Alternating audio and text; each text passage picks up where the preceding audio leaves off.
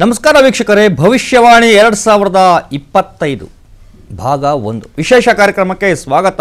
ನಾನು ವೇಣುಗೋಪಾಲ್.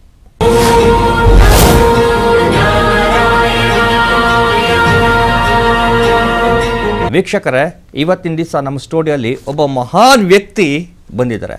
ಸೊ ಯಾರು ಅನ್ನೋಂತಹ ಕುತೂಹಲ ತಮಗೆಲ್ಲ ಇರೋದ್ರಿಂದ ನಾನು ಕೂಡ ಜಾಸ್ತಿ ಮಾತಾಡಿ ಟೈಮ್ ವೇಸ್ಟ್ ಮಾಡೋದಿಲ್ಲ. ಓಕೆ, ಖ್ಯಾತ ಜ್ಯೋತಿಷಿಗಳು, ಕಾಲಜ್ಞಾನಿಗಳು, ಕಾಲಬ್ರಹ್ಮ ಅಂತಲೇ ಖ್ಯಾತಿ ಪಡೆದಿರ್ತಕ್ಕಂಥ ಶ್ರೀ ಶ್ರೀ ಶ್ರೀ ಕಿರಣ್ ಕುಮಾರ್ ಗುರೂಜಿರವರು ಇವತ್ತಿನ ದಿವಸ ನಮ್ಮ ಜೊತೆ ನಮ್ಮ ಸ್ಟುಡಿಯೋದಲ್ಲಿದ್ದಾರೆ.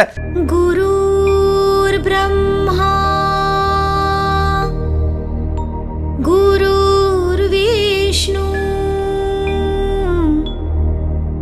ಗುರುರ್ ದೇವೋ ಮಹೇಶ್ವರ.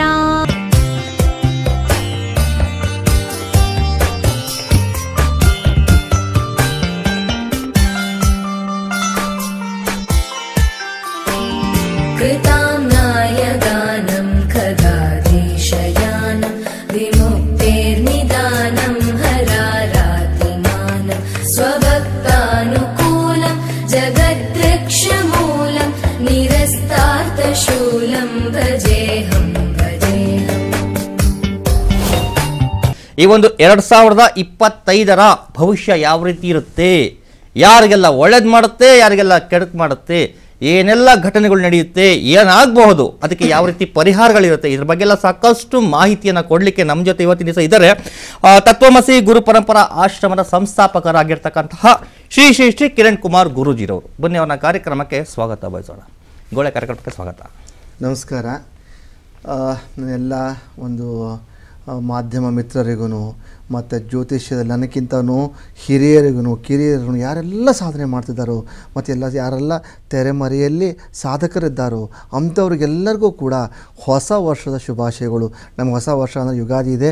ಆದಾಗಲೂ ಕೂಡ ನಾವು ಈ ಇಂಗ್ಲೀಷನ್ನು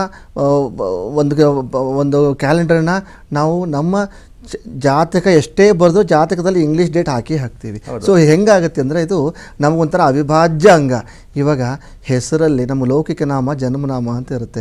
ಹೇಗೆ ಲೌಕಿಕ ನಾಮ ಎಷ್ಟು ಪವರ್ಫುಲ್ ಇರುತ್ತೆ, ಜನ್ಮನಾಮ ಕೂಡ ಅಷ್ಟೇ ಪವರ್ಫುಲ್. ಇದು ಒಂಥರ ಲೌಕಿಕವಾಗಿ ರೂಢಿಯಲ್ಲಿ ಬಂದಿರುವಂತಹ ಒಂದು ಅಭ್ಯಾಸ. ನಾವು ಇದನ್ನು ಕೂಡ ಅಷ್ಟೇ ಒಂದು ಈಕ್ವಲಾಗಿ ಪರಿಗಣನೆ ಮಾಡಬೇಕು. ಸೊ ಹಾಗಾಗಿ ನಾನೆಲ್ಲ ಸಾಧಕರಿಗೂ ಮತ್ತು ಜ್ಯೋತಿಷ್ಯ ಒಂದು ಬಂಧುಗಳಿಗೂ ಈ ಒಂದು ಹೊಸ ವರ್ಷದ ಹಾರ್ದಿಕ ಶುಭಾಶಯಗಳು. ಮತ್ತು ಅವರಿಗೆಲ್ಲರಿಗೂ ಕೂಡ ಈ ಬರಲಿರುವಂಥ 2025 ತುಂಬ ಒಳ್ಳೆಯದಾಗಲಿ. ಮತ್ತು ಅವರಿಗೆ ಅವ್ರ ಕುಟುಂಬದಲ್ಲಿ ಒಳ್ಳೆಯದಾಗಲಿ, ಅವ್ರ ಮನೆಯವರಿಗೆ ಎಲ್ಲರಿಗೂ ಒಳ್ಳೆಯದಾಗಲಿ, ಅವರ ಒಂದು ವಿದ್ಯಾಭ್ಯಾಸದಲ್ಲಿ ಅವ್ರು ಮಾಡೋ ಸಾಧನೆಗಳಲ್ಲಿ ಎಲ್ಲರಿಗೂ ಒಳ್ಳೆಯದಾಗಲಿ ಅಂತ ಬಯಸ್ತಾ ಇವತ್ತಿನ ಒಂದು ಸಂಚಿಕೆ ಭಾಗ 1 ಅಂತ ಸಂಚಿಕೆಯನ್ನು ಶುರು ಮಾಡೋಣ. ಇದು 2 ಭಾಗಗಳಲ್ಲಿ ತೋರ್ತೇನೆ. ಇದಕ್ಕೆ ಕೆಲವೊಂದು ಟೆಕ್ನಿಕಲ್ ವಿಷಯಗಳನ್ನು ತಗೊಳ್ತೀನಿ, ಅದನ್ನು ಎಕ್ಸ್ಪ್ಲೈನ್ ಮಾಡಿಕೊಂಡು 2 ಭಾಗಗಳಾಗಿ ಇದನ್ನು ಮಾಡ್ಕೊಂಡು ಹೋಗೋಣ. ಖಂಡಿತ ಗುರುಜಿ, ತುಂಬ ಖುಷಿಯಾಗುತ್ತೆ. ತುಂಬಾ ಸೌಭಾಗ್ಯ ಇವತ್ತಿನ ದಿವಸ ಈ ಒಂದು ಕಾರ್ಯಕ್ರಮ ತಮ್ಮ ಒಂದು ಸಮ್ಮುಖದಲ್ಲಿ ಕೂತು ಈ ರೀತಿ ಕಾರ್ಯಕ್ರಮ ಮಾಡ್ತಾ ಇರ್ತಕ್ಕಂಥ ನನ್ನ ಒಂದು ಸೌಭಾಗ್ಯ ಅಂತ ಭಾವಿಸ್ತೀನಿ. ಓಕೆ, ಮೊದಲಿಗೆ ಹೇಳಬೇಕು ಅಂತಂದರೆ ಈ 2024ರ ಜನವರಿ ಅಂತಂದರೆ ಈ ವರ್ಷದ ಪ್ರಾರಂಭದ ಹಂತದಲ್ಲಿ ಕೆಲ ಪ್ರೆಡಿಕ್ಷನ್ಸ್ ಮಾಡಿದ್ರಿ ತಾವು. ಇಡೀ ಜಗತ್ತೇ ದಕ್ಷಿಣ ಭಾರತ ಕಡೆ ತಿರುಗಿ ನೋಡುವಂತಹ ಎಷ್ಟು ದುರ್ಘಟನೆಗಳು ನಡೆಯುತ್ತೆ ಅನ್ನೋಂಥ ಮಾತನ್ನ ತಾವು ಹೇಳಿದ್ರಿ. ಅದರಂತೆ ಸಾಕಷ್ಟು ನಾವು ನೋಡಿದ್ವಿ. ಪ್ರಜ್ವಲ್ ರೇವಣ್ಣ ಅವ್ರದ್ದು ಒಂದು ಇಂಟರ್ವ್ಯೂ ಕೇಸ್ ಆಗಿರ್ಬೋದು, ದರ್ಶನ್ದಾಗಿರ್ಬೋದು, ಕೆಲ ಹಗರಣಗಳಾಗಿರ್ಬೋದು, ಈ ಒಂದು ಕೇರಳದಲ್ಲಿ ಆದಂತಹ ಪ್ರವಾಹ ಆಗಿರ್ಬೋದು, ತಮಿಳುನಾಡಿಗೆ ತಾವು ರೆಡ್ ಅಲರ್ಟ್ ಅಂತ ಹೇಳಿದ್ರಿ. ಸೊ ಅದೇ ರೀತಿ ಯಾವ ರೀತಿ ಏನೆಲ್ಲ ಆಯ್ತು ಅಂತೇಳಿ, ಕೆಲ ಪ್ಲೇನ್ ಕ್ಲಾಶ್ಗಳಾಗಿರ್ಬೋದು, ಈ ರೀತಿಯಾಗಿ ದುರ್ಘಟನೆ ಸಾಲು ಸರಣಿ ರೀತಿಯಲ್ಲಿ ನಾವು ನೋಡ್ತಾನೆ ಬಂದ್ವಿ. ತಮ್ಮ ಒಂದು ಭವಿಷ್ಯವಾಣಿ ನಿಜವಾಯಿತು. ಆಗ ಹೇಳಿದಂಥದ್ದು ವರ್ಷ ಇಡೀ ಒಂದು ಇದು ಅಪ್ಲೈ ಆಗುತ್ತೆ ಅಂತಂದ್ರೆ ಹೇಗೆ ಗುರುಜಿ ಸಾಧ್ಯ, ಹೇಗೆ ನೀವು ಹೇಳಿದ್ರಿ ಅಂತ ಹೇಳಿ? ಇದರಲ್ಲಿ ಏನಿಲ್ಲ ವೇಣು. ಒಂದನೇದು, ನಾನು ಫಸ್ಟ್ ಇದು ನನ್ನ ಗುರು ಅಂದರೆ ನನ್ನ ತಾತನೇ ನನ್ನ ಗುರು. ನನ್ನ ಚಿಕ್ಕ ವಯಸ್ಸಿನಿಂದನೇ ಯಾವಾಗ ನಮಗೆಲ್ಲ ಉಪನಯನ ಆಯಿತು ಆಗೋಕ್ಕಿಂತ ಮುಂಚಿಂದನೇ ನಾವು ಶಾಸ್ತ್ರ ಎತ್ಕೊಂಡೇ ನಾವು ಜೀವನ ಸಾಗಿಸ್ತಂಥವ್ರು. ಯಾಕಂದರೆ ಮೊದಲಿನ ನಮ್ಮೆಲ್ಲ ಕುಲಕಸಬು ಎಲ್ಲನೇ ಜ್ಯೋತಿಷಿಗಳು. ಹಾಗಾಗಿ ಮೊದಲಿಂದನೂ ನಾವು ಹುಟ್ಟಿದಾಗಿಂದಲೇ ಈ ಜ್ಯೋತಿಷ್ಯ ವಿದ್ಯೆ, ಜ್ಯೋತಿಷ್ಶಾಸ್ತ್ರ ಚಿಕ್ಕ ವಯಸ್ಸಿಂದ ಮನೆಯಿಂದಲೇ ಟ್ರೀಟ್ಮೆಂಟ್ ನಮಗಿದು. ಹೊರಗಡೆ ಹೋಗಿ ನಾವು ವಿದ್ಯಾಭ್ಯಾಸಕ್ಕಿಂತನೂ ಮನೆಯಲ್ಲಿ ಶುರು ಮಾಡಿರೋಂಥ ವಿದ್ಯೆ ಕುಲಕಸುಬು ನಮ್ಮದಿದೆ. ಸೊ ಹೀಗಾಗಿ ಈ ವಿದ್ಯೆಯಲ್ಲಿ ತುಂಬಾ ಕೆಲವೊಂದು ಚಿಕ್ಕ ಬಾಲ್ಯ ವಯಸ್ಸಲ್ಲೇ ನಾನು ಕೆಲವೊಂದೆಲ್ಲ ಪರಿಣಿತಿ ತೊಗೊಂಡು ಆ ಬಾಲ್ಯ ವಯಸ್ಸಲ್ಲೇ ಎಷ್ಟೊಂದು ರಾಜಕೀಯದ ಬಗ್ಗೆ ಪ್ರೊಡಿಕ್ಷನ್ ಮಾಡ್ತಿದ್ದೆ. ನಾನು 8-10ನೇ ವಯಸ್ಸಲ್ಲಿ ರಾಜಕಾರಣಿಗಳೇ ಬಂದು ಕೂತ್ಕೊಳ್ತಿದ್ದೆ. ಅಷ್ಟು ಮಟ್ಟಿಗೆ ಆ ಒಂದು 8-10 ವಯಸ್ಸಲ್ಲೇ ನನಗೆ ಈ ಒಂದು ಜ್ಯೋತಿಷಾಸ್ತ್ರದ ಅನುಭವ. ಆದರೆ ಏನಾಯಿತು, ಜ್ಯೋತಿಷ್ಯಕ್ಕೆ ಸ್ವಲ್ಪ ಲಿಮಿಟೇಷನ್ ಇದೆ. ಆ ಲಿಮಿಟೇಷನ್ ಯಾವಾಗ ನನಗೆ ತಡೆದಾಗ ನಾನು ಇದಕ್ಕಿಂತ ಉನ್ನತ ಶಕ್ತಿ ಏನಿದೆ ಅಂತ ರಿಸರ್ಚ್ ಮಾಡ್ಕೊಂಡು ಹೋದಾಗ ನನಗೆ ಸಿಕ್ಕಿದೆ ಆ ಡಿವೈನ್ ಪವರ್, ಡಿವೈನಿಟಿ ಅಂತ ಹೇಳ್ತಾರೆ. ಅದಕ್ಕೆ ಬ್ರಹ್ಮಜ್ಞಾನ ಅನ್ಬೋದು, ಕಾಲಜ್ಞಾನ ಅನ್ಬೋದು. ಅದು ಯಾವಾಗ ಅಂದ್ರೆ ಗುರುವಿನ ಅನುಗ್ರಹ ಆದ ನಂತರ ಅದು ಜ್ಯೋತಿಷ್ಯಕ್ಕೂ ಮೀರಿರುವಂತಹ ಜ್ಞಾನ. ಅದಕ್ಕೆ ಬೌಂಡ್ರಿ ಇಲ್ಲ. ನಮ್ಮ ಜ್ಯೋತಿಷ್ಯಕ್ಕೆ ಕೆಲವೊಂದು ಬೌಂಡ್ರಿಗಳಿದೆ, ಯಾಕೆಂದ್ರೆ ಬ್ಲಾಕೇಜಸ್ ಇವೆ. ಆದರೆ ಆ ಜ್ಞಾನಕ್ಕೆ ಬ್ಲಾಕೇಜಸ್ ಅಂತಿಲ್ಲ. ಸೊ ಹಾಗಾಗಿ ಜ್ಯೋತಿಷ್ಯ ಮತ್ತು ದೈವ ಕೃಪೆ ಎರಡನ್ನೂ ಸೇರಿಸಿ ಕಾಂಬಿನೇಷನ್ ಆಗಿ ಮಾಡಿ ನಾನು ಹೇಳುವಂತಹ ಇದು ಒಂದು ಪ್ರಿಡಿಕ್ಷನ್ನು. ಈ ಒಂದು ನಾವು ಹೇಳೋ ಪ್ರಿಡಿಕ್ಷನ್ ಆಗಲಿ, ಯಾವುದೇ ಶಾಸ್ತ್ರದಲ್ಲಾಗಲಿ, ಯಾವುದೇ ಹೊತ್ತಿಗೆಯಲ್ಲಾಗಲಿ, ಯಾವುದೇ ಗ್ರಂಥಿಕೆಯಲ್ಲಾಗಲಿ, ಯಾವ ತಾಳೆಗೆ ಎಲ್ಲೆಲ್ಲೂ ಸಿಗಲ್ಲ. ಯಾಕೆಂದರೆ ನಾವು ಮುಂದೆ ನಡೀತಾ ಇರೋದನ್ನು ನಾವು ಕ್ಯಾಲ್ಕುಲೇಷನ್ ಮುಖಾಂತರ ಮಾಡಿ ಅದನ್ನು ನಾವು ದೈವತ್ವದಿಂದ ನೋಡಿದಾಗ ಸಿದ್ಧಿಸ್ತು ಇತ್ತಂದ್ರೆ ಮಾತ್ರ ನಾವು ಲೈವ್ ಆಗಿ ಟಿ ವಿಯಲ್ಲಿ ನಿಮ್ಮ ಬುಲೆಟಿನಲ್ಲಿ ಕೊಡುವಂಥದ್ದು. ಇಲ್ಲಾಂದ್ರೆ ನಾವು ಕೊಡೋದು ಸಾಹಸನೇ ಮಾಡಲ್ಲ. ಸೊ ಹಾಗಾಗಿ ಇವೆಲ್ಲ ಕಾಂಬಿನೇಷನ್, ಬರೀ ಜ್ಯೋತಿಷ್ಯ ಒಂದೇ ಅಂತಲ್ಲ, ದೈವತ್ವದ್ದು ಕೂಡ ಇದೆಲ್ಲ ಕಾಂಬಿನೇಷನ್ ಆಗಿ ಹೇಳುವಂಥದ್ದು. ಅವಾಗ ಏನಾಗುತ್ತೆ, ಇದಕ್ಕೆ ಕಾಲಜ್ಞಾನ, ಇದಕ್ಕೇನಂತಾರೆ ಬ್ರಹ್ಮಜ್ಞಾನ ಅಂತಾರೆ, ದೂರದೃಷ್ಟಿ ಅಂತ ಹೇಳ್ತಾರೆ. ಈ ದೂರದೃಷ್ಟಿ ಎಲ್ಲಿರುತ್ತೆ, ಎಲ್ಲಿ ಗುರುವಿನ ಅನುಗ್ರಹ ಇರುತ್ತೆ, ದೈವ ಅನುಗ್ರಹ ಇರುತ್ತೆ, ಅವಾಗ ಮಾತ್ರ ಮುಂದೆ ನೋಡುವಂಥ ಶಕ್ತಿ ಭಗವಂತ ಕಾಣಿಸ್ತಾನೆ. ಖಂಡಿತ ಒಳ್ಳೆ ಮಾತನ್ನ ಹೇಳಿದ್ರೆ. ಅದೇ ರೀತಿಯಾಗಿ ಒಂದು ವಿಚಾರ ಹೇಳಬೇಕು ಗುರುಗಳೇ, ತಾವು ಹೇಳ್ತಾ ಇದ್ರಿ ಈ ಒಂದು 2024 ಅಷ್ಟೊಂದು ಚೆನ್ನಾಗಿಲ್ಲ, ಇಡೀ ದಕ್ಷಿಣ ಭಾರತಕ್ಕೆ ಹಿಂದೆ ಒಂದ್ರ ಮೇಲೆ ಒಂದು ತೊಂದರೆ ಆಗ್ತಾನೇ ಬರುತ್ತೆ ಅಂತ ಹೇಳ್ತಾ ಇದ್ರಿ. ಅದೇ ರೀತಿ ಒಂದ್ರ ಮೇಲೆ ಒಂದು ಬರ್ತಾನೇ ಇತ್ತು. ಈ ಕುರಿತಾಗಿ ಈ ರೀತಿ ಸಮಸ್ಯೆ ಬಂದಾಗ ಅದನ್ನ ತಡೆಯುವಂತಹ ಒಂದು ಕೆಲಸನ ಯಾರು ಮಾಡ್ಲಿಲ್ವ ಅಥವಾ ಮಾಡಬಹುದಾ, ಪರಿಹಾರ ಇರುತ್ತಾ, ಅಥವಾ ಮಾಡಿದ್ದನ್ನ ಮಾರಾಯ ಅನ್ನೋ ರೀತಿ ಆಗಿರುತ್ತೋ ಅಂತ? ಈಗ ನಮ್ಮ ಕರ್ನಾಟಕ ವಿಷಯಕ್ಕೆ ಬಂದಾಗ ಕರ್ನಾಟಕಕ್ಕೂ ಕೆಲವೊಂದೆಲ್ಲ ಗಂಡಾಂತರ ಇತ್ತು. ನಾವು ಯಾರಿಗೂ ಹೇಳಿದ್ರೆ ನನ್ನ ನಾಡು ಚೆನ್ನಾಗಿರಲಿ ಅಂತ ನಾವು ಸಂಕಲ್ಪದಿಂದ ನಾವು ಮಾಡುವಂತಹ ಪ್ರತಿಯೊಂದು ಯಜ್ಞ ಆಗದಿಗಳು ಸಂಕಲ್ಪ ಮಾಡ್ಕೊಂಡು ಹೋಗ್ತಾ ಇರ್ತಾರೆ. ಸೊ ಹೀಗಾಗಿ ನಮ್ಮ ನಾಡಿನಲ್ಲಿ ಯಾವುದೇ ಥರನಾದ ಅಷ್ಟೊಂದು ದೊಡ್ಡ ಗಂಭೀರವಾದಂಥ ದುರ್ಘಟನೆಗಳು ಸಂಭವಿಸಿಲ್ಲ. ಅದು ನನ್ನ ಕೈಲಿ ಯಥಾಶಕ್ತಿ ಅದು ನಾಡಿಗೆ ಸಲ್ಲಿಸಬೇಕಾದಂತಹ ಒಂದು ಗೌರವ, ಒಂದು ಋಣ ಅಂತಲೇ ಹೇಳ್ಬೋದು. ಅದನ್ನು ನಾವು ನಮ್ಮ ಒಂದು ತೆರೆಮರೆಯಲ್ಲೇ ಮಾಡ್ಕೊಂಡು ಹೋಗಿದ್ದೀವಿ. ಓಕೆ. ಮತ್ತೊಂದು ವಿಚಾರ ಅಂತಂದರೆ, ಇತ್ತೀಚೆಗೆ ನಡೆದಂಥ ಈ ಒಂದು ಚನ್ನಪಟ್ಟಣ ಬೈ ಎಲೆಕ್ಷನ್ ಯಾವ ರೀತಿ ಇತ್ತು ಅಂತಂದರೆ, ಒಂದು ರೀತಿ ತುಂಬಾನೇ ಕುತೂಹಲ ಇರೋವಂಥದ್ದು. ಪ್ರತಿಯೊಬ್ಬರು ಜ್ಯೋತಿಷಿಗಳಾಗಿರ್ಬೋದು, ಕೆಲ ಕರ್ಣ ಪಿಶಾಚಿಗಳಾಗಿರ್ಬೋದು, ಕೆಲ ಯಾರ್ಯಾರೋ ತುಂಬಾನೇ ಬೆಟ್ಟಿಂಗ್ಗಳೇ ನಡೀತು ಅಲ್ಲಿ. ಹೌದು. ನಿಖಿಲ್ ಕುಮಾರಸ್ವಾಮಿ ಅವರು ಈ ಬಾರಿ ಗೆಲ್ಲೋದು ಅನ್ನೋಂಥ ಮಾತು. ಯೋಗೀಶ್ವರ್ ಅನ್ನೋಂಥದ್ದು ಯಾವ 1% ಕೂಡ ನಾವು ನೋಡಿರ್ಲಿಲ್ಲ. ಆದ್ರೆ ಇದೇ ರಾಜ್ ನ್ಯೂಸ್ ವಾಹಿನಿಯಲ್ಲಿ ತಾವು ಒಂದು ಸಂಚಿಕೆ ಮೂಲಕ, ಕಾರ್ಯಕ್ರಮದ ಮೂಲಕವಾಗಿ, ಇಲ್ಲ ಈ ಬಾರಿ ರಿಸಲ್ಟ್ ಉಲ್ಟಾ ಆಗುತ್ತೆ, ನೀವು ಅನ್ಕೊಂಡಿರೋದೆಲ್ಲ ಉಲ್ಟಾ ಆಗುತ್ತೆ, ಯೋಗೀಶ್ವರ ಗೆಲ್ಲೋದು ಅನ್ನೋಂಥದ್ದು ಪತ್ರ ಬರೆಯೋದ್ರ ಮೂಲಕವಾಗಿ ತಾವು ಸಂದೇಶ ಕೊಟ್ಟಿದ್ರೆ ತಿಳಿಸಿದ್ರಿ. ನಾವು ಕೂಡ ಅದನ್ನ ಪ್ರಸಾರ ಮಾಡಿದ್ವಿ ನಮ್ಮ ವಾಹಿನಿಯಲ್ಲಿ, ವೀಕ್ಷಕರಿಗೂ ಕೂಡ ಗೊತ್ತು. ಹೇಗೆ ಗುರುಗಳೇ ಅಷ್ಟು ಜನ, ನೀವು ಒಬ್ರು ಹೇಗೆ ಫೈಟ್ ಮಾಡಿದ್ರು, ಅಷ್ಟು ಡೇರಿಂಗ್, ಅಷ್ಟು ಧೈರ್ಯ, ಹೆಂಗೆ ಗುರುಗಳೇ ಕಾನ್ಫಿಡೆನ್ಸ್ ಅಂತ? ಇದು ಏನಾಗುತ್ತೆ ಅಂದ್ರೆ, ಇದು ಕಲಿಯುಗದ ಮಾಯೆ, ಕಲ್ಕಿ ಮಾಯೆ ಅಂತಾರೆ. ಕಣ್ಣು ಕಟ್ಬಿಡುತ್ತೆ. ಕಣ್ಣು ಕಟ್ಟಿದಾಗ ಅದು ಯಾವನಲ್ಲಿ ಸಿದ್ಧಿ ಇರುತ್ತೋ, ದೈವತ್ವ ಇರುತ್ತೋ, ಅದು ಕಣ್ಣು ಕಟ್ಟನ್ನು ಬಿಡಿಸ್ಕೊಳ್ತಾರೆ. ಅದು ಯಾವಾಗ ಸಾಧ್ಯ? ದೈವಾನುಗ್ರಹ ಇದ್ದ ಸಾಧ್ಯ. ಕಣ್ಣು ಕಟ್ಟಿ ಇದ್ದಾಗ ಒಂದು ಹಳದಿ ಕಣ್ಣಿಂದ ಕಾಮಿಡಿಂದ ನೋಡಿದಾಗ ಪ್ರಪಂಚ ಹಳದಿ ಕಾಣುತ್ತೆ ಅಂತ ಗಾದೆ ನೋಡ್ಬೋದು. ಹಾಗೆ ಆ ಒಂದು ಮಾಯೆ ಇದ್ದಾಗ ಆ ಮಾಯೆಯಿಂದ ನೋಡಿದ ಪ್ರೆಡಿಕ್ಷನ್ ಆ ಮಾಯನೇ ಕಾಣಿಸುತ್ತೆ. ಮೊದಲು ಅದನ್ನು ನಾವು ಕ್ಲೆನ್ಸಿಂಗ್ ಮಾಡ್ಕೋಬೇಕು. ನಮ್ಮಷ್ಟಿಗೆ ನಾವು ನ್ಯೂಟ್ರಲೈಸ್ ಮಾಡಿಕೊಂಡು, ಶುದ್ಧೀಕರಣ ಮಾಡಿಕೊಂಡು, ಆಮೇಲೆ ಅದನ್ನು ಶಾಸ್ತ್ರನ, ದೈವತ್ವನ ಕೈಲಿ ಎತ್ಕೊಂಡಾಗ ನಮ್ಗೆ ನೇರವಾಗಿ ಕಾಣುತ್ತೆ. ನೀವೆಲ್ಲಿವರೆಗೂ ನಿಮ್ಮಲ್ಲಿ ಶುದ್ಧೀಕರಣ ಇರಲ್ವೋ, ನಿಮ್ಮಲ್ಲಿ ಒಂದು ಆತ್ಮಜ್ಞಾನ ಅಂತಿರಲ್ವೋ, ನಿಮ್ಮಲ್ಲಿ ಆ ಪ್ರೊಟೆಕ್ಷನ್ ಅನ್ನೋದಿರಲ್ವೋ, ನೀವು ಅದನ್ನ ಮಾಡಿದ್ರೆ ನೀವು ಏನೇ ಹೇಳೋಕೆ ಹೋದ್ರೂ ಮಾಯೆ, ಜಗತ್ತೇ ಮಾಯೆ, ಆ ಮಾಯಿಂದ ನೀವು ಹೋಗ್ಬಿಡ್ತೀರ. ಅಲ್ಲಿ ಪ್ರಿಡಿಕ್ಷನ್ಸ್ ಅನ್ನೋದು ಫೇಲ್ ಆಗಿಬಿಡುತ್ತೆ. ಸೊ ಇವಾಗ ಓವರಾಲ್ ಆಗಿ ನಾನು ಕೊಡ್ತಾ ಪ್ರಿಡಿಕ್ಷನ್ಸ್ ಹೇಗಿದೆ ಅಂದರೆ, ಅದು ಈ ಒಂದು ತಿಂಗಳಲ್ಲಿ ನಡಿಬೇಕು, 80% ನಡಿಬೇಕು. 80% ನಡೆದಿಲ್ಲ ಅಂದ್ರೂ ಒಂದು ಕುರು ಕೊಟ್ಟಿರುತ್ತೆ, ಒಂದು ಸಿಂಪ್ಟಮ್ ಕೊಟ್ಟಿರುತ್ತೆ, ಅದೇನೋ ಇಂಪ್ಲಿಮೆಂಟ್ ಆಗಿರುತ್ತೆ. ಆದರೆ ಮುಂದೆ ಬರೋದು 2 ತಿಂಗಳಲ್ಲಿ ಅದು ಎಕ್ಸಿಕ್ಯೂಟ್ ಆಗಿ ರಿಸಲ್ಟ್ ಬಂದೇ ಬರುತ್ತೆ. ಯಾಕಂದರೆ ಹಿಂದಿಂದೆಲ್ಲ ಪ್ರಿಡಿಕ್ಷನ್ ತೆಗೆದು ನೋಡ್ಬೋದು. ಕೆಲವೊಂದು ಅದೇ ತಿಂಗಳಲ್ಲಿ ನಡೆದಿದೆ, ಕೆಲವೊಂದು ಏನಾಗಿದೆ ಆ ತಿಂಗಳಲ್ಲಿ ಇಂಪ್ಲಿಮೆಂಟ್ ಆಗಿದೆ, ಬರಲಿ 2 ತಿಂಗಳಲ್ಲಿ ಎಕ್ಸಿಕ್ಯೂಟ್ ಆಗಿದೆ. ಓವರಾಲ್ ಆಗಿ ದೂರದೃಷ್ಟಿ, ದಿವ್ಯ ದೃಷ್ಟಿ ಅಂದರೆ 3 ತಿಂಗಳವರೆಗೂ ನಾವು ನಮ್ಮ ದೃಷ್ಟಿಯನ್ನು ಹರಿಸಿ ಏನಾಗ್ತಾ ಇದೆ, ಏನಾಗಬಹುದು ಅಂತ ಕ್ಲಿಯರಾಗಿ ನೋಡ್ಬೋದು. ಅಂದರೆ ಇವಾಗ 3 ಮಂತ್ಸ್ ಇನ್ನೂ ಬೇಕಾದರೆ ನಾವು ಲಾಸ್ಟ್ ಇಯರ್ ಒಂದು ಪಟ್ಟಂಥ ಎಫರ್ಟ್ ಹೇಗಿತ್ತು ಅಂದರೆ 1.5 ಇಯರ್ವರೆಗೂ ನಾವು ದೃಷ್ಟಿದಿಂದ ಹರಿಸಿದಾಗ 1.5 ಇಯರ್ವರೆಗೂ ಏನಾಗ್ಬೋದು ಅಂತ ಮೂಢ ಹಗರಣದ ಡೇಟ್ ಕೂಡ ನಾವು ಯಾವಾಗ ಸರ್ಕಾರ ಫಾರ್ಮ್ ಆಗುತ್ತೆ ಅಂತ ಬರೆದ್ವಿ, ಯಾವ ಸರ್ಕಾರ ಬರುತ್ತೆ ಅಂತ ಬರೆದ್ವಿ, ಈ ಸರ್ಕಾರ ಯಾವಾಗ ಸಮಸ್ಯೆಗೆ ಬೀಳುತ್ತೆ ಅಂತಲೂ ಬರೆದ್ವಿ, ಅವೆಲ್ಲ ಡೇಟ್ಗಳನ್ನು ನಾನು ಯಾವಾಗ 2022ಕ್ಕೆ ಬರೆದು ಕೊಟ್ಟದ್ದು ಡಿಸೆಂಬರಲ್ಲಿ, ಇದೇ ವಾಹಿನಿಯಲ್ಲಿ ನಾನು ಹೇಳಿರೋದು.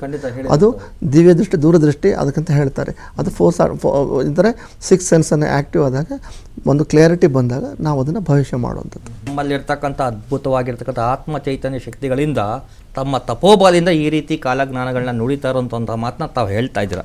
ಅದೇ ರೀತಿಯಾಗಿ ಇನ್ನೊಂದು ಮಿರಾಕಲ್ ಏನು ಅಂತ ಹೇಳಿದ್ರೆ ಗುರುಗಳೇ, ಈ ಒಂದು ಕೇರಳದಲ್ಲಿ ಆಯ್ತಂತಲ್ಲ, ಈ ಒಂದು ಪ್ರವಾಹ ಆಯ್ತು ಕೇರಳದಲ್ಲಿ. ಹೌದು. ಸೊ ಅದನ್ನ ನೀವೇ ಸ್ವತಃ ನನಗೆ ಹೇಳಿದ್ದೀರಾ, ಹೌದು. ವೀಕ್ಷಕರು ಕೂಡ ಸಂಚಿಕೆಯಲ್ಲಿ ಹೇಳಿದ್ರಿ ತಾವು. ಹೌದು. ಕಿರು ಸಂಚಿಕೆಯಲ್ಲಿ. ಹೌದು. ಕೇರಳ ಈ ಬಾರಿ ಕಿತ್ಕೊಂಡೋಗ್ಬಿಡುತ್ತೆ ಅಂತ ಮಾತನ್ನ ತಾವು ಹೇಳಿದ್ರಿ. ಅದೇ ತಮಿಳ್ನಾಡು ಚೆನ್ನೈ ಕೂಡ ರೆಡ್ ಅಲರ್ಟ್ ಅಂತ ಹೇಳಿದ್ರಿ. ತಮಿಳ್ನಾಡು ಚೆನ್ನೈ ಕೇರಳ ಅನ್ನೋಂಥ ಕಾನ್ಸೆಪ್ಟೇ ಯಾರಿಗೂ ಗೊತ್ತಿರಲಿಲ್ಲ. ಅದಕ್ಕೆ ನೀವು ಹೇಳೋದಕ್ಕಿಂತ ಮುಂಚೆ ಯಾರು ಕೂಡ ಊಹೆ ಕೂಡ ಮಾಡಿರಲಿಲ್ಲ. ಇದು ಸತ್ಯ, ಇದು ಸತ್ಯ. ಇದು ಹೌದು. ಯಾಕಂತಂದ್ರೆ ಸುಮಾರು ಜ್ಯೋತಿಷಿಗಳನ್ನ ನಾನು ಕೂಡ ನೋಡಿದೀನಿ, ಸುಮಾರು ಕಾರ್ಯಕ್ರಮಗಳನ್ನ ನಾನು ಮಾಡಿದ್ದೀನಿ. ಆದ್ರೂ ಕೂಡ ನಿಮ್ಮಲ್ಲಿ ಏನೋ ಒಂದು ಶಕ್ತಿ ಇರೋದ್ರಿಂದ ಈ ರೀತಿಯಾಗಿರೋಂಥ ಒಂದು ಕ್ವಶನ್ಸ್ ನಾನು ಕೇಳ್ತಾ ಇರೋದು. ಹೌದು, ಸತ್ಯ. ಆ ಕಾನ್ಸೆಪ್ಟೇ ಇಲ್ದಿದ್ದಂತಹ ಟೈಮ್ನಲ್ಲಿ ತಾವು ಈ ರೀತಿ ಆಗುತ್ತೆ ಅನ್ನೋಂಥ ಮಾತನ್ನ ಹೇಳಿದ್ದು ಒಂದು 10 ದಿನದಲ್ಲೇ ಅದೆಲ್ಲ ಹಾಗೆ ಹೊರಟೋಯ್ತು. ಯಾಕಂದ್ರೆ ಅದೇ ಇರೋದು ದಿವ್ಯದೃಷ್ಟಿ, ಅದೇ ಇರೋದು ಜ್ಯೋತಿಷ್ಯ, ಅದೇ ಇರೋದು ಒಂದು ಬ್ರಹ್ಮಜ್ಞಾನ. ಅಂದರೆ ನಾನು ಹೇಳೋದರ್ಥ, ಯಾವುದನ್ನು ನಾವು ಎಕ್ಸ್ಪೆಕ್ಟೆಡ್ ಮಾಡಿರಲ್ವೋ, ಯಾವುದನ್ನು ಈ ಕಣ್ಣಿಗೆ ಕಾಣಿರಲ್ಲ, ಅದನ್ನು ಅಂದರೆ ಈ ಒಂದು ಜ್ಯೋತಿಷಿಗಳು ಒಂದು ಎಕ್ಸ್ಟ್ರಾರ್ಡಿನರಿ ಪವರ್ ಇರುವಂಥದ್ದು ಅವನ್ನ ಕಾಣ್ತಾರೆ. ಅಂದರೆ ಇವಾಗ ಅಶೋಕ ಪಿಲ್ಲರ್ ತೊಗೊಂಡ್ರೆ ನಿನಗೆ 3 ಸಿಂಹಗಳು ಕಾಣುವಂಥದ್ದು. ಹಿಂದುಗಡೆ ಸಿಂಹ ಯಾರಿಗೆ ಕಾಣುತ್ತೆ? ಅದು ಒಂದು 6 ಸೆನ್ಸ್ ಇದ್ದವರಿಗೆ ಅದನ್ನು ಯಾವ ಥರ ಏನು ಅಂತ ನೋಡಿಕೊಂಡು ಮಾಡುವಂಥವ್ರಿಗೆ. ಹಾಗೆ ಇವಾಗ ಸಿಚುವೇಶನ್ ಇರಲ್ಲ. ಇವಾಗ ಇಲ್ಲ ಅಂತ ನಾವು ಪ್ರಿಡಿಕ್ಷನ್ ಮಾಡಿದ ತಕ್ಷಣ ನನಗೆ ಬಂದಿರುವಂಥ ಫೀಡ್ಬ್ಯಾಕ್ಸ್ ಏನು ಗೊತ್ತೇನೆ, ಇವಾಗ ಫೇಕ್ ಜ್ಯೋತಿಷಿ, ಇವಾಗ ಸುಳ್ಳು ಹೇಳ್ತಾನೆ, ಹಂಗಿರ್ತಾನೆ, ಏನೋ ಬರೆದು ಕಳಿಸ್ಬಿಡೋರು. ಅದಾದ ಇನ್ಸಲ್ಟ್ ಆದ ನಂತರ ಗುರುಗಳೇ ಎಲ್ಲಿದ್ದೀರಾ, ಏನು ಎಂತ ಅವಾಗ ಬರೋರು. ಅಂದರೆ ನಾನು ಹೇಳೋದರ್ಥ, ಜನಗಳು ಅದನ್ನು ಊಹೆ ಮಾಡಿರಲ್ಲ, ಯಾರ ಕಣ್ಣಿಗೂ ಕಂಡಿರಲ್ಲ. ಅದನ್ನು ನಾವು ಸ್ಪಷ್ಟವಾಗಿ ನಮ್ಮ ದಿವ್ಯ ದೃಷ್ಟಿಯಿಂದ ನೋಡಿ ಪ್ರಿಡಿಕ್ಷನನ್ನು ಮಾಡಿ ಈ ಡೇಟ್ ಅಂತ ಹೇಳಿರೋದು. ಚೆನ್ನೈ ರೆಡ್ ಅಲರ್ಟ್ ಅಂತಲೇ ಘೋಷಣೆ ಮಾಡಿದ್ದು. ರೆಡ್ ಅಲರ್ಟ್ ಅಂತ ಯಾಕೆ ಮಾಡ್ತೀವಿ ಅಂತಂದರೆ, ಯಾವಾಗ ಪರಿಸ್ಥಿತಿ ಕೈ ಮೀರಿ ಹೋಗಿರುತ್ತೆ. ಅಲರ್ಟ್ ಅಂತ ಮಾಡೋದಂದರೆ ಇನ್ನು ಕೈ ಮೀರಿ ಹೋಗಿಲ್ಲ ಪರಿಸ್ಥಿತಿ, ನೀವು ಎಚ್ಚರಿಕೆಯಿಂದಿರಪ್ಪ ಅಂತ ಹೇಳ್ತೀವಿ. ರೆಡ್ ಅಲರ್ಟ್ ಅಂದರೆ ನಿಮಗೆ ಮುಗಿದೋಯ್ತು. ಇವಾಗ ಅಲರ್ಟ್ ಅನ್ನೋದು ಎಚ್ಚರ ಗಂಟೆ ಮುಗಿದೋಯ್ತು, ಇನ್ನೇನೋ ಹ್ಯಾಪ್ನಿಂಗ್ ನಡಿಬೇಕು. ಈಗ ಹೋಗಿ ದೇವ್ರ ಕಾಲಿಡಿದ್ರೆ 100ಕ್ಕೆ ಏನೋ ಒಂದು 20-30% ಸೇವ್ ಆಗ್ಬೋದು, ಬಟ್ ನಡೆಯುತ್ತೆ. ಅದು ರೆಡ್ ಅಲರ್ಟ್ ಅಂತ ಯಾವಾಗ ಘೋಷಿಸ್ತೀವಿ, 100% ಓವರಾಗಿ ಮಿಕ್ಕಿ ನಡೆಯುತ್ತೆ ಅಂತ ಕಾನ್ಫಿಡೆಂಟ್ ಬಂದಾಗ ಮಾತ್ರ ಆ ವರ್ಡನ್ನು ಯೂಸ್ ಮಾಡ್ತೀವಿ. ಇಲ್ಲಾಂದರೆ ಅಲರ್ಟ್ ಅಂತಲೇ ಯೂಸ್ ಮಾಡಿರ್ತೀವಿ. ಸೊ ಇದು ನಾವು ಮಾಡುವಂಥ ಜ್ಯೋತಿಷ್ಯದ ಹೊಸ ಶೈಲಿ, ಹೊಸ ಟ್ರೆಂಡ್ ಅಂತಲೇ ಹೇಳ್ಬೋದು. ಅಥವಾ ಎಲ್ಲರಿಗೂ ಕೂಡ ಚೇತಾವಣೆ ಕೊಟ್ಕೊಂಡು ಹೋಗುವಂಥದ್ದು ಇರ್ಬೋದು. ಯಾಕಂದರೆ ಇಲ್ಲಿ ನಾವು ಯಾರಿಗೂ ಹೆದರಿಸುವಂಥದ್ದು ಮಾಡ್ತಾಯಿಲ್ಲ. ಎಚ್ಚರಪ್ಪ, ಯಾಕಂದರೆ ನಮ್ಮಲ್ಲಿ ಹಿರಿಯರು ಹೇಳ್ತಾರೆ, ಈ ಜಾಗೃತಿ ಇರೋ, ಎಚ್ಚರಂದಿರು ಅಂತ ಹೇಳ್ತಾರೆ. ಹಾಗಂತ ಅವ್ರಿಗೆ ನಾವು ಏನು ಹೆದರಿಸ್ತೀವಿ ಅಂತ ಅನ್ನೋಕ್ಕಾಗಲ್ಲ. ಅವರು ನಮ್ಮವರು, ನಮ್ಮ ಜನ ಕಾಳಜಿಯಿಂದ ಹೇಳಿರ್ತಾರೆ. ನಾನಿದೇ ಚೆನ್ನೈಗೆ ರೆಡ್ ಅಲರ್ಟ್ ಅಂತ ಹೇಳಿ ಚೆನ್ನೈಗೆ ನಾನು ಅಲ್ಲಿ ಅವ್ರ ಗೌರ್ಮೆಂಟ್ ಅಫಿಷಿಯಲ್ ಆಗಿದೆ ನನ್ನ ಸಂಸ್ಥೆಯಿಂದ ನಮ್ಮ ಮೇಲ್ ಬರೆದಾಗಲೂ ಕೂಡ ಯಾರೂ ಅದಕ್ಕೆ ರಿಪ್ಲೈನೇ ಕೊಟ್ಟಿಲ್ಲ. ಅದು 1 ವಾರದಲ್ಲಿ ಕಂಟಿನ್ಯೂಸ್ ದುರಂತನ ಆಗ್ತಾಯಿದೆ. ಅವಾಗ ಕೊಟ್ಟ ರೆಡ್ ಅಲರ್ಟ್ ಇನ್ನೂ ಥರ ನಡೀತಾ ಇದ್ದದ್ದು, ಇನ್ನೂ ಥರ ಪ್ರವಾಹ ಮಳೆ ಮೇಲೆ ನಡೀತಾನೆ ಇದೆ. ಒಂದು ಫ್ಲಡ್ ಬರ್ತಾನೆ ಇದೆ, ಅಲ್ಲಿ ನಿಲ್ತಾನೆ ಇಲ್ಲ ಅದು. ಸೊ ಇದನ್ನು ನಾನು ಆಲ್ರೆಡಿ ಅಲರ್ಟ್ ಮಾಡಿ ಅವರಿಗೆ ಮೇಲ್ ಕೂಡ ಹಾಕಿದ್ದೆ. ಸೊ ಇದೊಂದು ಬ್ರಹ್ಮಜ್ಞಾನ, ಕಾಲಜ್ಞಾನದ ಒಂದೊಂದು ಕುರುಹು. ಯಾಕಂದರೆ ಇದು ಒಂದೇ ಅಂತಲ್ಲ, ಡೇಟ್ ಹೇಳೋದಾಗಲಿ ಅಥವಾ ಅದು ಎಸ್ಟಿಮೇಷನ್ ಕೊಡೋದಾಗಲಿ ಅಷ್ಟು ಈಸಿಯಾದ ಟಾಸ್ಕ್ ಅಲ್ಲ. ಅದು ತುಂಬಾ ಡೆಪ್ತಾಗಿ ಕ್ಯಾಲ್ಕುಲೇಷನ್ ಮಾಡಿ ಈ ದಿನನೇ ಆಗುತ್ತೆ ಅಂತ ನಾವು ಹೇಳಬಹುದು. ಅದು ಒಂದು ದರ್ಶನ್ ಕೇಸೇ ತೊಗೊಂಡ್ರಾದ್ರೂ ಆಯಿತು, ಅಲ್ಲಿ ಏನಾಯಿತು, ಡೇಟ್ ಪ್ರಿಡಿಕ್ಷನ್ಸ್ ಅಂತ ಬಂತು. ನಾವು ಕೊಟ್ಟಂಥದ್ದು ಡಿಸೆಂಬರ್ 14, 15 ಅವ್ರು 6 ತಿಂಗಳ ಕಾರಾಗಾರ ಅಂತ ಹೇಳಿದ್ವಿ. ಕರೆಕ್ಟಾಗಿ 6 ತಿಂಗಳ ಕಾರಾಗಾರ ಆಯಿತು. ಡಿಸೆಂಬರ್ 11ಕ್ಕೆ ಲಾಸ್ಟ್ ಆಯಿತು. ಡಿಸೆಂಬರ್ 11ಕ್ಕೆ ರಿಲೀಸ್ ಆದರು. 14-15 ಇಬ್ಬರು ಬೇಲ್ ಬಂತು, ಹೊರಡೆ ಬಂದರು. ಇದು 6 ತಿಂಗಳಂತ. ಅದು ಏನಂದರೆ ಇನ್ಡೆಪ್ತ್ ಕ್ಯಾಲ್ಕುಲೇಷನ್ ಅಂತ ಹೇಳ್ತಾರೆ. ಇದನ್ನು ಯಾಕೆ ಹೇಳ್ತಿದ್ದಾನೆ ಅಂತಂದರೆ, ಕೆಲವೊಬ್ಬರು ಜ್ಯೋತಿಷ್ಯ ಸುಳ್ಳು, ಅದನ್ನು ಸುಳ್ಳು, ಹಾಳು ಮುಳಿ ಏನೋ ಹೇಳ್ತಿರ್ತಾರೆ. ಅಂಥವ್ರಿಗೆ ಇದೊಂದು ಎಲ್ಲ ಸತ್ಯ ಅಂತ ತೋರಿಸ್ಕೊಡೋಕ್ಕೆ ಒಂದು ಇನ್ಸಿಡೆಂಟ್ ಅಂತ ಹೇಳ್ಬೋದು.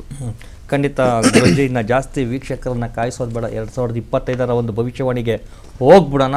ಮತ್ತು ಯಾವೆಲ್ಲ ರಾಶಿಗಳಿಗೆ ಯಾರ್ಯಾರಿಗೆ ಏನೇನು ಗಂಡಾಂತರ ಕಾದಿದೆ, ಪರಿಹಾರ ಏನು, ಯಾವ ರೀತಿ ಎಚ್ಚರಿಕೆ ನಾವು ವಹಿಸಬೇಕಾಗುತ್ತೆ, ಇದ್ರ ಬಗ್ಗೆ ಎಲ್ಲ ಸಾಕಷ್ಟು ಮಾಹಿತಿ ಗುರುಜಿ ತಿಳಿಸ್ಕೊಡ್ತಾರೆ ತಮಗೆ. ಅದಕ್ಕಿಂತ ಮುಂಚೆ ಈ ಒಂದು 2025 ಹೊಸ ಯುಗ ಅನ್ನೋಂಥ ಮಾತನ್ನ ತಾವು ಹೇಳ್ತಾ ಇದ್ರಿ, ಹೊಸ ಯುಗ ಪ್ರಾರಂಭ ಅನ್ನೋಂಥ ಮಾತನ್ನ ಹೇಳ್ತಾ ಇದ್ರಿ. ಹೇಗೆ, ಏನು ಯುಗ ಪ್ರಾರಂಭಗಳೇ? ಎಸ್, ನಾನು ಇವಾಗ 2025 ಅಂತ ಬಂದಾಗ ತುಂಬ ಸೋಷಿಯಲ್ ಮೀಡಿಯಾದಲ್ಲಾಗಲಿ ತುಂಬ ಜನ ಹೆದರಿಸ್ಬಿಟ್ಟಿದ್ದಾರೆ. ಹೌದು. ಅಯ್ಯೋ 2025 ಏನೋ ಭಯಾನಕ ರಾಕ್ಷಸರೇ ತೋರಿಸ್ಬಿಟ್ಟಿದ್ದಾರೆ. ಅದರಲ್ಲಿ ಯಾವುದಂದ್ರೆ ಕೆಲವೊಂದು ಕಾನ್ಸೆಪ್ಟ್ ಬಾಬಾ ವಾಂಗ ಅಂತ ತೋರಿಸಿದ್ದಾರೆ, ಮತ್ತು ನೋಸ್ಟ್ರಾದಾಮಸ್ ಅಂತ ತೋರಿಸಿದ್ದಾರೆ. ಸತ್ಯವಾಗಲು ಬಾಬಾ ವಾಂಗ ಯಾವುದು ಅಂತ ಪ್ರೆಡಿಕ್ಷನ್ ನಾನು ಯಾಕಂದರೆ ತುಂಬ ರಿಸರ್ಚ್ ಮಾಡಿಬಿಟ್ಟಿದ್ದೀನಿ ಈ ಅಸ್ಟ್ರಾಲಜಿನ ಫೀಲ್ಡಲ್ಲಿ. ಈಗಲ್ಲ, ಸುಮಾರು ವರ್ಷಗಳ ಹಿಂದೆಯೇ ನಮಗೇನೋ ಆ ಟೈಮಲ್ಲಿ ಇದೊಂಥರ ಇಂಟ್ರೆಸ್ಟಿಂಗ್ ಸಬ್ಜೆಕ್ಟು. ನನ್ನ ರೆಗ್ಯುಲರ್ ಸ್ಟಡಿಗಿಂತನೂ ನನಗೆ ಇದರಲ್ಲಿ ಇಂಟ್ರೆಸ್ಟ್ ಜಾಸ್ತಿ. ಯಾಕಂದರೆ ಆ ಟೈಮಲ್ಲಿ ಒಂದು ಏನಾಗುತ್ತೋ ಏನೋ ಒಂದು ಚೆಲ್ಲಾಟ ಆಟ ಆಡ್ಕೊಂಡು ಯೂಸ್ ಮಾಡೋಂಥ ಕಲ್ತಂಥ ವಿದ್ಯೆ ಇದು. ಕಲಿಯುವವರೆಗೂ ಬ್ರಹ್ಮವಿದ್ಯೆ, ಕಲ್ತ ನಂತರ ಕೋತಿ ವಿದ್ಯೆ ಅಂತಾರಲ್ಲ. ಸೊ ಆ ಟೈಮಲ್ಲಿ ನಾವು ಇದನ್ನು ತುಂಬಾ ಒಂದು ಚೆಲ್ಲಾಟ ಆಡಿಕೊಂಡು ಪಕ್ಕದ ಹುಡುಗರೊಟ್ಟಿಗೆ ಕೂತ್ಕೊಂಡು ಕಾಂಪಿಟೇಷನ್ ಮಾಡಿಕೊಂಡು ಇದು ಹಿಂಗಾಗುತ್ತೆ ಸುಮ್ಮನೆ ಹಿಂಗೆ ಆಟ ಆಡ್ಕೊಂಡು ಕಲ್ತಂಥ ವಿದ್ಯೆ ಇದು. ಅಂದರೆ ನಮ್ಮ ತಾತನವರು ಬಂದಂಥ ವಿದ್ಯೆ. ಈಗಲೂ ಕೂಡ ನಮ್ಮ ವಂಶದಲ್ಲಿ ಇದನ್ನು ಕುಲಕಸಬೆಯನ್ನು ನಡೆಸ್ಕೊಂಡು ಹೋಗ್ತಿದ್ದಾರೆ ನಮ್ಮ ಕಸಿನ್ಸ್ ಎಲ್ಲ. ಸೊ ಅದನ್ನು ನಾನು ಪ್ರೊಫೆಷ್ನಲ್ ಆಗಿ ಆಶ್ರಮ ರೂಪದಲ್ಲಿ ತೊಗೊಂಡು ಹೋಗ್ತಾ ಇದ್ದೀನಿ ಅಷ್ಟೇ. ಮತ್ತು ಏನಾಗುತ್ತೆ ಅಂತಂದರೆ ಇದನ್ನು ತುಂಬಾ ಒಂದು 2025 ಅನ್ನೋದನ್ನು ಒಂದು ವೈಲ್ಡಾಗಿ ತೋರಿಸ್ತಾ ಇದ್ದಾರೆ. ಇವಾಗ ಬಾಬಾ ವಾಂಗ ಅನ್ನೋದು ಯಾವಾಗೂ ಇದ್ದರು, ಯಾವಾಗ ಹೋದರು, ಯಾವುದನ್ನು ಈ 2025 ಅಂತ ಬರೆದೂ ಇಲ್ಲ. ಈ ಕೆಲವೊಬ್ರು ಏನು ಮಾಡ್ತಾ ಇದ್ದಾರೆ, ತಮ್ಮ ಒಂದು ಸಬ್ಸ್ಕ್ರೈಬರ್ಗೋಸ್ಕರ ಯಾವುದೋ ಒಂದು ಕಾರಣಗೋಸ್ಕರವಾಗಿ ಅದು ಹೆಸರಿಟ್ಬಿಟ್ಟು ಒಂದು ಪಬ್ಲಿಷ್ ಮಾಡೋದಾಗಲಿ. ಈ ನೋಸ್ಟ್ರಾದಾಮಸ್ಸು, ಆ ನೋಸ್ಟ್ರಾದಾಮಸ್ ಯಾವತ್ತೋ ಇದ್ದರು, ಯಾವತ್ತೋ ಹೇಳೋಗಿದ್ದಾರೆ. 2025, 26, 20 ಏನಂತದ್ದು ಹೇಳಲೇ ಇಲ್ಲ. ಆ್ಯಕ್ಚುಲಿ ಆ ಥರ ಯಾವುದು ಗ್ರಂಥಿಕನೂ ಇಲ್ಲ ನನ್ನ ಒಂದು ಅನಲೈಸ್ ಪ್ರಕಾರ. ಅದನ್ನು ಕೂಡ ಹುಡ್ಸ್ಕೊಂಡು ಹೇಳ್ತಾ ಇದ್ದಾರೆ. ಸೊ ಹೀಗಾಗಿ ನಾನು ಏನು ಹೇಳ್ತಿದ್ದೀನಿ, ಸೋಷಿಯಲ್ ಮೀಡಿಯಾದಲ್ಲಿ ತುಂಬ ಒಂದು ವೈರಲ್ ಬರ್ತದೆ ಇದು 2025 ಹಂಗಾಗ್ಬಿಡುತ್ತೆ ಹಿಂಗಾಗ್ಬಿಡುತ್ತೆ ಅಂತ. ಎಲ್ಲ ವರ್ಷಗಳೂ ತಮ್ಮದೇ ಆದಂತಹ ಒಂದು ಯೂನಿಕ್ ಕ್ವಾಲಿಟಿ ತೊಗೊಂಡು ಬರ್ತವೆ.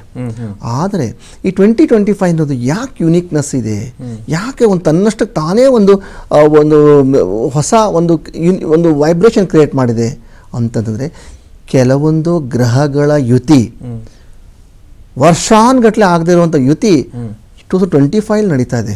ಯುತಿಗಳು ಮತ್ತು ಟ್ರಾನ್ಸಿಟ್ಗಳು. ಇವಾಗ ನೋಡು, ಟ್ರಾನ್ಸಿಟ್ ಅಂದರೆ ಎಲ್ಲ ದೊಡ್ಡ ಗ್ರಹಗಳು ಯಾವುದಾದ್ರು ಹೇಳ್ತೀಯ, ಶನಿ ರಾಹು ಕೇತುಗಳು, ಗುರು, ಇವೆಲ್ಲ ಕೂಡ ಟ್ರಾನ್ಸಿಟ್ ಆಗುವಂಥದ್ದು. ಟ್ರಾನ್ಸಿಟ್ ಅಷ್ಟೇ ಆಗದೇನೆ ಅಲ್ಲಿ ಯುತಿಗಳು ಕೂಡ ಆಗುವಂಥದ್ದು. ಒಂದು ಎಕ್ಸಾಂಪಲ್ ಹೇಳ್ತೀನಿ. ಇಡೀ ಒಂದು ನೀವು ವರ್ಷಾನುಗಟ್ಟಲೆ ಅನಲೈಸ್ ಮಾಡಿದಾಗ, ಅತಿ ಸೂಕ್ಷ್ಮ ಟೆಕ್ನಿಕಲ್ ತೊಗೊಂಡಾಗ, ಶನಿದೇವ್ರು ಏನು ಮಾಡ್ತಾರೆ, ರಾಹುವಿನ ಕೆಲಕಾಲ ಮಾತ್ರ ಸಂಧಿ ಮಾಡಿಕೊಂಡಾರೆ, ಅಂದರೆ ಟ್ರಾನ್ಸಿಟಲ್ಲಿ ಬರ್ತಾರೆ. ಆ ಟ್ರಾನ್ಸಿಟಲ್ಲಿ ಬಂದಾಗ ನಡೆಯುವಂಥ ಕೆಲವೊಂದು ದುರಂತಗಳು ತುಂಬಾ ಇರ್ತವೆ. ಆ ಒಂದು ಕೆಲವೊಂದು ಆ ಥರ ಒಂದು ಇಕ್ವೇಷನ್ಸ್ ಅನ್ಬೇಕು, ಆ ಥರ ಒಂದು ಸೀಕ್ವೆನ್ಸ್ ಅನ್ಬೇಕು, ಏನಂತೀವಿ ಫಾರ್ಮುಲಾಸ್, ಅವೇನು ಮಾಡ್ತದೆ 2025ನ ಯುನೀಕ್ನೆಸ್ಸಲ್ಲಿ ತೊಗೊಂಡು ಬರುತ್ತೆ.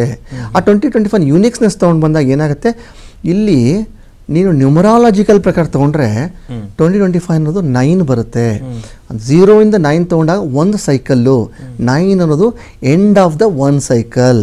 ಅಲ್ಲೇನಾಗುತ್ತೆ, ಈ ಒಂದು 0 ಇಂದ 9ವರೆಗೆ ಬಂದಾಗ 8 ಶನಿ ಮಹಾತ್ಮ ಅಲ್ಲಿವರೆಗೂ ಬಂದ ಟಯರ್ಡ್ ಆಗಿ ಒಂದು ಸೈಕಲ್ನ ಅನುಭವಿಸಿರ್ತಾರೆ.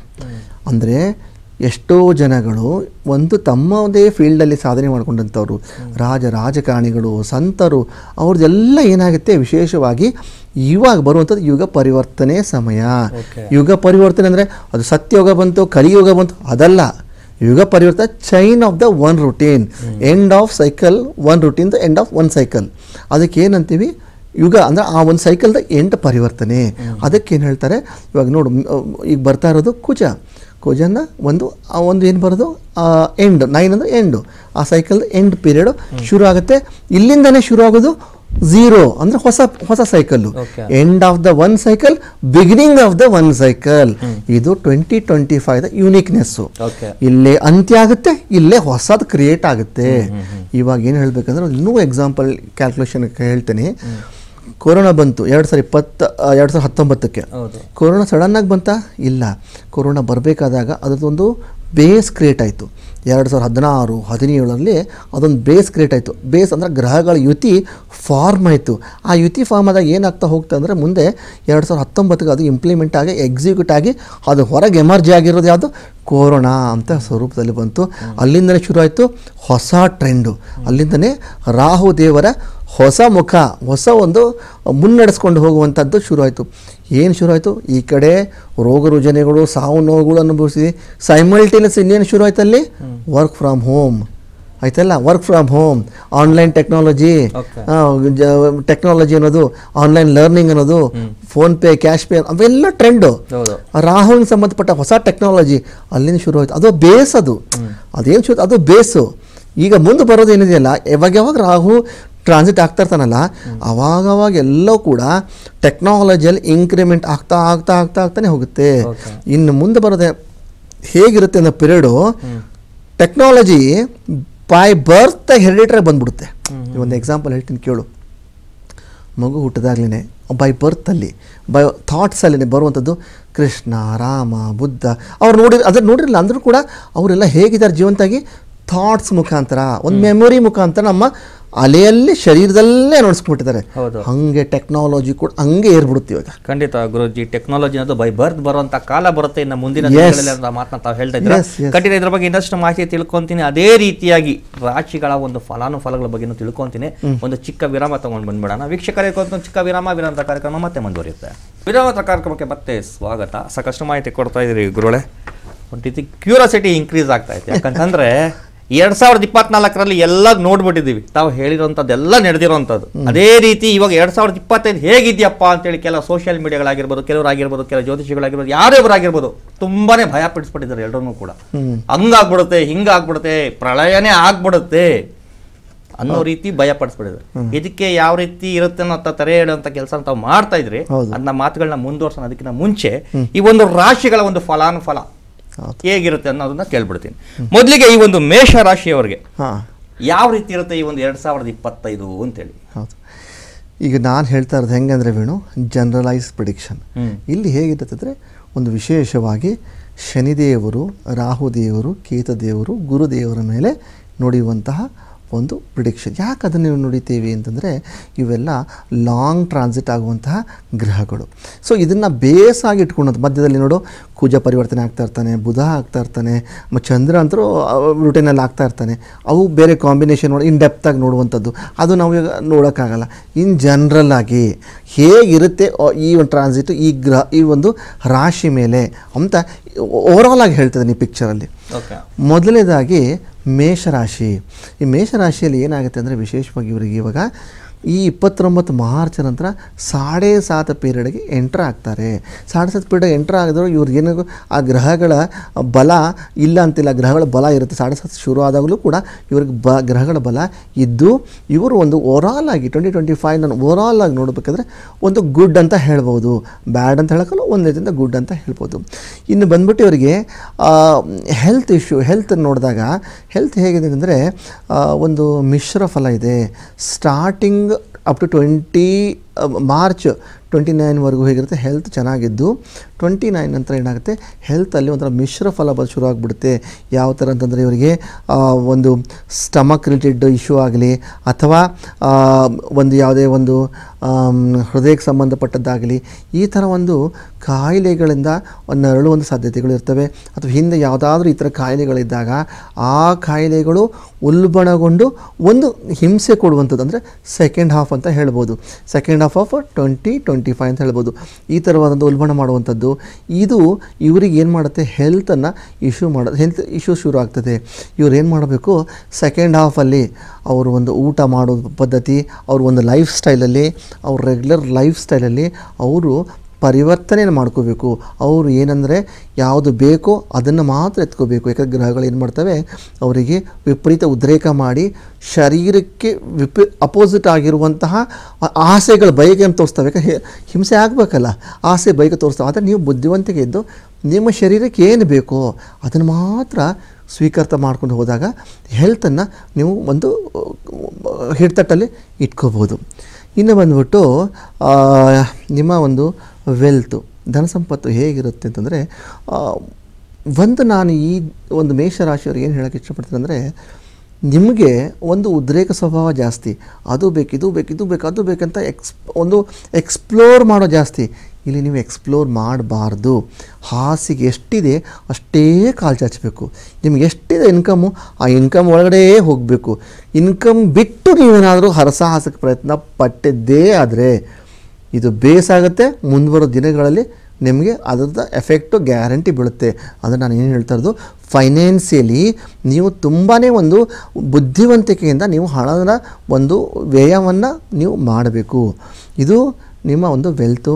ಇನ್ನು ಬಂದ್ಬಿಟ್ಟು ಜಾಬ್ ಆಗ್ಬೋದು, ಬಿಸ್ನೆಸ್ ಆಗ್ಬೋದು. ಇದೇನಾಗ್ತದೆ ಅಂದರೆ, ವಿಶೇಷವಾಗಿ ನಿಮಗೆ ಯಾರು ಬಿಸ್ನೆಸ್ ಅಂತ ಮಾಡ್ತಾಯಿದ್ದಾರೋ ಅವ್ರಿಗೆ ಏನಾಗುತ್ತೆ, ಫಸ್ಟ್ ಹಾಫು ಏನೋ ಅಷ್ಟಕ್ಕಷ್ಟು ಸೇವಿಂಗ್ ಮಾಡ್ಕೋಬೋದು.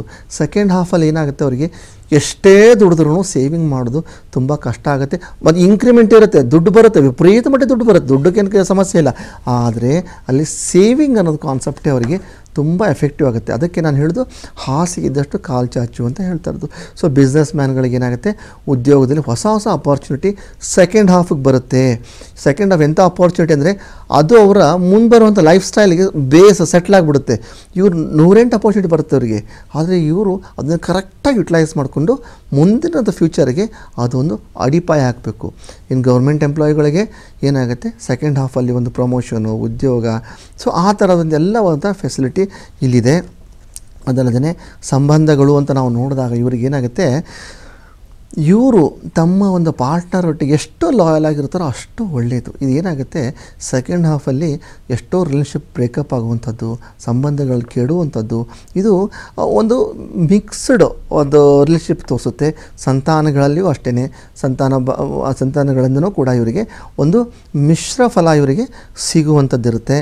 ಅದಲ್ಲದೆ ಇವ್ರೇನು ಮಾಡ್ತಾರೆ, ಸೆಕೆಂಡ್ ಹಾಫಲ್ಲಿ ಏನಾಗುತ್ತೆ ಅಂದರೆ ಇವರಿಗೆ ಹೊಸ ಫ್ಯಾಮಿಲಿ ಮೆಂಬರ್ ಆ್ಯಡ್ ಆಗುವಂಥದ್ದು ಇವ್ರ ಜೀವನದಲ್ಲಿ. ಅಂದರೆ ಹೊಸದೊಂದು ಮದುವೆ ಆಗದವ್ರಿಗೆ ಮದುವೆ ಆಗಿ ಬರುವಂಥದ್ದು, ಸಂತಾನ ಆಗದವ್ರಿಗೆ ಸಂತಾನ ಆಗುವಂಥದ್ದು, ಅಥವಾ ಯಾರೋ ಒಂದು ಹೊಸ ಪಾರ್ಟ್ನರ್ ಸಿಗುವಂಥದ್ದು ಸೆಕೆಂಡ್ ಹಾಫಲ್ಲಿ ಇವರಿಗೆ ಆ ಒಂದು ಪ್ಲಸ್ ಪಾಯಿಂಟ್ ಆಗುತ್ತೆ. ಇನ್ನು ಬಂದ್ಬಿಟ್ಟು ಎಜುಕೇಷನಲ್ಲಿ ಹೇಗುತ್ತೆ ಅಂದರೆ, ಓವರಾಲಾಗಿ ನಾನು ಹೇಳಬೇಕಂತಂದರೆ ಯಾರೆಲ್ಲ ವಿದೇಶ ಎಜುಕೇಷನ್ ಎಕ್ಸ್ಪೆಕ್ಟ್ ಮಾಡ್ತಿದ್ದಾರೋ ಅವ್ರಿಗೆಲ್ಲ ಹೇಗಿರುತ್ತೆ ಅಂತಂದರೆ, ತುಂಬ ಎಫರ್ಟ್ ಹಾಕಬೇಕು. ಎಫರ್ಟ್ ಹಾಕಿದ್ರೆ ಸುಮ್ಮನೆ ಕೂತ್ಕೊಂಡು ತಿಂತಿದ್ರೆ ಖಂಡಿತವಾಗಿಯೂ ಆಗಲ್ಲ. ಎಷ್ಟು ವಿದ್ಯಾರ್ಥಿಗಳಿದಾರೋ, ಯಾಕೆ ಕೆಲವೊಬ್ಬರಿಗೇನೋ ಸ್ವಲ್ಪ ಎಫರ್ಟ್ ಹಾಕಿ ರಿಸಲ್ಟ್ ಬರ್ತಾ ಇರುತ್ತೆ, ಅದು ಮೇಷರಾಶಿಯವ್ರಿಗೆ ಆಗಿರಲ್ಲ.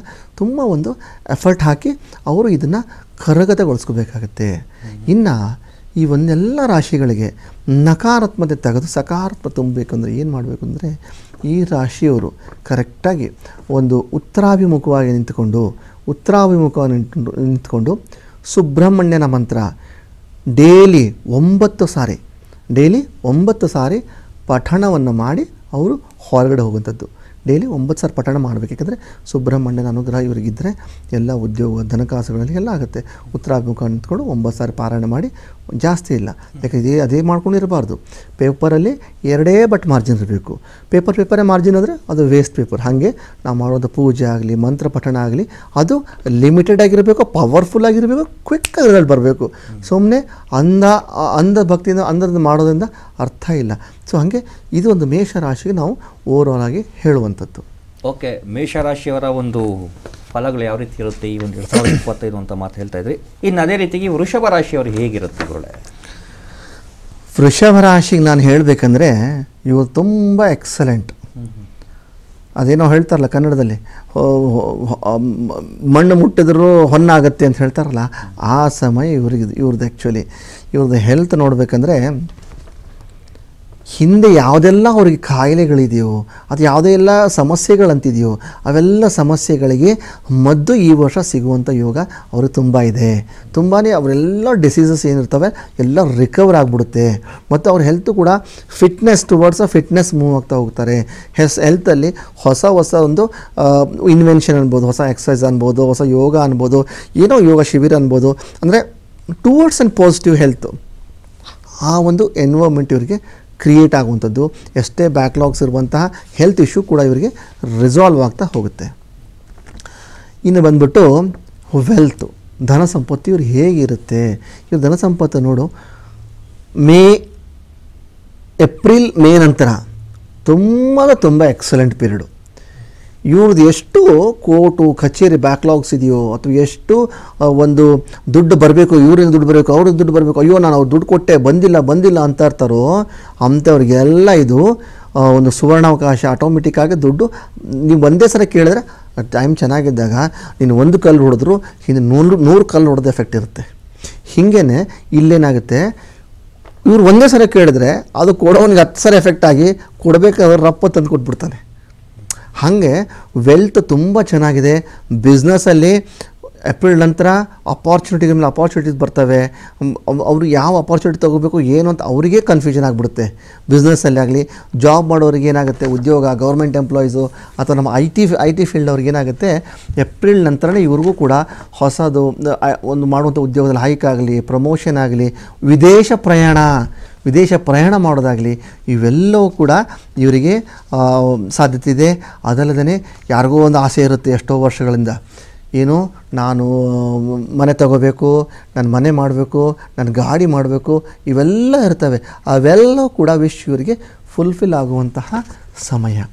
ಮತ್ತು ಅದಲ್ಲದೆ ಇವರಿಗೆ ಸಂಬಂಧಗಳಂತ ಬಂದಾಗ ಯಾರ್ದೆಲ್ಲ ಈ ಹಿಂದೆ ಮ್ಯಾರಿಟಲ್ ಲೈಫು ಬ್ರೇಕೇಬಲ್ ಆಗಿದೆಯೋ ಅಥವಾ ಒಂದು ಅಸ್ಥಿರವಾಗಿದೆಯೋ ಅವೆಲ್ಲ ಕೂಡ ಸ್ಥಿರತೆಯಾಗಿರುವಂಥದ್ದು. ಲವ್ ಲೈಫ್ ಅಂತಿರುತ್ತೆ, ಅದು ಕನ್ವರ್ಟ್ ಆಗಿ ಮ್ಯಾರಿಟಲ್ ಲೈಫ್ಗೆ ಕನ್ವರ್ಟ್ ಆಗುವಂಥದ್ದು. ಮತ್ತು ಅದಲ್ಲದೆ ಸಂತಾನ ಅಂತ ಎಕ್ಸ್ಪೆಕ್ಟ್ ಮಾಡಿದವರಿಗೆ ಸಂತಾನ ಭಾಗ್ಯ ಸಿಗುವಂಥದ್ದು. ಇವೆಲ್ಲ ಪಾಸಿಟಿವ್ ಇವರಿಗೆ ರಿಲೇಷನ್ಶಿಪ್ಪು ಸಂಬಂಧಗಳೇ ಇವರಿಗೆ ಆಗುತ್ತೆ. ಇನ್ನು ಬಂದ ವಿದ್ಯಾರ್ಥಿಗಳಿಗೆ ಎಜುಕೇಷನ್ ಫೀಲ್ಡಲ್ಲಿ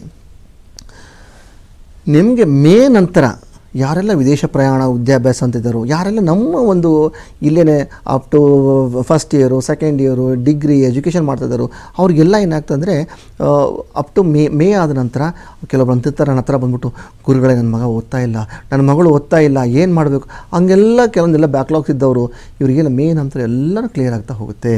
ಇವ್ರಿಗೆ ಮೇ ನಂತರ ತುಂಬಾ ಒಂದು ಒಳ್ಳೆಯ ಒಂದು ಎನ್ವೈರ್ಮೆಂಟಿಗೆ ಮೂವ್ ಆಗ್ತಾರೆ.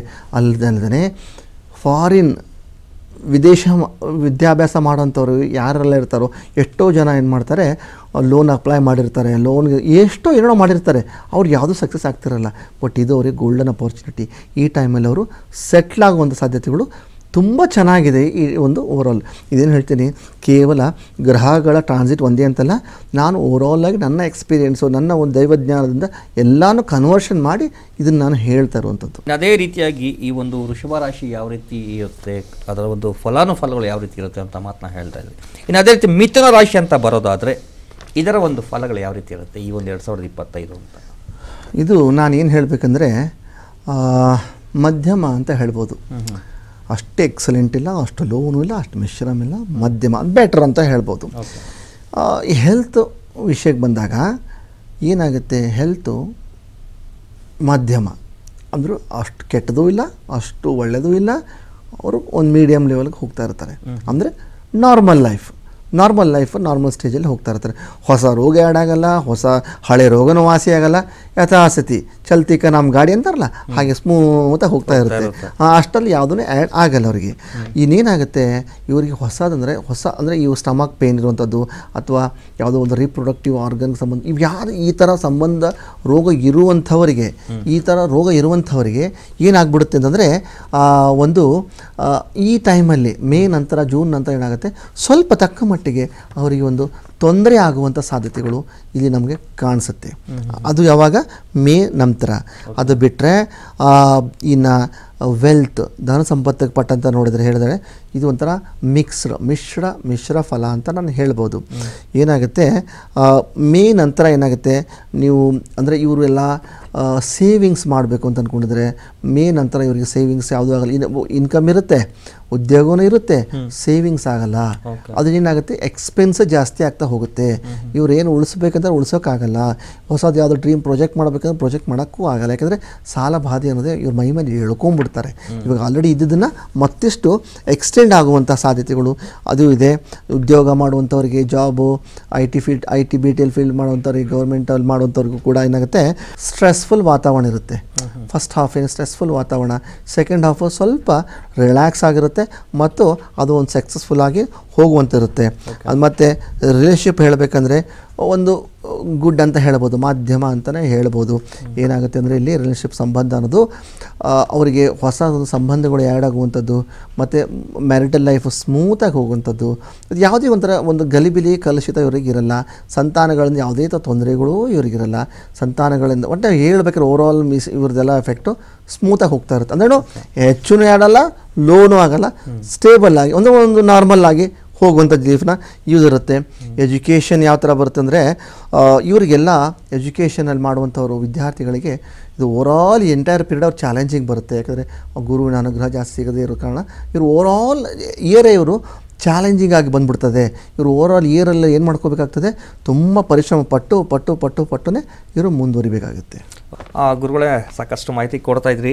ಯಾವೆಲ್ಲ ರಾಶಿಗಳಿಗೆ ಈ ಒಂದು ಮೇಷ, ವೃಷಭ, ಮಿಥುನ ರಾಶಿಗೆ ಹೇಗಿರುತ್ತೆ ಈ ಒಂದು ಫಲಾನುಫಲಗಳು 2025 ಅನ್ನೋಂಥ ಮಾತನ್ನ ಹೇಳ್ತಾ ಇದ್ರಿ. ಇನ್ನುಳಿದ ರಾಶಿಗಳ ಬಗ್ಗೆನೂ ಕೂಡ ನಿಮ್ಮಿಂದ ತಿಳ್ಕೊತೀನಿ. ಅದಕ್ಕಿಂತ ಮುಂಚೆ ನೀವು ಹೇಳ್ತಾ ಇದ್ರಿ ಈ ಒಂದು 2025 ನಂತರದ ಕಾಲ ಏನು ಬರೋಂಥ ದಿನಗಳು ಕುಜನ ಕಾಲ ಅನ್ನೋಂಥ ಮಾತನ್ನ ತಾವು ಹೇಳ್ತಾ ಇದ್ರಿ. ಒಂದು ರೀತಿ ಒಂದು ಸೈಕಲ್ ಆಗಿದೆ, ಅದೇ ರೀತಿ ಪ್ರಾರಂಭದ ಹಂತದಿಂದ ಸ್ಟಾರ್ಟ್ ಆಗುತ್ತೆ ಅನ್ನೋಂಥ ಮಾತನ್ನ ಹೇಳ್ತಾ ಇದ್ರಿ. ಸೊ ಮಾತು ಮುಂದುವರಿಸಿದ್ರು. ಹೌದು, ಏನಾಗುತ್ತೆ, ಇದು 2025 ಬಂದ್ಬಿಟ್ಟು ಎಂಡ್ ಆಫ್ ದ 9 ಬರುತ್ತೆ. 9 ಅಂದರೆ ತಿರ್ಗಾ ಬಂದ್ಬಿಟ್ಟು ಕುಜನಿಗೆ ಸಂಬಂಧಪಟ್ಟದ್ದು. ಒಂದು ಸೈಕಲ್ಲು ಅಂದರೆ ಮಹಾಮಹಾ ಸಂತರ ಒಂದು ನೇತಾಗಳ ಯುಗ ಅಂತ್ಯವಾಗಿ, ಅಂದರೆ ಅವರ ಒಂದು ಟೈಮ್ ಪೀರಿಯಡ್ ಎಂಡ್ ಆಗಿ ಹೊಸ ಜನಗಳ ಟೈಮ್ ಪೀರಿಯಡ್ ಶುರು.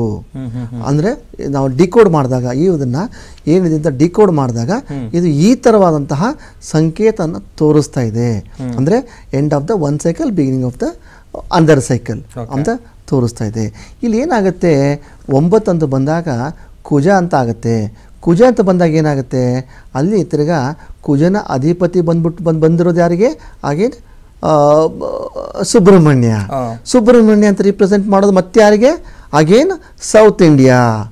ಅದೇನು ಸೌತ್ ಇಂಡಿಯಾ, ಅಲ್ಲಿ ಸರ್ಪ ಸೌತ್ ಇಂಡಿಯಾ. ಸೊ ಅಗೇನ್ ಎಲ್ಲ ಕಾನ್ಸಂಟ್ರೇಟ್ ಮತ್ತೆ ಸೌತ್ ಇಂಡಿಯಾದ ಮೇಲೆ ಬೀಳುತ್ತೆ.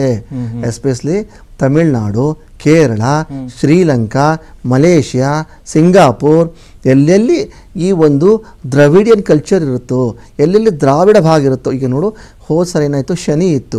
ಶನಿ ಇದ್ದಾಗ ಏನಾಯ್ತು, ನಾವು ಹೇಳುವಾಗ ದಕ್ಷಿಣ ಕೊಂಕಣ ಅಂತ ಆ್ಯಡ್ ಮಾಡಿದ್ವಿ. ಈಗ ಏನಾಗುತ್ತೆ, ಪ್ಯೂರ್ ಆಗಿ ದಕ್ಷಿಣ ಭಾರತದ ಮೇಲೆ ಇದು ನೇರ ದೃಷ್ಟಿ ಇಲ್ಲೇನಾಗುತ್ತೆ, ದಕ್ಷಿಣ ಭಾರತದ ಮೇಲೆ ಎಫೆಕ್ಟು. ದಕ್ಷಿಣ ಭಾರತಕ್ಕೆ ಯಾವ ಥರ ಎಫೆಕ್ಟು, ಎಲ್ಲಿ ಎಫೆಕ್ಟ್ ಬೀಳುತ್ತೆ, ಏನಾಗುತ್ತೆ ಅಂದರೆ ಕುಜನ ಒಂದು, ಇವಾಗ ನೋಡು, ಇವಾಗ ಕುಜ ಹೆಂಗಿದ್ದಾನೆ, ನೀಚಾವಸ್ಥೆಯಲ್ಲಿದ್ದಾನೆ. ಕುಜನ ಒಂದು ಕೆಟ್ಟ ಅವಸ್ಥೆಯಲ್ಲಿ ಇವಾಗಿದ್ದಾನೆ. ಇದೇ ಅವಸ್ಥೆ ಮುಂದಿನ ಟೈಮ್ ಪೀರಿಯಡಲ್ಲಿ ನಾವು ಇದ್ದಿದ್ದೇ ಆಯ್ತಂದರೆ ಸಿಚುವೇಶನ್ ವರ್ಸ್ಟಾಗಿ ಹೋಗ್ತಿತ್ತು. ಆದರೆ ಇಲ್ಲೇನಾಗುತ್ತೆ, ವರ್ಸ್ಟ್ ಅಂತ ಆಗಲ್ಲ, ಕುಜ ಇನ್ಫ್ಯಾಕ್ಟು ಸಹಾಯ ಮಾಡ್ತಾನೆ. ಸೊ ನಾನು ಇಲ್ಲಿ ಓವರಾಲ್ ಆಗಿ ಈ ಒಂದು 2025ನ ಸಂಕ್ಷಿಪ್ತವಾಗಿ ವಿಶ್ಲೇಷಣೆ ಮಾಡಬೇಕಾದ್ರೆ ಏನಾಗುತ್ತೆ, ಅಪ್ ಟು ಮಾರ್ಚ್ 29ವರೆಗೂ ಏನಾಗುತ್ತೆ, ದೇಶ ಒಂದೇ ಅಂತಲ್ಲ, ರಾಜ್ಯ, ದೇಶ, ವಿದೇಶದಲ್ಲಿ ಪಾಲಿಟಿಕಲ್ ವೈಲೇಷನ್, ಹೊಸ ರಾಜಕಾರಣಿಗಳು ಬರೋದು, ಎಷ್ಟೋ ರಾಜಕಾರಣಿ ಮೃತ್ಯು ಹೊಂದೋದು, ಎಷ್ಟೋ ರಾಜಕಾರಣಿಗಳಿಗೆ ಏನಂತಾರಲ್ಲ ಅಸ್ಯಾಸಿನೇಷನ್ ಆಗುವಂಥದ್ದು, ಎಷ್ಟೋ ರಾಜಕಾರಣಿಗೆ ಮರ್ಡರ್ ಆಗುವಂಥದ್ದು, ಹೊಸ ರಾಜಕಾರಣಿ ಬರೋದು, ಹೊಸ ಪ್ರಾಜೆಕ್ಟ್ ಇಂಪ್ಲಿಮೆಂಟ್ ಮಾಡೋದು, ಹೊಸ ಸ್ಕ್ಯಾಮ್ಸ್ ಬರೋದು, ಹೊಸ ಸಿಡೀಸ್ ಬರೋದು, ಹೊಸದ ರಾಜಕಾರಣಿಗಳ ಪತನವಾಗುವಂಥದ್ದು, ಹೊಸ ರಾಜಕಾರಣಿ ಉಗಮವಾಗುವಂಥದ್ದು, ರಾಜಕಾರಣಿಗಳ ಕೆಸರಾಟ ಕಚ, ಇಡೀ ಜಗತ್ತನ್ನೇ ಕೇಳಿರೋದ ಕಚ್ಚಾಟ ಅದು ಮಾರ್ಚ್ ಮಿಡ್ವರೆಗೂ ಇದು ಪೊಲಿಟಿಕಲ್ ತೋರಿಸುತ್ತೆ.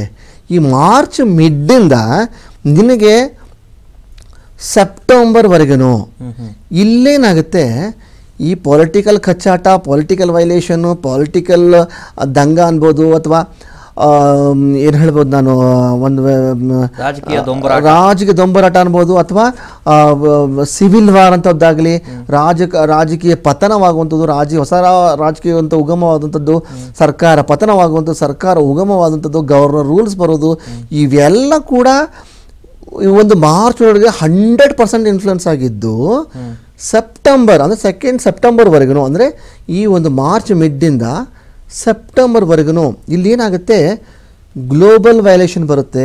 ಗ್ಲೋಬಲ್ ಎಕನಾಮಿ ಮೇಲೆ ಎಫೆಕ್ಟ್ ಆಗುತ್ತೆ. ಗ್ಲೋಬಲ್ ಎಕನಾಮಿ ಅಂದರೆ ನೀವು ನೋಡ್ಬೋದು, ಅಲ್ಲಿ ಇಸ್ರೇಲ್ ಯುದ್ಧ, ಯುಕ್ರೇನ್ ಯುದ್ಧ, ರಷ್ಯಾದ್ದು, ಇವೆಲ್ಲ ಏನಾಗಿದೆ ಅಂದರೆ ಗ್ಲೋಬಲ್ ಅಂದರೆ ಮಧ್ಯ ಯುರೋಪ್ ಅಂತ ಹೇಳ್ತೀವಿ.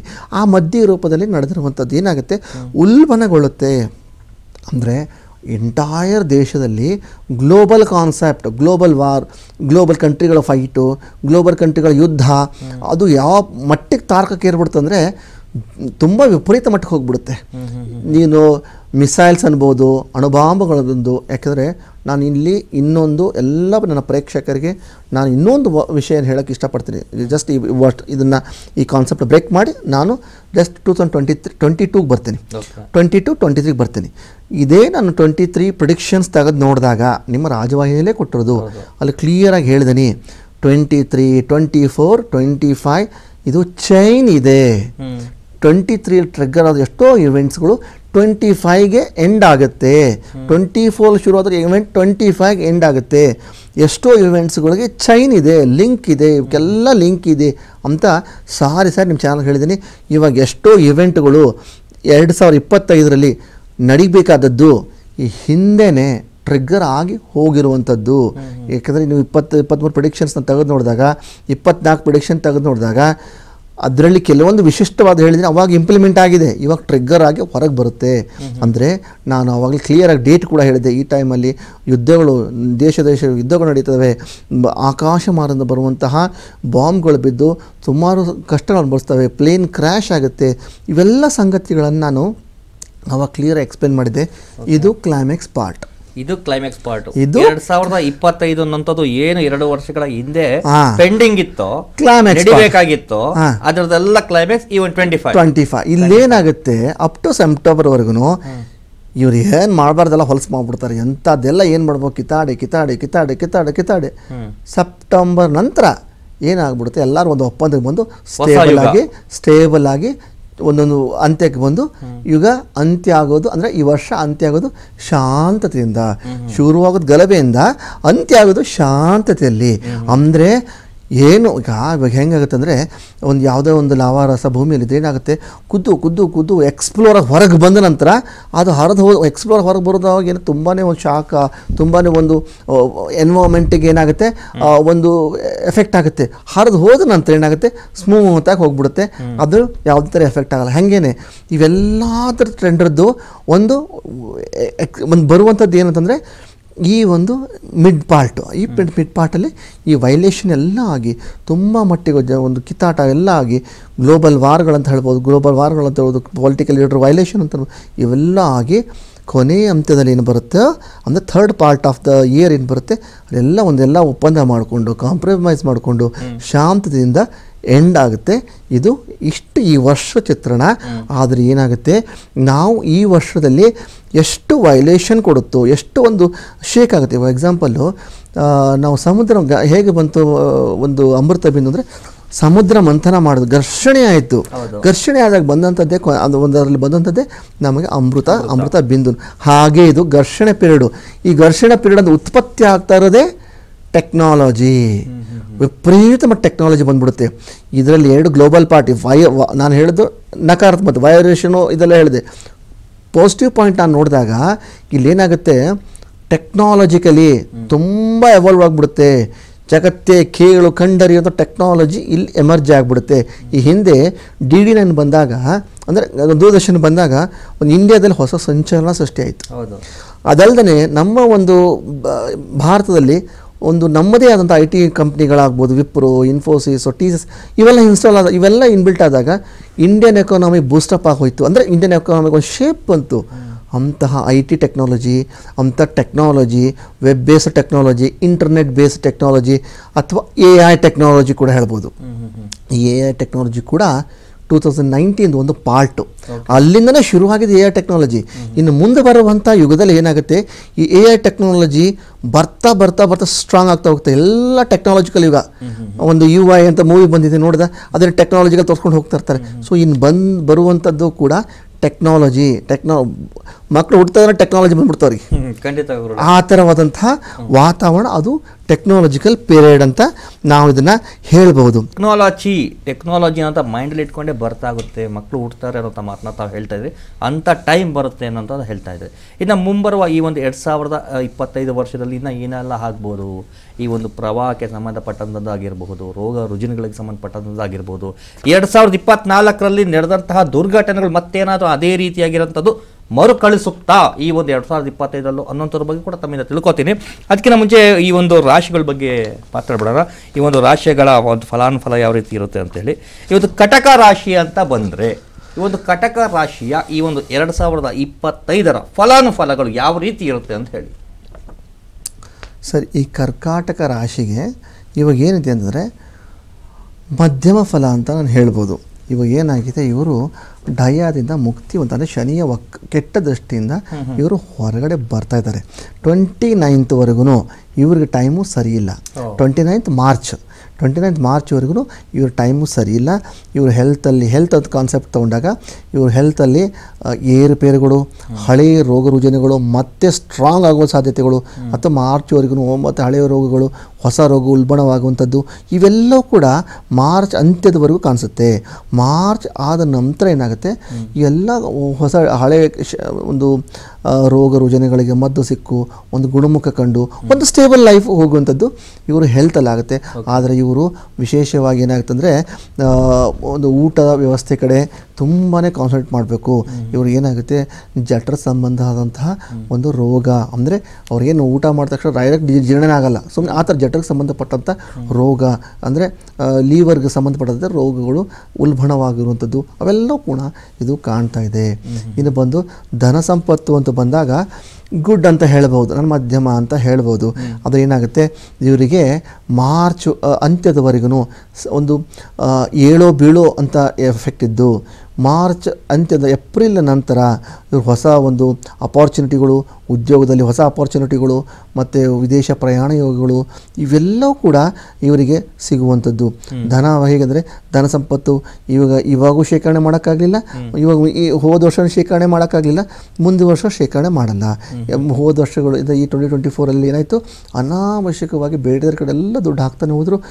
ಇನ್ನು 2025 ಏನಾಗುತ್ತೆ, ಅದರದ್ದು ಎಫೆಕ್ಟ್ ಅಯ್ಯೋ ಕೊಟ್ಟನಲ್ಲ, ಅಯ್ಯೋ ಮಾಡಿದ್ನಲ್ಲ, ಅಯ್ಯೋ ನಿದಾಯ್ತಲ್ಲ ನೋಡ್ತಾ ಇರ್ತಾರೆ. ಅಲ್ಲಿ ಸೇವಿಂಗ್ಸ್ ಅನ್ನೋದು ನಿಲ್ಲಾಗುತ್ತೆ. ಹಾಡ್ದಾಡೋ ಕಿಸಬಾಯಿ ದಾಸ ಅಂದ್ಕೊಂಡು ಮತ್ತೆ ಅದೇ ಲೆವೆಲಲ್ಲಿ ಅವರು ಜೀವನನ ವೆಲ್ತ್ ಅಂದರೆ ಧನ ಸಂಪತ್ತನ್ನು ಹೋಗುವಂತಾಗಿರುತ್ತದೆ.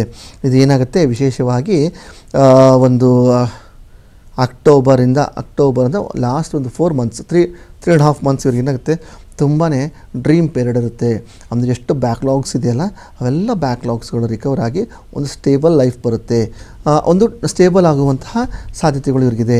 ಇನ್ನು ಬಂದ್ಬಿಟ್ಟು ಉದ್ಯೋಗ ಅಂತ ಬಂದಾಗ IT BTಯಲ್ಲಿ ಕೆಲಸ ಮಾಡುವಂಥವರಾಗಲಿ ಅಥವಾ ಗೌರ್ಮೆಂಟಲ್ಲಿ ಕೆಲಸ ಮಾಡುವಂಥವರಾಗಲಿ ಏನಾಗುತ್ತೆ, ಈ ಒಂದು ಮೇ ನಂತರ ಅವರಿಗೆ ಒಳ್ಳೆಯ ಉದ್ಯೋಗ ಹುಡ್ಕೋರು ಒಳ್ಳೆಯ ಉದ್ಯೋಗ ಅವಕಾಶ, ಒಂದು ಹೈಕು IT BTಯಲ್ಲಿದ್ದವರಿಗೆ ಹೈಕ್ ನೋಡ್ತಾ ಇದ್ದಾರೆ. ಹೈಕಾಗಲಿ ವಿದೇಶ ಪ್ರಯಾಣ ಆದರೆ ಕಷ್ಟದಿಂದ ವಿದೇಶ ಪ್ರಯಾಣ, ಅದು ಇಯರ್ ಎಂಡಲ್ಲಿ ಮಾತ್ರ ವಿದೇಶ ಪ್ರಯಾಣ ಸಾಧ್ಯತೆ ಇದೆ. ಮತ್ತು ಗೌರ್ಮೆಂಟ್ ಸೆಕ್ಟ್ರಲ್ಲಿ ಕೆಲಸ ಮಾಡೋರಿಗೆ ಏನಂದರೆ ಅಪ್ ಟು ಮೇವರೆಗೆ ಹುಷಾರಾಗಿದ್ದು ಮೇ ನಂತರ ಜಾಗೃತ ಆಗಿರಬೇಕು. ವಿಶೇಷವಾಗಿ ನಾನು ಇಲ್ಲಿ ಈ ಒಂದು ರಾಶಿಯವ್ರಿಗೆ ಏನು ಹೇಳೋಕ್ಕೆ ಇಷ್ಟಪಡ್ತೀನಿ ಅಂದರೆ, ನಿಮ್ಮ ಡಾಕ್ಯುಮೆಂಟ್ಸನ್ನು ವ್ಯಾಲಿಡೇಟ್ ಮಾಡಿ. ನಿಮ್ಮ ಡಾಕ್ಯುಮೆಂಟ್ಸನ್ನು ನಿಮ್ಮ ಹತ್ರ ಇರುವಂತಹ ಯಾವುದೇ ಮನೆಗೆ ಸಂಬಂಧಪಟ್ಟ ಡಾಕ್ಯುಮೆಂಟು, ಸೆಕ್ಯೂರ್ ಡಾಕ್ಯುಮೆಂಟನ್ನು ವೆರಿಫೈ ಮಾಡಿ.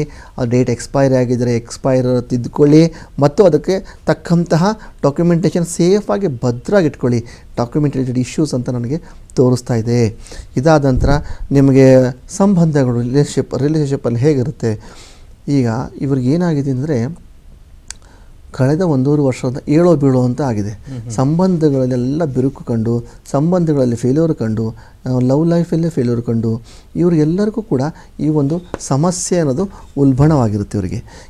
ಈಗೇನಾಗುತ್ತೆ ಬರುವಂಥ ದಿನಗಳಲ್ಲಿ ಅಂದರೆ ಈ ವರ್ಷದ ಅಂತ್ಯದ 4 ತಿಂಗಳಲ್ಲಿ ಏನಾಗುತ್ತೆ, ಇವೆಲ್ಲ ರಿಲೇಷನ್ಶಿಪ್ ರಿಕವರ್ ಆಗುತ್ತೆ, ಹಳೆ ಸಂಬಂಧಗಳು ರಿಕವರ್ ಆಗುತ್ತೆ, ಸ್ಟೇಬಲ್ ಲೈಫ್ ಇವರು ಲೀಡ್ ಆಗ್ತಾರೆ.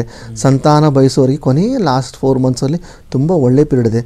4 ಮಂತಲ್ಲಿ ಸಂತಾನಗಳಿಗೆ ಒಳ್ಳೆಯ ಒಂದು ಸಂತಾನಗಳಿಂದ ಒಳ್ಳೆಯ ಹೆಸರು ಕೀರ್ತಿಗಳೆಲ್ಲ ಅವರಿಗಿದೆ. ಇದು ಒಂದು ರಿಲೇಷನ್ಶಿಪ್ ಅಂದರೆ ಮಕ್ಕಳು, ಹೆಂಡತಿ ಮಕ್ಕಳು ಅದೊಂದು ಸಂಬಂಧದ್ದು. ಇನ್ನು ಬಂದ್ಬಿಟ್ಟು ವಿದ್ಯಾರ್ಥಿಗಳಿಗೆ ಹೇಗಾಗುತ್ತಂದರೆ, ಇವರು ಯಾವುದೆಲ್ಲ ಬ್ಯಾಕ್ಲಾಗ್ಸ್ ಇದೆಯೋ ವಿದ್ಯಾರ್ಥಿಗಳಿಗೆ ಅದು ಈ ಬರುವಂಥ ಮೇ ನಂತರ ಎಲ್ಲ ಕ್ಲಿಯರ್ ಆಗೋ ಸಾಧ್ಯತೆ ಇದೆ. ವಿದೇಶದಲ್ಲಿ ಉನ್ನತ ವಿದ್ಯಾಭ್ಯಾಸ ಹೋಗುವಂಥವ್ರಿಗೆ ಅದು ತುಂಬ ಚಾಲೆಂಜಿಂಗ್ ಪೀರಿಯಡ್ ಆಗಿ ಕೊನೆಯ 4 ತಿಂಗಳಲ್ಲಿ ಅವ್ರು ವಿದೇಶ ಪ್ರಯಾಣ ಮಾಡುವಂಥದ್ದು, ಕೆಲವರು IAS KS ಈ ಥರ ಪ್ರಯತ್ನ ಪಡ್ತಿರ್ತಾರೆ. ಅವರಿಗೆ 4 ತಿಂಗಳಲ್ಲಿ ತುಂಬ ಒಂದು ರೂಟ್ ಬರುತ್ತೆ, ಆ ರೂಟನ್ನು ಇಟ್ಕೊಂಡು ಅವರು ಮುಂದೆ ಹೋಗಬೇಕು. ಅಂದರೆ ಅದು ಬೇಸ್ ಅವ್ರಿಗೆ. ಈಗ ಇವಾಗ ನಿಂದು ಯಾವುದೋ ಒಂದು ಶೋರೂಮ್ಗೆ ಹೋದಾಗ ಒಂದು ಕಾರ್ ತೊಗೊಳ್ತೀಪ್ಪ, ಕಾರ್ಗೆ ಏನು ಮಾಡ್ತೀಯ, ತಕ್ಕ ಮಟ್ಟಿಗೆ ಅವ್ರು ಏನು ಮಾಡ್ತಾರೆ, ಪೆಟ್ರೋಲ್ ಹಾಕಿ ಅದಕ್ಕೊಂದು ಲೈಸೆನ್ಸ್ ಎಲ್ಲ ಕೊಟ್ಟು ರೋಡಲ್ಲಿ ಬಿಟ್ಬಿಡ್ತಾರೆ. ಅವ್ರು ಏನು ಮಾಡ್ತಾರೆ, ಶೋರೂಮ್ ಅವರು ಪ್ರತಿ ಲೈಫ್ ಲಾಂಗ್ ಪೆಟ್ರೋಲ್ ಹಾಕ್ತೀನಿ ಅಂತ ಹೇಳಲ್ಲ. ಅವ್ರೇನು ಗಾಡಿ ಕೊಟ್ಬಿಟ್ಟು ನೀನು ಕನ್ಫರ್ಮ್ ಮಾಡಿ ತೋರಿಸ್ತಾರೆ, ಎಸ್ ನಿನ್ನ ಗಾಡಿ ಓಡ್ತಾ ಇದೆ, ನಾನು ಕೊಟ್ಟ ಪ್ರಾಡಕ್ಟ್ ಸರಿ ಇದೆ, ಮುಂದೆ ನೀನೇ ಪೆಟ್ರೋಲ್ ಹಾಕೊಂಡು ಓಡಿಸ್ಬೇಕಪ್ಪ ಅಂತ. ಹಾಗೆ ದೇವರು ಇವರಿಗೆ ಈ 4 ಮಂತ್ ಸುವರ್ಣ ಅವಕಾಶ ಕೊಟ್ಟು ಕಾನ್ಫಿಡೆಂಟ್ ಮೂಡಿಸ್ತಾನೆ. ಇದನ್ನು ಸರಿಯಾಗಿ ಯೂಸ್ ಮಾಡಿಕೊಂಡು ಮುಂದೆ ಇವರು ಹೋಗುವಂಥದ್ದು. ಓಕೆ, ಕರ್ಕಾಟಕ ರಾಶಿ ಬಗ್ಗೆ ಹೇಳಿದ್ರೆ 2025ರ ಭವಿಷ್ಯ ಯಾವ ರೀತಿ ಇರುತ್ತೆ ಅಂತ ಹೇಳಿ. ಇನ್ನು ಅದೇ ರೀತಿಯಾಗಿ ಬರೋದಾದರೆ ಈ ಒಂದು ಸಿಂಹ ರಾಶಿಯವರ ಈ ಒಂದು 2025ರ ಫಲಾನುಫಲಗಳು ಯಾವ ರೀತಿ ಇರುತ್ತೆ ಅಂತ ಹೇಳ್ತೀರಾ? ಈ ಸಿಂಹ ರಾಶಿಗೆ ವಿಶೇಷವಾಗಿ ಇದೊಂದು ತುಂಬ ಚಾಲೆಂಜಿಂಗ್ ಪೀರಿಯಡು. ಇವರಿಗೆ ಹೆಂಗಿರುತ್ತೆ ಅಂದರೆ ಬೇಡದೇ ಉಪದ್ರವಗಳು ಮೈ ಮೇಲೆ ಬಿದ್ದು ಹಿಂಸೆ ಮಾಡುವಂಥ ಸಮಯ ಇದು. ಇವರು ಎಕ್ಸ್ಪೆಕ್ಟೆಡ್ಲಿ ಹೆಂಗಂದರೆ ಹೋಗಿ ಗುಂಡಿಗೆ ಬೀಳ್ತಾನೇ ಇರ್ತಾರೆ. ಈಗ ಬೀಳುವಂಥ ಎಫೆಕ್ಟ್ ಹೆಂಗಿರುತ್ತೆ, ಮುಂಬರೋ 7 ವರ್ಷಗಳವರೆಗೂ ಎಫೆಕ್ಟ್ ಬೀಳುತ್ತೀರಿ. ಇದು ಸೈಡ್ ಎಫೆಕ್ಟ್. ಇವ್ರು ಕೆಲವೊಂದು ತಗೊಂಡು ಡಿಸಿಷನ್ ಹೇಗಿರುತ್ತೆ, ಮುಂಬರೋ 7 ವರ್ಷಗಳು ಇದರ ಎಫೆಕ್ಟ್ ಅವ್ರ ಮೇಲೆ ಬೀಳ್ತಾ ಹೋಗುತ್ತೆ. ಸೊ ಅದರಲ್ಲಿ ಇವ್ರಿಗೆ ನಾವು ಹೆಲ್ತ್ ಇಶ್ಯೂ ಅಂತ ಹೆಲ್ತ್ ಬಗ್ಗೆ ನೋಡಿದಾಗ ಇವ್ರಿಗೆ ಏನಾಗುತ್ತೆ, ಬರಲಿರೋ ದಿನಗಳಲ್ಲಿ ಹೆಲ್ತಲ್ಲಿ ಅನ್ಸ್ಟೆಬಿಲಿಟಿ ಕಾಣಿಸುವಂಥದ್ದು, ಹೊಸದೊಂದು ರೋಗಗಳು ಬರುವಂಥದ್ದು, ಮತ್ತು ಇವಾಗ ಇರುವಂಥ ರೋಗಗಳು ಉಲ್ಬಣಗೊಂಡು ಒಂದು ಉದ್ರೇಕ ಅವಸ್ಥೆಯಲ್ಲಿ ಬರುವಂಥದ್ದು, ಆಸ್ಪತ್ರೆಗೆ ಎಡ್ತಾಗ್ತಾ ಇರುವಂಥದ್ದು. ಇದರ ಹೆಲ್ತ್ ರಿಲೇಟೆಡ್ ಇಶ್ಯೂಸು ಈ ಟೈಮಲ್ಲಿ ಒಂದು ಪೀಕ್ ಮಟ್ಟಕ್ಕೆ ಹೋಗುತ್ತೆ. ಯಾರೆಲ್ಲ ಹೆಲ್ತ್ ಇಶ್ಯೂಸ್ ಇಲ್ವೋ ಅವ್ರಿಗೆ ಏನು ಮಾಡುತ್ತೆ, ಈ ನಕಾರಾತ್ಮಕ ಗ್ರಹ ಹೇಗೆ ನಮ್ಮ ಶರೀರದಲ್ಲಿ ಪೀಡೆ ಬರುತ್ತೆ ಅಂತಂದರೆ, ಆ ಗ್ರಹ ನಮ್ಮ ಮೈಂಡನ್ನು ತಿರುಚಿ ನಮ್ಮ ಮೈಂಡಿಗೆ ವಿರುದ್ಧವಾದಂಥ ಆಹಾರ ಸೇವಿಸುವಂಗೆ ಮಾಡಿ ನಮಗೆ ರೋಗ ತಂದಿಟ್ಟು ಆ ರೋಗದಿಂದ ಆಸ್ಪತ್ರೆಗೆ ಹೋಗೋ ಹಾಗೆ ಮಾಡಿ, ಆಸ್ಪತ್ರೆಯಲ್ಲಿ ಅಲ್ದಾಡುವ ಹಾಗೆ ಮಾಡಿ, ಧನವ್ಯಯ ಮಾಡಿ, ಉಳಿದ್ರೆ ಹಣೆ ಬರ, ಇಲ್ಲ ಅಂದರೆ ಸ್ವಾಹ. ಈಗಿನ ಹಿಂದೆಲ್ಲ ಆಸ್ಪತ್ರೆಗೆ ಹೋದರೆ ಏನೋ ಉಳಿದು ಬರ್ತಿದ್ದು ಗ್ಯಾರಂಟಿ ಇತ್ತು. ಇವಾಗ ಆಸ್ಪತ್ರೆಗೆ ಹೋದರೆ ನಾನೇ ಹೇಳೋಕ್ಕಾಗಲ್ಲ, ಆ ಥರವಾದಂಥ ಪರಿಸ್ಥಿತಿ. ಇದೆಲ್ಲ ಕಾರಣ ಆ ಗ್ರಹಗಳು ಮೈಂಡಿಗೆ ಬಂದು ಮಾಡಿಸುವಂಥದ್ದು. ಸೊ ಇದು ತುಂಬಾ ಈ ವರ್ಷದಲ್ಲಿ ಇವರಿಗೆ ಹೆಲ್ತ್ ಮೇಲೆ ಎಫೆಕ್ಟು ಕಾಣಿಸ್ತಿರುತ್ತೆ. ಧನ ಸಂಪತ್ತು, ಇವರಿಗೆ ಧನ ಸಂಪತ್ತು ನಾನೇನು ಹೇಳಬೇಕಂದ್ರೆ, ಎಷ್ಟೋ ದುಡಿತಾರೆ ಈ ವರ್ಷದಲ್ಲಿ. ಇವರು ಎಷ್ಟೋ ದುಡಿತಾರೆ, ಒಂದು 5 ಪೈಸಾ ಸೇವಿಂಗ್ ಮಾಡೋಕ್ಕಾಗಲ್ಲ. ದುಂದು ವೆಚ್ಚಕ್ಕೆ ಆ ಕೆಟ್ಟ ಗ್ರಹ ಪ್ರೇರೇಪಣೆ ಮಾಡಿಸುತ್ತೆ. ಇವಾಗ ಕಣ್ಣು ಕಟ್ಟಾದಾಗ, ಯಾವಾಗ ನಕಾರಾತ್ಮಕ ಶಕ್ತಿ ಅವ್ರಿಗೆ ಆವರಿಸಿದಾಗ ಅಸತ್ಯಕ್ಕೆ ತಿಳಿಲ್ಲ. ಯಾವುದು ಹೊಲಸಂತಿರುತ್ತೋ ಅದೇ ಅವ್ರಿಗೆ ತಾಜ್ ಮಹಲ್ ಆಗಿಬಿಡುತ್ತೆ. ಅಂದರೆ ಅದೇ ಒಂದು ಸ್ವರ್ಗ ಆಗಿಬಿಡುತ್ತೆ. ಯಾವುದು ಸ್ವರ್ಗ ಅಂತಿರುತ್ತೋ ಅದು ಅವರಿಗೆ ಹೊಲಸ್ತರ ಕಾಣಿಸ್ಬಿಡುತ್ತೆ. ಅಂದರೆ ರಿವರ್ಸು. ಅಂದರೆ ಆ ಗ್ರಹಗಳು ಆ ಥರ ಮಾಡಿಸ್ಬಿಡ್ತವೆ. ಏನಂತಾರಲ್ಲ, ಬೀದಿಗೆ ಹೋಗೋ ಮಾರಿನ ತಂದುಬಿಟ್ಟು ಮೈ ಮೇಲೆ ಎಳ್ಕೊತಾರಂತಾರಲ್ಲ, ಹಾಗೆ ಎಲ್ಲಿ ಹೊಲಸಿರುತ್ತೋ ಅಲ್ಲಿ ಇವ್ರ ಆಕರ್ಷಣೆ ಜಾಸ್ತಿ ಇರುತ್ತೆ. ಅಂಥಲ್ಲಿ ಹೋಗಿ ಬೀಳ್ತಾರೆ ಗುಂಡಿಗೆ. ಆ ಗುಂಡಿಯಿಂದ ಬಿದ್ದಾಗ ಆ ನಳ್ತಾ ಇರೋದು ಸಮಸ್ಯೆ. ಇವರಾಗೆ ಸ್ವಂತ ಆ ಚಾಲೆಂಜಿಂಗನ್ನು ಇನ್ವೈಟ್ ಮಾಡ್ಕೊಳ್ತಾರೆ. ಇವ್ರು ಮಾಡ್ಕೊಳ್ಳಲ್ಲ. ಆ ಗ್ರಹಗಳನ್ನೋದು ಯಾವುದೋ ಒಂದು ರೂಪದಲ್ಲಿ ಇವ್ರ ಮೈ ಮೇಲೆ ಬಂದು ಪ್ರವೇಶ ಮಾಡಿಕೊಂಡು ಇವರಿಗೆ ಆ ಕಷ್ಟನ ಮಾಡಿಸುತ್ತೆ. ಅದು ಸಂಬಂಧ, ಆ ಒಂದು ವೆಲ್ತ್ ರಿಲೇಟೆಡ್ ಸಂಬಂಧಗಳು, ದುಡ್ಡು ಕಾಸು ಅಲ್ದಾಡೋದು, ದುಡ್ಡು ಕಾಸು ಗಿರಿವಿ ಇಡುವಂಥದ್ದು, ದುಡ್ಡು ಕಾಸುಗಳನ್ನು ಹುಡುಕ್ತಾ ಇರುವಂಥದ್ದು, ಒಂದು ಒಡವೆಗಳನ್ನ ಮಾರಾಟ ಮಾಡೋದು, ಇವೆಲ್ಲ ಇವರಿಗೆ ಎದ್ದು ಕಾಣಿಸುತ್ತೆ. ಇದು ಬಂದ್ಬಿಟ್ಟು ವೆಲ್ತ್ಗಾದರೆ. ಜಾಬ್ ಬಂದ್ಬಿಟ್ಟು ನಾನು ಒಂದು ಸ್ಟ್ರಿಕ್ಟಾಗಿ ರಾಶಿಯವ್ರಿಗೆ ಹೇಳೋದಂದರೆ, ನಿಮ್ಮ ಕೈಯಲ್ಲಿ ಏನಾದರೂ ಒಂದು ಜಾಬ್ ಇದೆ ಅಂದರೆ ಸುಮ್ಮನೆ ಆ ಜಾಬನ್ನು ಮಾಡಿಕೊಂಡು ₹1 ಬರಲಿ ₹10 ಬರಲಿ ಆ ಜಾಬ್ ಮಾಡ್ಕೊಂಡು ಹೋಗೋದ್ರಿಂದನೇ ನಿಮಗೆ ಒಳಿತಾಗುತ್ತೆ. ಯಾಕೆಂದರೆ ಟೈಮ್ ಸರಿಯಾಗಿದ್ದಾಗ ಮಾತ್ರ ನಾವು ಸ್ಟೆಪ್ ಔಟ್ ಆಗಿ ಜಾಬ್ ಹುಡುಕಬೇಕು. ಟೈಮ್ ಸರಿಯಾಗಿದ್ದಾಗ ಇತ್ಲಾಗಿದ್ದರೂ ಜಾಬ್ ನಾವು ಹೊರಗಡೆ ಹೋಗ್ತಾ ಇದ್ದೀವಿ ನೋಡ್ತಾ ಇದ್ದೀವಿ ಅಂದಾಗ ಗೊತ್ತಾದಾಗ ಇದು ಜಾಬು ಕೂಡ ನಮ್ಮ ಬಾಸು ಯಾರೇ ಇದ್ದರೂ ಅವರು ಇಟ್ಕೊಳ್ಳಲ್ಲ. ಅವ್ರು ಏನು ಮಾಡಿಬಿಡ್ತಾರೆ, ಅವ್ರಿಗೂ ಮನಸ್ಸಲ್ಲಿ ನಕಾರಾತ್ಮಕ ಬಿಡ್ಬಿಡುತ್ತೆ. ಆ ನಕಾರಾತ್ಮಕ ಮೂಡಿಸುವಂಥ ವರ್ಷ ಇವ್ರಿಗೆ ಇದಾಗಿರುತ್ತೆ. ಯಾವುದೇ ಥರ ಜಾಬಸ್ಸಲ್ಲಿ ಸೇವಿಂಗ್ಸ್ ಆಗಲಿ ಸಿಗಲ್ಲ.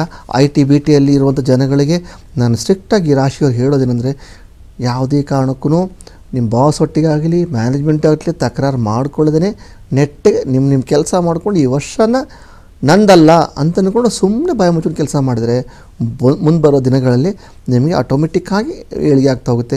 ಇವಾಗ ಏನಾದರೂ ರಾಂಗ್ ಸ್ಟೆಪ್ ತೊಗೊಂಡಿದ್ದೇ ಆದರೆ ಮುಂಬರೋ ದಿನಗಳಲ್ಲಿ ತುಂಬ ನಿಮಗೆ ಎಫೆಕ್ಟ್ ಇದೆ ಇದರಿಂದ. ಸೊ ಹಾಗೆ ಈಗ ಬಂದ್ಬಿಟ್ಟು ಗೌರ್ಮೆಂಟ್ ಜಾಬಲ್ಲಿರುವಂಥವರು ಅವರು ತಾವು ಮಾಡುವಂಥ ಉದ್ಯೋಗದಲ್ಲಿ, ಎಸ್ಪೆಷಲಿ ಡಾಕ್ಯುಮೆಂಟೇಷನ್ ಉದ್ಯೋಗದಲ್ಲಿ ತುಂಬ ಕೇರ್ಫುಲ್ಲಾಗಿರಬೇಕು.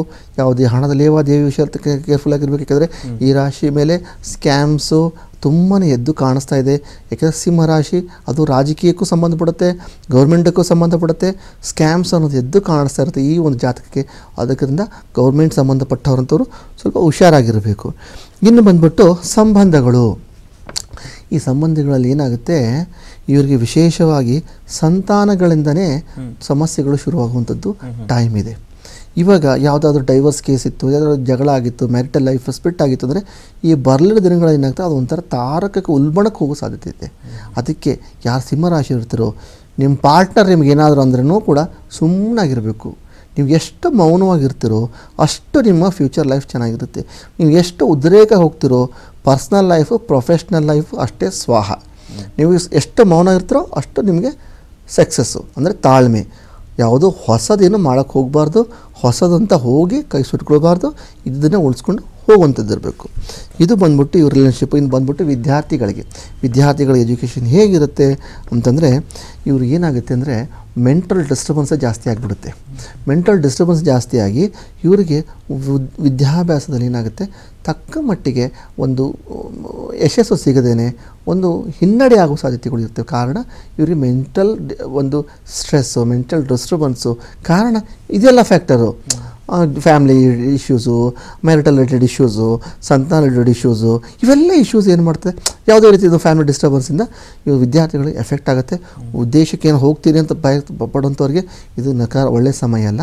ಮತ್ತು ಇದು ನಾನು ಇದನ್ನೇ ಇವಾಗೆಲ್ಲ ಪ್ರಿಡಿಕ್ಷನ್ಸ್ ಎಲ್ಲ ಹೇಳ್ತಾ ಇರೋದು ಜನರಲೈಸ್ಡ್ ಇರುತ್ತೆ. ಅದನ್ನು ಒಂದು ಜನರಲ್ ಪ್ರಿಡಿಕ್ಷನ್ಸ್ ಅಂತ ಹೇಳುತ್ತೆ, ಯಾರಿಗೂ ನಿಖರವಾಗಿ ಅಂತ ಇರೋದಿಲ್ಲ. ಇನ್ನೂ ಕೂಡ ಅವ್ರು ನೋಡಬೇಕು ಅಂತಂದರೆ ಅವ್ರ ರಾಶಿಗಳ ಅವರ ಜನ್ಮಜಾತಕದಲ್ಲಿ ದಶಾಭುಕ್ತಿ ಅಂತರ್ದಶ ಹೇಗಿದೆ ಅವೆಲ್ಲ ಕೂಡ ಟ್ಯಾಲಿ ಮಾಡಬೇಕು. ಗ್ರಹಚಾರ ಮತ್ತು ಗೋಚಾರ ಎರಡೂ ಕೂಡ ವ್ಯಾಲಿಡ್ ಆಗಬೇಕು. ಅವರ ಗ್ರಹಯುತಿ, ಇವಾಗಿರುವಂಥ ಗ್ರಹಗಳು, ಇವಾಗ ಏನು ಗುರುದೇವರಿದ್ದಾರೋ ಶನಿದೇವರಿದ್ದಾರೋ ಅವರ ಒಂದು ಚಾರ್ಟಲ್ಲಿ ಯಾವ ದಶೆಯಲ್ಲಿದ್ದಾರೆ ಆ ದಶೆ ಈ ದಶೆ ಎರಡೂ ಕಾಂಬಿನೇಷನ್ನು, ಈ ಗ್ರಹ ಸ್ಥಾನ ಆ ಗ್ರಹ ಸ್ಥಾನ ಕಾಂಬಿನೇಷನ್ನು ಎಲ್ಲ ನೋಡಿ ಡೆಪ್ತ್ ಕ್ಯಾಲ್ಕುಲೇಷನ್ ಮಾಡಿ ಈ ಟೈಮಲ್ಲಿ ಈ ಪೀರಿಯಡಲ್ಲಿ ಇದಾಗುತ್ತೆ ಅಂತ ನಾವು ನಿಖರವಾಗಿ ಹೇಳುವಂಥದ್ದು. ಇಲ್ಲಿ ನಾನು ಕೊಡ್ತಾ ಇರೋದು ಕೇವಲ ಒಂದು ಜನರಲೈಸ್ ಪ್ರಿಡಿಕ್ಷನ್ ಮಾತ್ರ. ಇನ್ನು ಅದೇ ರೀತಿಯಾಗಿ ಕನ್ಯಾ ರಾಶಿ ಅಂತ ಬರೋದಾದರೆ ಒಂದು 2025 ಕನ್ಯಾ ರಾಶಿಯವರಿಗೆ ಯಾವ ರೀತಿಯಾಗಿರ್ತಕ್ಕಂಥ ಫಲಗಳನ್ನ ಕೊಡೋದಕ್ಕೆ ಕಾಯ್ತಾ ಇದೆ ಅಂತ ಹೇಳ್ತಾ ಇದ್ದಾರೆ. ಈ ಒಂದು ಕನ್ಯಾ ರಾಶಿಗೆ ಹೇಗಿದೆ ಅಂದರೆ ಮಧ್ಯಮವಾಗಿದೆ. ಆಟಕ್ಕುಂಟು ಲೆಕ್ಕಕ್ಕಿಲ್ಲ, ಅಂದರೆ ಮಧ್ಯಮವಾಗಿರುತ್ತೆ. ಅವು ಓವರಾಲ್ ಆಗಿ ಹೇಳ್ತಾ ಇರೋದು. ಆದರೆ ಕೂಡ ಇವರಿಗೆ ಹೆಲ್ತ್ ಇಶ್ಯೂ ಅಂತ ತಗೊಂಡಾಗ ಇವರಿಗೆ ಹೆಲ್ತಲ್ಲಿ ತುಂಬ ಚಾಲೆಂಜಸ್ ಬರೋ ಸಾಧ್ಯತೆಗಳಿದೆ. ಇವರಿಗೆ ಹೆಲ್ತಲ್ಲಿ ಯಾವಾಗ ಸೆಕೆಂಡ್ ಹಾಫಲ್ಲಿ ತುಂಬ ಚಾಲೆಂಜಸ್ ಇವರಿಗೆ ಕಾಣುತ್ತೆ. ಹೆಲ್ತಲ್ಲಿ ತುಂಬ ವೇರಿಯೇಷನ್ ಬರುತ್ತೆ. ಕಾರಣ ಇವರೇನು ಮಾಡ್ತಾರೆ, ಅಲ್ಲಿ ಇಲ್ಲಿ ಅಂತ ಟ್ರಾವೆಲಿಂಗ್ ಮಾಡ್ಕೊಂಡೇ ಹೋಗ್ತಾ ಇರ್ತಾರೆ. ಯಾಕೆ ಟ್ರಾವೆಲ್ ಪೀರಿಯಡ್ ಇವರಿಗೆ ಅದು. ಆ ಟ್ರಾವೆಲಿಂಗ್ ಪೀರಿಯಡಲ್ಲಿ ಏನಾಗ್ಬಿಡುತ್ತೆ ಅಂದರೆ ಇವರು ಮಾಡುವಂಥ ಊಟ, ಅವ್ರು ಮಾಡಿದ ವ್ಯವಹಾರಗಳು ಅವೆಲ್ಲ ವೇರಿಯೇಷನ್ ಕೊಡುತ್ತೆ. ಬೇಡದಿರುವಂತಹ ಹೊಸ ಆಹಾರ ಶೈಲಿ ಇವರಿಗೆ ತಾನೇ ಹೇಳ್ಕೊಂಡು ಬರುತ್ತೆ. ನಾವು ಯಾರೋ ಒಬ್ಬರು ಏನೋ ಫುಡ್ ತಿಂದಿರಲ್ಲ ಇಷ್ಟು ಜೀವನಾನ್ಪರ ಅಂತ, ಯಾವುದೋ ಒಂದು ಸಡನ್ನ ಮಾಧ್ಯಮದ ಆ ಫುಡ್ ಬಂದು ಇವ್ರ ಜೀವನದಲ್ಲಿ ಆ್ಯಡ್ ಆಗುವಂಥದ್ದು, ಅದು ಆ್ಯಡ್ ಆಗುವಂಥದ್ದು ಒಳ್ಳೆಯದಲ್ಲ. ಮುಂದೆ ಬರುವಂಥ ಕಾಲದಲ್ಲಿ ಅದರ ನಕಾರಾತ್ಮಕ ಇವರಿಗೆ ತೋರಿಸುವಂಥದ್ದಾಗಿರುತ್ತೆ. ಅದರಿಂದ ಅವರಿಗೆ ಒಂದು ನೆಗೆಟಿವ್ ಇಂಪ್ಯಾಕ್ಟೇ ಬೀಳುವಂಥದ್ದಿರುತ್ತೆ. ಇದರಲ್ಲದೇ ಇವರಿಗೆ ಏನಾಗುತ್ತೆ ಅಂದರೆ ಕೆಲವೊಂದು ಮಾರ್ಚ್ ನಂತರ ಇವ್ರಿಗೇನೆಂದರೆ ಸರ್ಜರಿ ಆಗುವಂತಹ ಸಾಧ್ಯತೆಗಳು ಕೂಡ ಇವರಿಗೆ ಇರುತ್ತೆ. ಯಾವ್ದು ಸರ್ಜರಿ, ಹೊಟ್ಟೆಗೆ ಸಂಬಂಧಪಟ್ಟ ಸರ್ಜರಿ ಅಥವಾ ಕಾಲಿಗೆ ಸಂಬಂಧಪಟ್ಟ ಸರ್ಜರಿ, ಕೈಗೆ ಸಂಬಂಧಪಟ್ಟ ಸರ್ಜರಿ, ಅಂದರೆ ಶನಿ ಒಂದು ವಕ್ರದೃಷ್ಟಿಯಿಂದ ಇವರಿಗೆ ಆ ಒಂದು ಸರ್ಜರಿ ಆಗೋ ಸಾಧ್ಯತೆಗಳು ಕೂಡ ಇರುತ್ತೆ. ಇನ್ನು ಬಂದ್ಬಿಟ್ಟು ವೆಲ್ತ್ ಅಂತ ಹೇಳಬೇಕಂದ್ರೆ ಇವರಿಗೆ ಹಾಸಿಗೆ ಎಷ್ಟಿದೆಯೋ ಅಷ್ಟೇ ಕಾಲು ಚಾಚು ಅಂತ ನಾನು ಅವರಿಗೆ ಹೇಳೋಕ್ಕೆ ಇಷ್ಟಪಡ್ತೀನಿ. ಯಾಕೆಂದರೆ ಎಷ್ಟು ಜಾಸ್ತಿ ಅವರು ಅದನ್ನು ಎಕ್ಸ್ಪೆನ್ಸ್ ಮಾಡ್ಕೊಳ್ಳೋದೇ ಒಂದು ಸ್ಟೇಬಲ್ ಆಗಿ ಅವರ ಧನ ಸಂಪತ್ತನ್ನು ಉಳಿಸ್ಕೊಂಡು ಹೋದರೆ ಅವರಿಗೆ ಮುಂಬರುವ ದಿನಗಳಲ್ಲಿ ಒಂದು ಪಾಸಿಟಿವ್ ಎಫೆಕ್ಟ್ ಬರ್ತಾ ಹೋಗುತ್ತೆ. ಇವ್ರಿಗೆ ನೋಡಿದ್ರೆ ಈ ಒಂದು ಫಸ್ಟ್ ಹಾಫಲ್ಲಿ ಸೇವಿಂಗ್ಸ್ ಇಲ್ಲ, ಸೆಕೆಂಡ್ ಹಾಫಲ್ಲಿ ಇದ್ದದೆಲ್ಲ ಕೊಚ್ಕೊಂಡು ಹೋಗುವಂಥದ್ದು ಇದೆ ಇವರಿಗೆ. ಇವರಾಗೆ ಓದಿ ಕೊಟ್ಬಿಡ್ತಾರೆ ಎಲ್ಲರಿಗೂ. ಕೊಟ್ಬಿಟ್ಟು ತಾವೇ ಕಷ್ಟಪಡ್ತಾರೆ. ಅಯ್ಯೋ ಅವ್ನು ಕೊಟ್ಟನಲ್ಲ, ಅಯ್ಯೋ ಇದನ್ನು ಮಾಡ್ದಲ್ಲ, ಕೊಟ್ಟವನು ಕೂಡಂಗೆ ಇಸ್ಕೊಂಡೋಗಿ ಇರ್ಬೋದು. ಮುಂದೆ ಬರೋದು 7-8 ವರ್ಷದವರೆಗೂ ಅವ್ರಿಗೆ ಏನೂ ಸಿಗಲ್ಲ. ಅದಕ್ಕೆ ಈ ರಾಶಿಯವರು ದಯವಿಟ್ಟು ಯಾರಿದ್ರೆ ಒಡವೆಗಳು ಕೊಡೋದಾಗಲಿ ದುಡ್ಡು ಕಾಸು ಕೊಡೋದಾಗಲಿ ದಯವಿಟ್ಟು ನಿಲ್ಲಿಸಿ. ನಿಮ್ಮ ಹತ್ರ ಏನಿದೆಯೋ ಅದನ್ನು ಭದ್ರವಾಗಿ ಇಟ್ಕೊಳ್ಳಿ. ಯಾಕಂದ್ರೆ ಮುಂಬರುವ ದಿನಗಳಲ್ಲಿ 2025 ದುಡ್ಡು ಸಿಗುವುದೇ ಕಷ್ಟ. ಜಾಬ್ ಮಾಡಿದವರು ಜಾಬ್ ಉಳಿಸ್ಕೊಳ್ಳೋದು ಕಷ್ಟ, ಯಾಕೆ ಎಷ್ಟೋ ಬ್ಯಾಂಕ್ರಪ್ಟ್ ಆಗಿಬಿಡ್ತವೆ. ಅವೆಲ್ಲ ಆದಾಗ ಏನಾಗ್ತದೆ, ರಿಸೆಷನ್ ಪೀರಿಯಡ್ ಶುರು ಆಗುತ್ತೆ.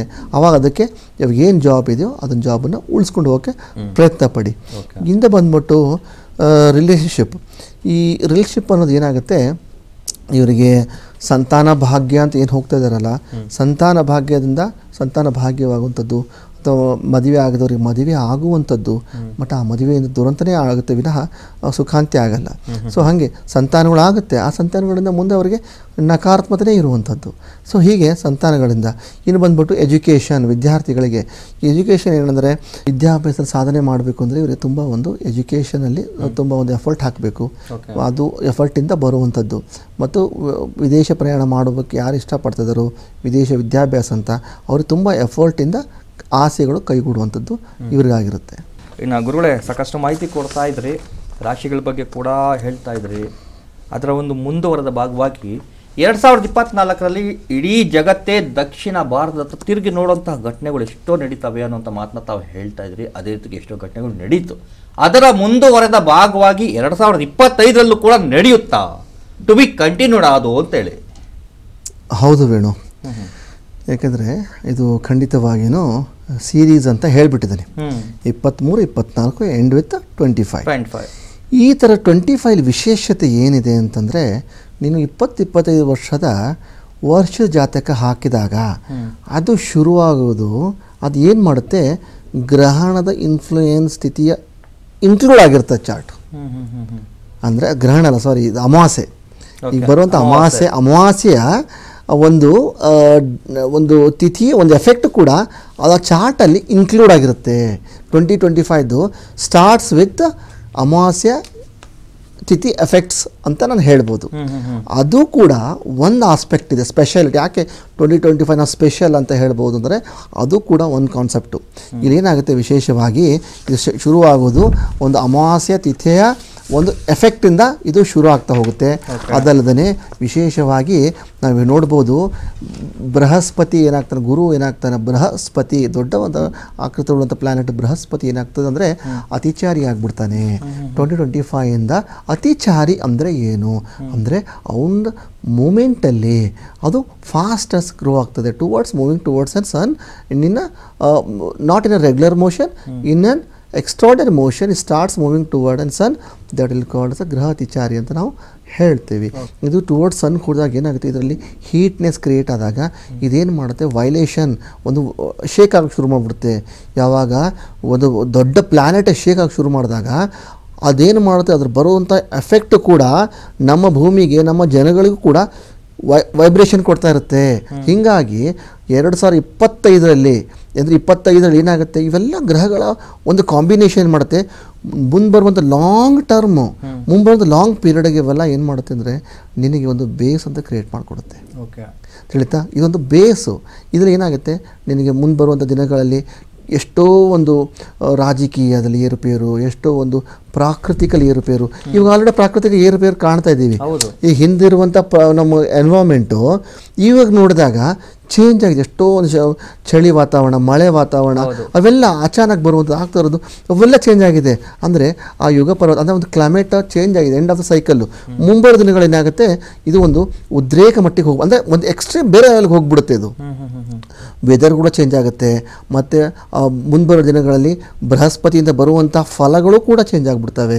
ಯಾಕೆಂದರೆ ನಾರ್ಮಲ್ ಇದ್ದಾಗ ಬೃಹಸ್ಪತಿ ಕೊಡೋ ಫಲ ಬೇರೆ, ಬರೀ ಕೆಟ್ಟದೊಂದೇ ಕೊಡ್ತಾನಂತಲ್ಲ, ಅದರೊಟ್ಟಿಗೆ ಅಪಾರ್ಚುನಿಟೀಸ್ ಎಲ್ಲನೂ ಕೊಡ್ತಾನೆ, ಅದರೊಟ್ಟಿಗೆ ಅಪಾರ್ಚುನಿಟಿ ಕೂಡ ಕೊಡ್ತಾನೆ. ಈಗ ಬರೋ 2025 ಹೇಗಿದೆ, ಇದು ಕೆಲವೊಂದು ಸಂಕಷ್ಟಗಳನ್ನು ತಂದುಕೊಟ್ಟು ಹೊಸ ಒಂದು ಟೆಕ್ನಾಲಜಿ, ಹೊಸ ಒಂದು ಉನ್ನತ ಮಾರ್ಗದ ಉತ್ಪತ್ತಿ ಅಥವಾ ಹೊಸ ಒಂದು ಉನ್ನತ ಮಾರ್ಗದ, ಹೊಸ ಒಂದು ಆಶಾಕಿರಣದ, ಹೊಸ ಒಂದು ರೆವಲ್ಯೂಷನ್ದ ಬೇಸ್ ಆಗಿರುತ್ತೆ.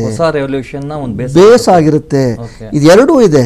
ಇವಾಗ ಕೊರೋನಾ ಬಂತು, ಕೊರೋನಾ ಬಂದಾಗ ಸಾವು ನೋವುಗಳು ಬಂತು, ಅದರೊಟ್ಟಿಗೆ ಟೆಕ್ನಾಲಜಿನೂ ಬಂತು, ವರ್ಕ್ ಫ್ರಮ್ ಹೋಮ್ ಬಂತು, ಅದು ಆನ್ಲೈನ್ ಎಜುಕೇಷನ್ ಬಂತು, ಕ್ಯಾಶ್ ಪೇಮೆಂಟ್ ಬಂತು, ಎಲ್ಲ ಒಂದು ಟೆಕ್ನಾಲಜಿ ಸೇಮ್ ಆಯಿತು, ಚೇಂಜ್ ಆಯಿತು. ಸೊ ಇದು ಕೂಡ ಹಾಗೆಯೇ. ಇಲ್ಲಿ ಏನಾಗುತ್ತೆ, ವಿಶೇಷವಾಗಿ ನೀನು ಕೇಳಿದೆ, ಅದೇ ಥರ ವಾತಾವರಣ ಇಲ್ಲಿ ಕಂಟಿನ್ಯೂ ಆಗಿರುತ್ತೆ ಅಂದರೆ ಎಸ್, ಕಂಟಿನ್ಯೂ ಆಗಿರುತ್ತೆ. ಇದು ಎಂಡು, ಇದೆಲ್ಲ ಚಾನಲೆಲ್ಲ ಕಂಟಿನ್ಯೂ ಆಗಿರುತ್ತೆ. ಯಾಕೆಂದರೆ ನಾವು ಹೇಳಿದ್ವಿ, ಕೆಲವೊಂದು ಕೆಲವೊಂದೆಲ್ಲ ಸಿವಿಲ್ ವಾರು ಮತ್ತು ಗ್ಲೋಬಲ್ ಎಫೆಕ್ಟು, ಸಿವಿಲ್ ವಾರ್ ಥರ ಆಗುವಂಥ ಪರಿಸ್ಥಿತಿಗಳು ಅವೆಲ್ಲ ಕೂಡ ಈ ವರ್ಷ ನಡೆಯುವ ಸಾಧ್ಯತೆಗಳು ಇದೆ. ಅದಲ್ಲದೆ ಸ್ಪೆಸಿಫಿಕ್ ಆಗಿ ಏನಾಗುತ್ತೆ ಈ ಒಂದು 2025 ಅಂತ ಗ್ಲೋಬಲ್ ಎಫೆಕ್ಟಲ್ಲಿ ನಾನು ನೋಡ್ಕೊಂಡು ಹೋದಾಗ ಆಲ್ರೆಡಿ ನಾವು ಇದನ್ನು ಈ ಪ್ರಿಡಿಕ್ಷನ್ಸನ್ನು 2024 ನಾವು ಮಾಡಿಬಿಟ್ಟಿದ್ದೀವಿ. ಈಗ ಅದನ್ನೇ ಮತ್ತೆ ಮುಂದುವರೆದ ಭಾಗವಾಗಿ ನಾನು ಹೇಳ್ತಾ ಇದ್ದೀನಿ. ಏನಿಲ್ಲ, ಹೊಸದೊಂದು ಖಂಡ ಬರುವಂಥದ್ದು ಅಥವಾ ಹೊಸ ಒಂದು ಖಂಡ ಒಂದು ದೇಶ ಭಾಗವಾಗುವಂಥದ್ದು ಅಥವಾ ಹೊಸ ಮರುನಾಮಕರಣ ಆಗುವಂಥದ್ದು ಅಥವಾ ಒಂದು ಸಮುದ್ರದಿಂದನೇ ಹೊಸ ಖಂಡ ಉತ್ಪತ್ತಿ ಆಗುವಂಥದ್ದು, ಒಂದು ಭೂಮಂಡಲನೇ ಭಾಗವಾಗುವಂಥದ್ದು, ಹೆಸರು ಹೊಸ ನಾಮಕರಣವಾಗುವಂಥದ್ದು, ಹೊಸ ಹೆಸರಿಡುವಂಥದ್ದು ಜಿಲ್ಲೆಗೆ, ರಾಜ್ಯಕ್ಕೆ, ದೇಶಕ್ಕೆ. ಇವಾಗ ನೋಡು, ಇಂಡಿಯಾ ಅನ್ನೋದು ಭಾರತ್ ಅಂತ ಕನ್ವರ್ಟ್ ಮಾಡಬೇಕು ಅಂತ ಹೊರಟಿದ್ದಾರೆ. ಅದು ಇವೆಲ್ಲ ಎಕ್ಸಾಂಪಲ್. ಅವಾಗ ಆದಂಥ ಟ್ರಿಗ್ಗರು ಇವಾಗೆಲ್ಲ ಇಂಪ್ಲಿಮೆಂಟ್ ಆಗುತ್ತೆ. ಅವಾಗ ಟ್ರಿಗ್ಗರ್ ಆಯಿತು, ಇವಾಗೆಲ್ಲ ಇಂಪ್ಲಿಮೆಂಟ್ ಕ್ಲೈಮ್ಯಾಕ್ಸ್ ಪಾರ್ಟು. ಸೊ ಅದನ್ನೇ ನಾನು ಅವಾಗ ಹೇಳಿದ ಪ್ರಿಡಿಕ್ಷನ್ಸ್ ಇವಾಗ ಜಸ್ಟ್ ನಾನು ರೀಕ್ಯಾಪ್ ಮಾಡ್ತಿದ್ದೀನಿ. ವಿನಃ ಹೊಸದೇನು ಇವಾಗ ನಾನು ಹೇಳ್ತಾ ಇಲ್ಲ. ಅವಾಗ ಹೇಳಿದ್ದನ್ನು ಇವಾಗ ಇಂಪ್ಲಿಮೆಂಟ್ ಆಗುತ್ತೆ. ಇಲ್ಲಿಂದ ಹೊಸ ಟ್ರೆಂಡ್ ಶುರು ಆಗುತ್ತೆ. ಅಂದರೆ ಇನ್ನು ಭಾಗ ಸೆಕೆಂಡ್ ಅಂತ ಹೇಳಿದ್ನಲ್ಲ, ಆ ಭಾಗ ಸೆಕೆಂಡಲ್ಲಿ ಏನು ಹೊಸದೆಲ್ಲ ಆ್ಯಡ್ ಆಗುತ್ತೆ ಅಂತ ನಿನಗೆ ಭಾಗ ಸೆಕೆಂಡಲ್ಲಿ ಟೆಕ್ನಿಕಲಿ ಹೇಳ್ಕೊಂಡು ಹೋಗ್ತಾ ಇರ್ತೀನಿ. ಸೊ ಇಲ್ಲಿ ಏನಾಗುತ್ತೆ ಅಂದರೆ ನಿನಗೆ ವಿಶೇಷವಾಗಿ ಈ ಥರವಾದಂತಹ ಒಂದು ಹೊಸದೊಂದು ನಾಮಕರಣ, ಹೊಸದೊಂದು ಭೂಮಂಡಲ, ಹೊಸದೊಂದು ಪ್ರದೇಶ ಸೃಷ್ಟಿಯಾಗುವ ಸಾಧ್ಯತೆಗಳು. ಇದು ಕೇವಲ ನಮ್ಮ ಕರ್ನಾಟಕ ಅಲ್ಲ, ರಾಜ್ಯ ಅಲ್ಲ, ದೇಶ ಅಲ್ಲ, ಇಡೀ ವಿಶ್ವಕ್ಕೆ ಸಂಬಂಧಪಟ್ಟಂಥದ್ದು ಇದು. ಯಾಕೆಂದರೆ ಗ್ರಹಗಳ ಎಫೆಕ್ಟು ಅಷ್ಟು ಒಂದು ಎಫೆಕ್ಟ್ ಆಗಿದೆ. ಅದಲ್ಲದೆ ಏನಾಗುತ್ತೆ, ಈಗ ನಡೀತಾ ಇರುವಂತಹ ಯುದ್ಧಗಳು ಈ ವರ್ಷದಲ್ಲಿ ಮತ್ತಷ್ಟು ಬಲಗೊಂಡು ವೈರಸ್ಗಳು ಉತ್ಪತ್ತಿಯಾಗೋ ಸಾಧ್ಯತೆಗಳಿದೆ. ಆ ವೈರಸ್ ಹೇಗಿರುತ್ತಂದರೆ ಮನುಷ್ಯನ ನಿಸ್ವಸ್ಥ ಮಾಡಿಬಿಟ್ಟು ಮನೆಯಲ್ಲೂ ಆಲಸಿಯಾಗಿ ಮನೆಯಲ್ಲೂ ಕುತ್ಕೊಳ್ಳುವಂಥ ವಾತಾವರಣ ಕ್ರಿಯೇಟ್ ಮಾಡುವಂಥದ್ದಾಗಿರುತ್ತೆ. ಆದರೆ ಇವೆಲ್ಲ ತಾತ್ಕಾಲಿಕ. ಇದರಿಂದ ರಿಸಲ್ಟ್ ಬರೋದೇ ಒಳ್ಳೆಯದೇ. End of the year it will be good. End of the year you will moving towards a stable life. End of the year you are moving towards an stable life. But starting of the year to till 8 months ಇದೇನಿದೆಯಲ್ಲ ತುಂಬ vibration ಕೊಡುತ್ತೆ. ಆ vibration ಏನಾಗುತ್ತೆ, ಈ ಥರ virus ಬರುವಂಥದ್ದು, virus ಬಂದ್ಬಿಟ್ಟು ಮನೇಲಿ ಕೂತ್ಕೊಳ್ಳುವಂಥದ್ದು. ಇವಾಗ ಲಾಕ್ಡೌನ್ ಆದಾಗ ಕೂತ್ಕೊಳ್ಳಿಲ್ವ, ಹಾಗೆ ಆ ಥರ ಒಂದು ಎನ್ವಾಮೆಂಟು. ಅದನ್ನು ಅದೇ ಥರ ಅಂತ ಹೇಳಲ್ಲ, ಕೆಲವೊಂದು ದೇಶಗಳಲ್ಲಿ ಲಾಕ್ಡೌನ್ ಸಿಚುವೇಶನ್ ಕೂಡ ಆಗುವಂಥದ್ದು. ಇದು ಯಾವ ಕಾರಣ, ಯುದ್ಧಗಳಾಗ್ತವೆ, ಬಾಂಬ್ಗಳಾಗ್ತಾರೆ, ಅದರಿಂದ ವೈರಸ್ ಉತ್ಪತ್ತಿ ಆಗುತ್ತೆ, ಅದರಿಂದ ಮನುಷ್ಯ ಆಲಸತ್ವ ಆಗ್ತಾನೆ, ಅದು ಮನೇಲಿ ಕೂತ್ಕೊಳ್ಳುವಂಥದ್ದು, ಅದರಿಂದ ಭಯ ಪಡುವಂಥದ್ದು. ಇವು ಏನಾಯ್ತಲ್ಲ ಕೊರೋನಾದು, ಸ್ವಲ್ಪ ಒಂದು ಮರು ಎಫೆಕ್ಟನ್ನು ಈ ಬರುವ ದಿನಗಳಲ್ಲಿ ನಾವು ಕಾಣಬಹುದು. ನಮ್ಮ ಭಾರತದಲ್ಲಿ ಆಗಲ್ಲ. ಯಾಕೆ ಹೇಳು, ನಮ್ಮ ಭಾರತದಲ್ಲಿ ನಾವು ಹುಟ್ಟುತ್ತಾನೆ ನಮಗೆಲ್ಲ ಒಳ್ಳೆಯ ಒಂದು ಆ್ಯಂಟಿಬಯೋಟಿಕ್ ಎನ್ವೈರನ್ಮೆಂಟಲ್ಲಿ ಹುಟ್ಟಿರುವಂಥದ್ದು. ನಮ್ಮ ಭಾರತಕ್ಕೆ ಇದ್ರ ಎಫೆಕ್ಟ್ ಆಗೋದು ಕಮ್ಮಿ, ಆದರೆ ಹೊರಗಡೆ ದೇಶಕ್ಕೆ ಆಗುತ್ತೋ ಜಾಸ್ತಿ. ಯಾಕಂದರೆ ಕೊರೋನಾ ಬಂದಾಗಲೂ ಕೂಡ ನಮ್ಮವ್ರು ಗಟ್ಟಿಯಾಗಿ ದಷ್ಟಪುಷ್ಟ ಇದ್ರು. ಬೇರೆ ದೇಶಗಳೆಲ್ಲ ನೋಡಿದ್ರೆ ರಾಶಿಗಟ್ಟಲೆ ಹಣ ಹೊತ್ಕೊಂಡು ಹೋದ್ರು. ಅದ್ರ ಕಂಪೇರ್ ಮಾಡಿದ್ರೆ ನಮ್ಮ ಭಾರತ ಸೇಫು. ಯಾಕಂದರೆ ಇಲ್ಲಿ ಪ್ರಧಾನಿ ತೊಗೊಂಡ ಸ್ಟೆಪ್ಸ್ ಆಗಲಿ ಅಥವಾ ನಾವು ಬೆಳೆದು ಬಂದ ವಾತಾವರಣನಾಗಲಿ, ಇಲ್ಲಿರುವಂಥ ಸೂರ್ಯನ ಕಿರಣನಾಗಲಿ, ಇವೆಲ್ಲ ನಮ್ಮನ್ನು ರಕ್ಷಣೆ ಮಾಡ್ಕೊಂಡು ಬಂದಂಥದ್ದು. ಹೇಳಬೇಕು ಅಂತಂದರೆ 2024ರಲ್ಲಿ ಏನೆಲ್ಲ ನಡೀತು ದುರ್ಘಟನೆಗಳು ಅಂತಂದರೆ 2 ವರ್ಷದ ಹಿಂದೆ ಏನೆಲ್ಲ ಆಗಿತ್ತು, ಏನೆಲ್ಲ ಬ್ಯಾಲೆನ್ಸ್ ಇತ್ತು, ಅದರ ಒಂದು ಕ್ಲೈಮ್ಯಾಕ್ಸ್ ಈ ಒಂದು 2025 ಈ 2025ರಲ್ಲಿ ಮುಗಿದೋಗುತ್ತೆ. ಬರೋ ದಿನದಲ್ಲಿ ಒಳ್ಳೇದು ಆಗೋದಿಲ್ಲ, ಒಳ್ಳೇದಕ್ಕೆ ಅಂತ ಹೇಳಿ ಒಂದು ಹೊಸ ರೀತಿ ಒಂದು ಪುನರುತ್ಥಾನ ಆಗುವಂತಹ ಒಂದು ಟೈಮ್ ಆಗುತ್ತೆ. ಹೊಸ ವಾತಾವರಣ ಸೃಷ್ಟಿ ಆಗಿಬಿಡುತ್ತೆ ಎಂಡ್ ಆಫ್ ದ ಇಯರ್ ಅಲ್ಲಿ. ತುಂಬಾ ಒಳ್ಳೆಯದು. ಅದರಿಂದ ಲಾಂಗ್ ಟರ್ಮಲ್ಲಿ ಒಂದು positive towards new technology, new ಎನ್ವೈರನ್ಮೆಂಟ್ಗೆ ಹೋಗ್ತೀವಿ. ಅದರೊಟ್ಟಿಗೆ ಸಕಾರಾತ್ಮಕ ನಕಾರಾತ್ಮಕ ಎರಡೂ ಕೂಡ ಇವೆ. ಯಾಕಂದ್ರೆ ಒಂದು ಹೊಸದು ಅಡಾಪ್ಟ್ ಮಾಡ್ತೀವಿ ಅಂದರೆ ಒಳ್ಳೆಯದು ಇರುತ್ತೆ, ಕೆಟ್ಟದ್ದು ಇರುತ್ತೆ. ಖಂಡಿತ ಗುರುಜಿ. ಇನ್ನು ಉಳಿದಂತಹ ಒಂದು ರಾಶಿಗಳ ಫಲಾನುಫಲ ಯಾವ ರೀತಿ ಇರುತ್ತೆ ಅಂತ ತಿಳ್ಕೊಂಬಿಡೋಣ. ಇನ್ನು ಅದೇ ರೀತಿಯಾಗಿ ಈ ಒಂದು ತುಲಾ ರಾಶಿ ಅಂತ ಬರೋದಾದರೆ, ಈ ಒಂದು ತುಲಾ ರಾಶಿಯಲ್ಲಿರುವಂಥವ್ರಿಗೆ ಈ ಒಂದು 2025 ಯಾವ ರೀತಿಯಾಗಿರ್ತಕ್ಕಂಥ ಫಲಾನುಫಲಗಳು ಕೊಡ್ತವೆ ಅಂತೇಳಿ. ಈ ತುಲಾ ರಾಶಿಯವರಿಗೂ ಕೂಡ ಒಂದು ಓವರಾಲ್ ಆಗಿ ಹೇಳಬೇಕು ಅಂದರೆ ಉತ್ತಮ ಅಂತ ಹೇಳ್ಬೋದು, ಮಧ್ಯಮ ಅಂತ ಉತ್ತಮ ಅಂತ ಹೇಳ್ಬೋದು, ಅತಿ ಎಕ್ಸಲೆಂಟ್ ಅಲ್ಲ, ಉತ್ತಮ ಇದ್ದಷ್ಟರಲ್ಲೇ ವಾಸಿ. ಇವ್ರಿಗೇನಾಗುತ್ತೆ, ಹೆಲ್ತ್ ರಿಲೇಟೆಡ್ ಇಶ್ಯೂಸ್ ಏನಾದರೂ ಇದ್ದರೆ ಅಪ್ ಟು ಮಾರ್ಚ್ ಎಂಡುವರೆಗೂ ಇದ್ದಂಥ ಹಳೆ ಒಂದು ರೋಗಗಳ ಬಗ್ಗೆ ಒಂದು ಹೆಲ್ತ್ ಇಶ್ಯೂಸನ್ನು ಅವ್ರು ಫೇಸ್ ಮಾಡ್ತಾರೆ. ಮುಂಬರುವಂತಹ ಒಂದು ಸೆಕೆಂಡ್ ಹಾಫಲ್ಲಿ ಅವ್ರಿಗೆ ಹೆಲ್ತ್ ಇಶ್ಯೂಸ್ ಎಷ್ಟೇ ಇದ್ದರೂ ಕೂಡ ಅವೆಲ್ಲವೂ ಕೂಡ ಒಂದು ಅವರಾಗೆ ಮದ್ದು ಕಂಡುಕೊಳ್ಳೋದು, ಅವರಾಗಿ ಒಂದು ಸೊಲ್ಯೂಷನ್ ಕಂಡುಕೊಳ್ಳೋದು, ಅವಕ್ಕೆಲ್ಲದಕ್ಕೂ ಹೆಲ್ತ್ ರಿಕವರಿ ಆಗ್ತಾ ಹೋಗುತ್ತೆ. ಅದು ಸೆಕೆಂಡ್ ಹಾಫಲ್ಲಿ ಆಗುತ್ತೆ. ಮತ್ತು ಇವಾಗ ಧನ ಸಂಪತ್ತು ಅಂತ ಬಂದಾಗ ಇದು ಏನಾಗುತ್ತೆ, ಓವರಾಲ್ ಆಗಿ ಗುಡ್ ಅಂತ ಹೇಳ್ಬೋದು. ಧನ ಸಂಪತ್ತು ಇವರಿಗೆ ಫಸ್ಟ್ ಹಾಫಲ್ಲಿ ಅಷ್ಟೊಂದು ಶೇಖರಣೆ ಮಾಡೋಕ್ಕಾಗಲ್ಲ, ಸೆಕೆಂಡ್ ಹಾಫಲ್ಲಿ ಹಾಫಲ್ಲಿ ಇವರಿಗೆ ಎಕ್ಸ್ಪೆನ್ಸಸ್ ಏನೇನಿದೆಯಲ್ಲ ಅವೆಲ್ಲ ಕೂಡ ಸೇವಿಂಗ್ಸಲ್ಲಿ ಬರ್ತಾ ಹೋಗುತ್ತೆ. ಅವರಿಗೆ ಸೇವಿಂಗ್ ಮಾಡ್ಕೊಂಡು ಹೋಗುವಂಥ ಚಾನ್ಸಸ್ ಎಲ್ಲ ಇದೆ. ಈಗ ಸಂಬಂಧಗಳಂತ ಬಂದಾಗ ಸಂಬಂಧಗಳು ಕೂಡ ಒಂದು ಎಕ್ಸಲೆಂಟ್ ಅಂತ ಹೇಳ್ಬೋದು. ಸಂಬಂಧಗಳಲ್ಲಿ ಯಾವುದೆಲ್ಲ ಹಿಂದೆಲ್ಲ ಬಿರುಕಿರುತ್ತೋ ಅಥವಾ ಸಂತಾನಗಳಾಗದೇ ಇರುತ್ತಾರೋ ಅವೆಲ್ಲ ಸಂತಾನಗಳಾಗೋದೇ ಅಂತಾರೋ, ಮದುವೆ ಆಗದೆ ಇವರಿಗೆ ಮದುವೆ ಆಗುವಂಥದ್ದು, ಇವೆಲ್ಲ ಒಳ್ಳೆಯ ಯೋಗಗಳು ಇವರಿಗೆ ಸಿಗ್ತಾ ಇದೆ. ಅದಲ್ಲದೇ ಇವ್ರು ಏನು ಮಾಡ್ತಾರೆ ಅಂತಂದರೆ ಒಂದು ಧಾರ್ಮಿಕ ಕ್ಷೇತ್ರಕ್ಕೆ ಕುಟುಂಬ ಸಮೇತವಾಗಿ ಹೋಗುವಂಥ ಸಾಧ್ಯತೆಗಳು ಕೂಡ ಇವರಿಗಿದೆ. ಇದು ಸಂಬಂಧ. ಇನ್ನು ಬಂದ್ಬಿಟ್ಟು ಎಜುಕೇಷನ್ ಅಂತ ಬಂದ್ಬಿಟ್ರೆ ಓವರಾಲ್ ಎಜುಕೇಷನ್ ಇವ್ರಿಗೆ ಏನಾಗುತ್ತೆ ಅಂದರೆ ತುಂಬಾ ಒಂದು ಎಫರ್ಟ್ ಹಾಕಬೇಕು. ತುಂಬ ಎಫರ್ಟ್ ಹಾಕಿದ ನಂತರನೇ ಇವರಿಗೆ ಒಂದು ವಿದೇಶ ಪ್ರಯಾಣ ಯೋಗ ಅವೆಲ್ಲವೂ ಕೂಡ ಪ್ರಾಪ್ತಿಯಾಗುತ್ತೆ. ಇನ್ನು ಬಂದ್ಬಿಟ್ಟು ವೆಲ್ತ್ ಅಂದಾಗ ಜಾಬ್ ಕೇಳ್ತಾರೆ. IT-BT ಅವರಿಗೆ ಕೂಡ ಅಷ್ಟೇ ಸೆಕೆಂಡ್ ಹಾಫ್ ತುಂಬ ಚೆನ್ನಾಗಿ ಬರುತ್ತೆ. ಮತ್ತು ಗೌರ್ಮೆಂಟ್ ಉದ್ಯೋಗಗಳಿಗೂ ಕೂಡ ಸೆಕೆಂಡ್ ಹಾಫಲ್ಲಿ ಉನ್ನತ ಮಟ್ಟಕ್ಕೆ ಪ್ರಮೋಷನ್ ಆಗೋದಾಗಲಿ ಅಥವಾ ಉನ್ನತ ಮಟ್ಟಕ್ಕೆ ಒಂದು ಹೊಸ ರಾಜಕಾರಣಿಗಳು, ಹೊಸ ಉನ್ನತ ಅಧಿಕಾರಿಗಳ ಒಂದು ಒಳ್ಳೆಯ ಸಂಬಂಧ ಬೆಳೆಯೋದಾಗಲಿ ಇವೆಲ್ಲವೂ ಕೂಡ ಒಂದು ಗೌರ್ಮೆಂಟ್ ಅಧಿಕಾರಿಗಳಿಗೆ ಇರುತ್ತೆ. ಇನ್ನು ವೃಶ್ಚಿಕ ರಾಶಿ ಅಂತ ಬರೋದಾದರೆ ವೃಶ್ಚಿಕ ರಾಶಿಯವರಿಗೆ ಯಾವ ರೀತಿ ಇರುತ್ತೆ ಗುರುಗಳೇ? ವೃಶ್ಚಿಕ ರಾಶಿ ಇವಾಗ ಓವರಾಲ್ ಶುಭ ಇದೆ. ಇವರು ಹಿಂದೆ ಕಂಡಂಥ ವರ್ಷಗಳಲ್ಲಿ ಈ ವರ್ಷ ತುಂಬ ಅವರಿಗೆ ಅಭಿವೃದ್ಧಿ ಕೊಡುವಂಥದ್ದು, ಏಳಿಗೆ ಕೊಡುವಂಥದ್ದು. ಯಾಕೆಂದರೆ ಇವರು ಶನಿಯ ಒಂದು ಎಫೆಕ್ಟಿಂದ ಹೊರಗೆ ಬಂದಿರ್ತಾರೆ. ಯಾವಾಗ ಮಾರ್ಚ್ ನಂತರ ಇವ್ರಿಗೆ ಈ ವರ್ಷ ಏನಾಗುತ್ತೆ, ಇಷ್ಟೆಲ್ಲ ವರ್ಷಗಳು ಪಟ್ಟಂಥ ಕಷ್ಟಗಳಿಗೆ ಇವೆಲ್ಲ ಕೂಡ ಒಳ್ಳೆಯದು. ಇನ್ನು ಬಂದ್ಬಿಟ್ಟು ಧನ ಸಂಪತ್ತು ಅಂತ ಬಂದಾಗ ಇವರಿಗೆ ಮೇ ನಂತರ ಒಳ್ಳೆ ಧನ ಸಂಪತ್ತು ಸೇವಿಂಗ್ ಆಗುತ್ತೆ. ಮತ್ತು ವಿಶೇಷವಾಗಿ ಅವರಿಗೆ ಒಂದು ಹೊಸ ಉದ್ಯೋಗ, ಜಾಬ್ ಬಯಸೋರಿಗಂತ ಹೊಸ ಉದ್ಯೋಗ, ವಿದೇಶ ಪ್ರಯಾಣ ಮಾಡೋರಿಗೆ ವಿದೇಶದ ಯೋಗ, ಮತ್ತು ಗೌರ್ಮೆಂಟ್ ಉದ್ಯೋಗ. ಸೊ ಓವರಾಲ್ ಅಲ್ಲಿ ಸೆಕೆಂಡ್ ಹಾಫ್ ಇವರಿಗೆ ತುಂಬ ಚೆನ್ನಾಗಿ ಧನ ಸಂಪತ್ತಲ್ಲಿ ಸಂಬಂಧ ರಿಲೇಷನ್ಶಿಪ್ ಇದು ಕೂಡ ಇವರಿಗೆ ಸೆಕೆಂಡ್ ಹಾಫಲ್ಲಿ ಚೆನ್ನಾಗಿ ಬರುತ್ತೆ. ಹೊಸದೊಂದು ಫ್ಯಾಮಿಲಿ ಮೆಂಬರ್ ಆ್ಯಡ್ ಆಗುವಂಥದ್ದು, ಮದುವೆ ಆಗದವ್ರಿಗೆ ಮದುವೆ ಆಗುವಂಥ ಯೋಗ, ಮತ್ತು ಡೈವರ್ಸ್ ಆಗ್ತಾ ಇದೆ ಅನ್ನೋರಿಗೆ ಕೂಡ ಡೈವರ್ಸ್ ನಿಂತು ಮತ್ತು ರಿಕವರಿ ಆಗುವಂಥದ್ದು, ಬಿಟ್ಟು ಹೋಗಿರುವಂಥ ಪ್ರೇಮಿ ಆಗಲಿ ಬಿಟ್ಟು ಹೋಗಿರುವಂಥ ಸತಿಪತಿಗಳಾಗಲಿ ಒಂದಾಗುವಂಥ ಸಮಯ ಇವೆಲ್ಲವೂ ಕೂಡ ಸೆಕೆಂಡ್ ಹಾಫಲ್ಲಿ ಆಗುತ್ತೆ. ಮತ್ತು ಮಕ್ಕಳಾಗದೇ ಇರೋರು ಕೂಡ ಮಕ್ಕಳಾಗುವಂಥ ಯೋಗ ಕೂಡ ಸೆಕೆಂಡ್ ಹಾಫಲ್ಲಿ ಇರುತ್ತೆ. ಅದಲ್ಲದೇ ಇವಾಗ ನಾವಿನ್ನೂ ಹೇಳಬೇಕಂದ್ರೆ ವಿದ್ಯಾರ್ಥಿಗಳಿಗೆ ಯಾರೆಲ್ಲ ವಿದೇಶ ಪ್ರಯಾಣ ಬಯಸಬೇಕು, ವಿದ್ಯಾಭ್ಯಾಸ ಬಯಸಬೇಕು ಅಂತಿದ್ದಾರೋ ಸೆಕೆಂಡ್ ಹಾಫಲ್ಲಿ ಅವರು ತುಂಬ ಚೆನ್ನಾಗಿದೆ. ಯಾರ್ದೆಲ್ಲ ಬ್ಯಾಕ್ಲಾಗ್ಸ್ ಇದೆಯೋ, ಎಷ್ಟೊಂದು ಸಬ್ಜೆಕ್ಟ್ಸ್ ಬ್ಯಾಕ್ಲಾಗ್ಸ್ ಇದೆಯೋ, ಅಥವಾ ಯಾರಿಗೆಲ್ಲ ಹೊಸ ಒಂದು ಡಿಗ್ರಿಗೆ ಹೋಗಬೇಕು ಅಂತಿದ್ದಾರೋ ಅವರಿಗೆಲ್ಲ ಕೂಡ ಸೆಕೆಂಡ್ ಹಾಫಲ್ಲಿ ಅವರ ಇಚ್ಛಿತ ಕಾರ್ಯ ಸಿದ್ಧಿಯಾಗುವಂತಹ ಸಮಯ. ಧನುರಾಶಿ ಅಂತ ಬರೋದಾದರೆ ಈ ಒಂದು 2025 ಧನುರಾಶಿಯವರಿಗೆ ಯಾವ ರೀತಿಯಾಗಿರ್ತಕ್ಕಂಥ ಫಲಗಳು ಕೊಡ್ತವೆ ಅಂತ? ಈ ಧನುರಾಶಿಯವ್ರಿಗೆ ಏನಾಯಿತು ಅಂದರೆ ಚಾಲೆಂಜಿಂಗಲ್ಲಿ ಬರುತ್ತೆ. ಚಾಲೆಂಜಿಂಗಲ್ಲಿ ಬಂದಾಗ ಏನಾಗುತ್ತೆ, ಇವ್ರಿಗೆ ಶನಿಯ ಒಂದು ವಕ್ರದೃಷ್ಟಿ ಅಂತ ಹೇಳ್ಬೋದು, ಶನಿಯ ಒಂದು ನಕಾರ ದೃಷ್ಟಿ ಇವ್ರ ಮೇಲೆ ನೇರ ಬೀಳೋದ್ರಿಂದ ಇವ್ರಿಗೆ ಏನಾಗುತ್ತೆ ಅಂದರೆ ಹೆಲ್ತ್ ಸಂಬಂಧಪಟ್ಟದ್ದನ್ನು ನೋಡೋದಾದರೆ ಹೆಲ್ತಲ್ಲಿ ತುಂಬಾ ಏರುಪೇರಾಗುತ್ತೆ. ಸೆಕೆಂಡ್ ಹಾಫ್ ಮೇ ಜೂನ್ ನಂತರ ಹೆಲ್ತಲ್ಲಿ ತುಂಬ ಏರುಪೇರಾಗುತ್ತೆ.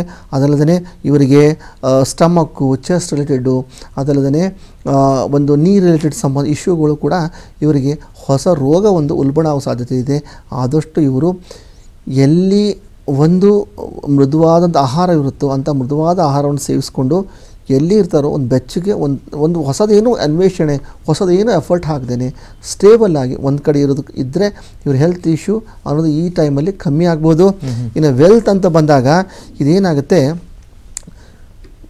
ಪತಿ ಪತ್ನಿಗಳಲ್ಲಿ ಕಲಹ, ಒಂದು ವೆಲ್ತ್ ಅಂತ ಬಂದಾಗ ಇವ್ರಿಗೆ ಏನಾಗುತ್ತೆ, ಈ ಒಂದು ಎಕ್ಸ್ಪೆನ್ಸ್ ಅನ್ನೋದೇ ಓವರಾಲ್ ಒಂದು ಇಯರಲ್ಲಿ ಎಕ್ಸ್ಪೆನ್ಸ್ ಅನ್ನೋದು ಜಾಸ್ತಿ ಆಗುತ್ತೆ. ಇವರಿಗೆ ಮೈಂಡನ್ನು ತಿರುಚಿ ದೇವರು ಏನು ಮಾಡ್ತಾರೆ, ಬರೋದೆಲ್ಲ ಕೂಡ ಆಸೆ ಹುಟ್ಟಿಸಿ ಲೋನ್ ತೊಗೊಳ್ಳೋಕ್ಕೆ ಪ್ರೇರೇಪಣೆ ಮಾಡ್ತಾರೆ. ಇದರಿಂದ ಅವ್ರಿಗೆ ದುರಂತನೇ ಆಗುತ್ತೆ. ಅದಕ್ಕೆ ಈ ಜನಗಳು ಹೇಗೆ ಅಂತಂದರೆ ಹಾಸಿಗೆ ಇದ್ದಷ್ಟು ಕಾಲು ಚಾಚಬೇಕು. ಅದು ಒಂದು ಇವರಿಗೆ ವೆಲ್ತ್ಸದ್ದು. ಸಂಬಂಧಗಳು ಅಂತ ಬಂದಾಗ ಏನಾಗುತ್ತೆ, ಇವ್ರಿಗೆ ಸಂಬಂಧಗಳಲ್ಲಿ ಏನಾಗುತ್ತೆ, ಒಂದು ಚೆನ್ನಾಗಿರುವಂಥ ಸಂಬಂಧಗಳಲ್ಲಿ ಯಾವುದೋ ಒಂದು ಮನಸ್ತಾಪ ಆಗಿ ಪಾರ್ಟ್ನರ್ಶಿಪ್ ಬ್ರೇಕಪ್ ಆಗೋದಾಗಲಿ, ಪಾರ್ಟ್ನರ್ಶಿಪ್ ಮಧ್ಯೆ ಚೆನ್ನಾಗಿ ಒಂದು ಎಷ್ಟೋ ವರ್ಷಗಳನ್ನು ಮೇಂಟೈನ್ ಮಾಡ್ಕೊಂಡ ಸಂಬಂಧಗಳಾಗಲಿ ಅಥವಾ ಪಾರ್ಟ್ನರ್ಶಿಪ್ ಆಗಲಿ, ಒಂದು ಮ್ಯಾರಿಟಲ್ ಲೈಫ್ ಆಗಲಿ ಅದರಲ್ಲಿ ಬಿರುಕು ಬಿಡುವಂಥ ಸಾಧ್ಯತೆಗಳು ತುಂಬ ಜಾಸ್ತಿ ಇದೆ. ಅದಕ್ಕೆ ನೀವು ಎಷ್ಟು ಮೌನವಾಗಿರ್ತೀರೋ ಅಷ್ಟು ಒಳ್ಳೆಯದು. ಇನ್ನು ಬಂದ್ಬಿಟ್ಟು ಎಜುಕೇಷನ್ ಅಂತ ಬಂದಾಗ, ಒಂದು ವಿದ್ಯಾಭ್ಯಾಸ ಅಂತ ಬಂದಾಗ ಇವರಿಗೆ ಏನಾಗುತ್ತೆ, ಚಾಲೆಂಜಿಂಗಲ್ಲೇ ಇರುತ್ತೆ. ಇವರು ಚಾಲೆಂಜಿಂಗ್ ಅಂದರೆ ಇವರು ಯಾವುದೇ ಲಕ್ನ ಮೇಲೆ ಡಿಪೆಂಡ್ ಆಗಿ ಕೂತ್ಕೋಬೇಕಾಗಲ್ಲ. ಇವರು ವರ್ಕ್ ಮಾಡಿ ಅದನ್ನು ಎಫರ್ಟ್ ಹಾಕಿ ತೊಗೊಳ್ಬೇಕಾಗತ್ತೆ. ವಿದೇಶ ಪ್ರಯಾಣನ ಈ ರಾಶಿಗೆ ಸಜೆಸ್ಟ್ ಮಾಡೋಕ್ಕೆ, ವಿದೇಶ ವಿದ್ಯಾಭ್ಯಾಸ ಈ ರಾಶಿಗೆ ಸಜೆಸ್ಟ್ ಮಾಡೋಕ್ಕೆ ಇಷ್ಟಪಡಲ್ಲ. ಅವರು ಸ್ವಲ್ಪ ದಿನ ಕಾಯಬೇಕಾಗತ್ತೆ.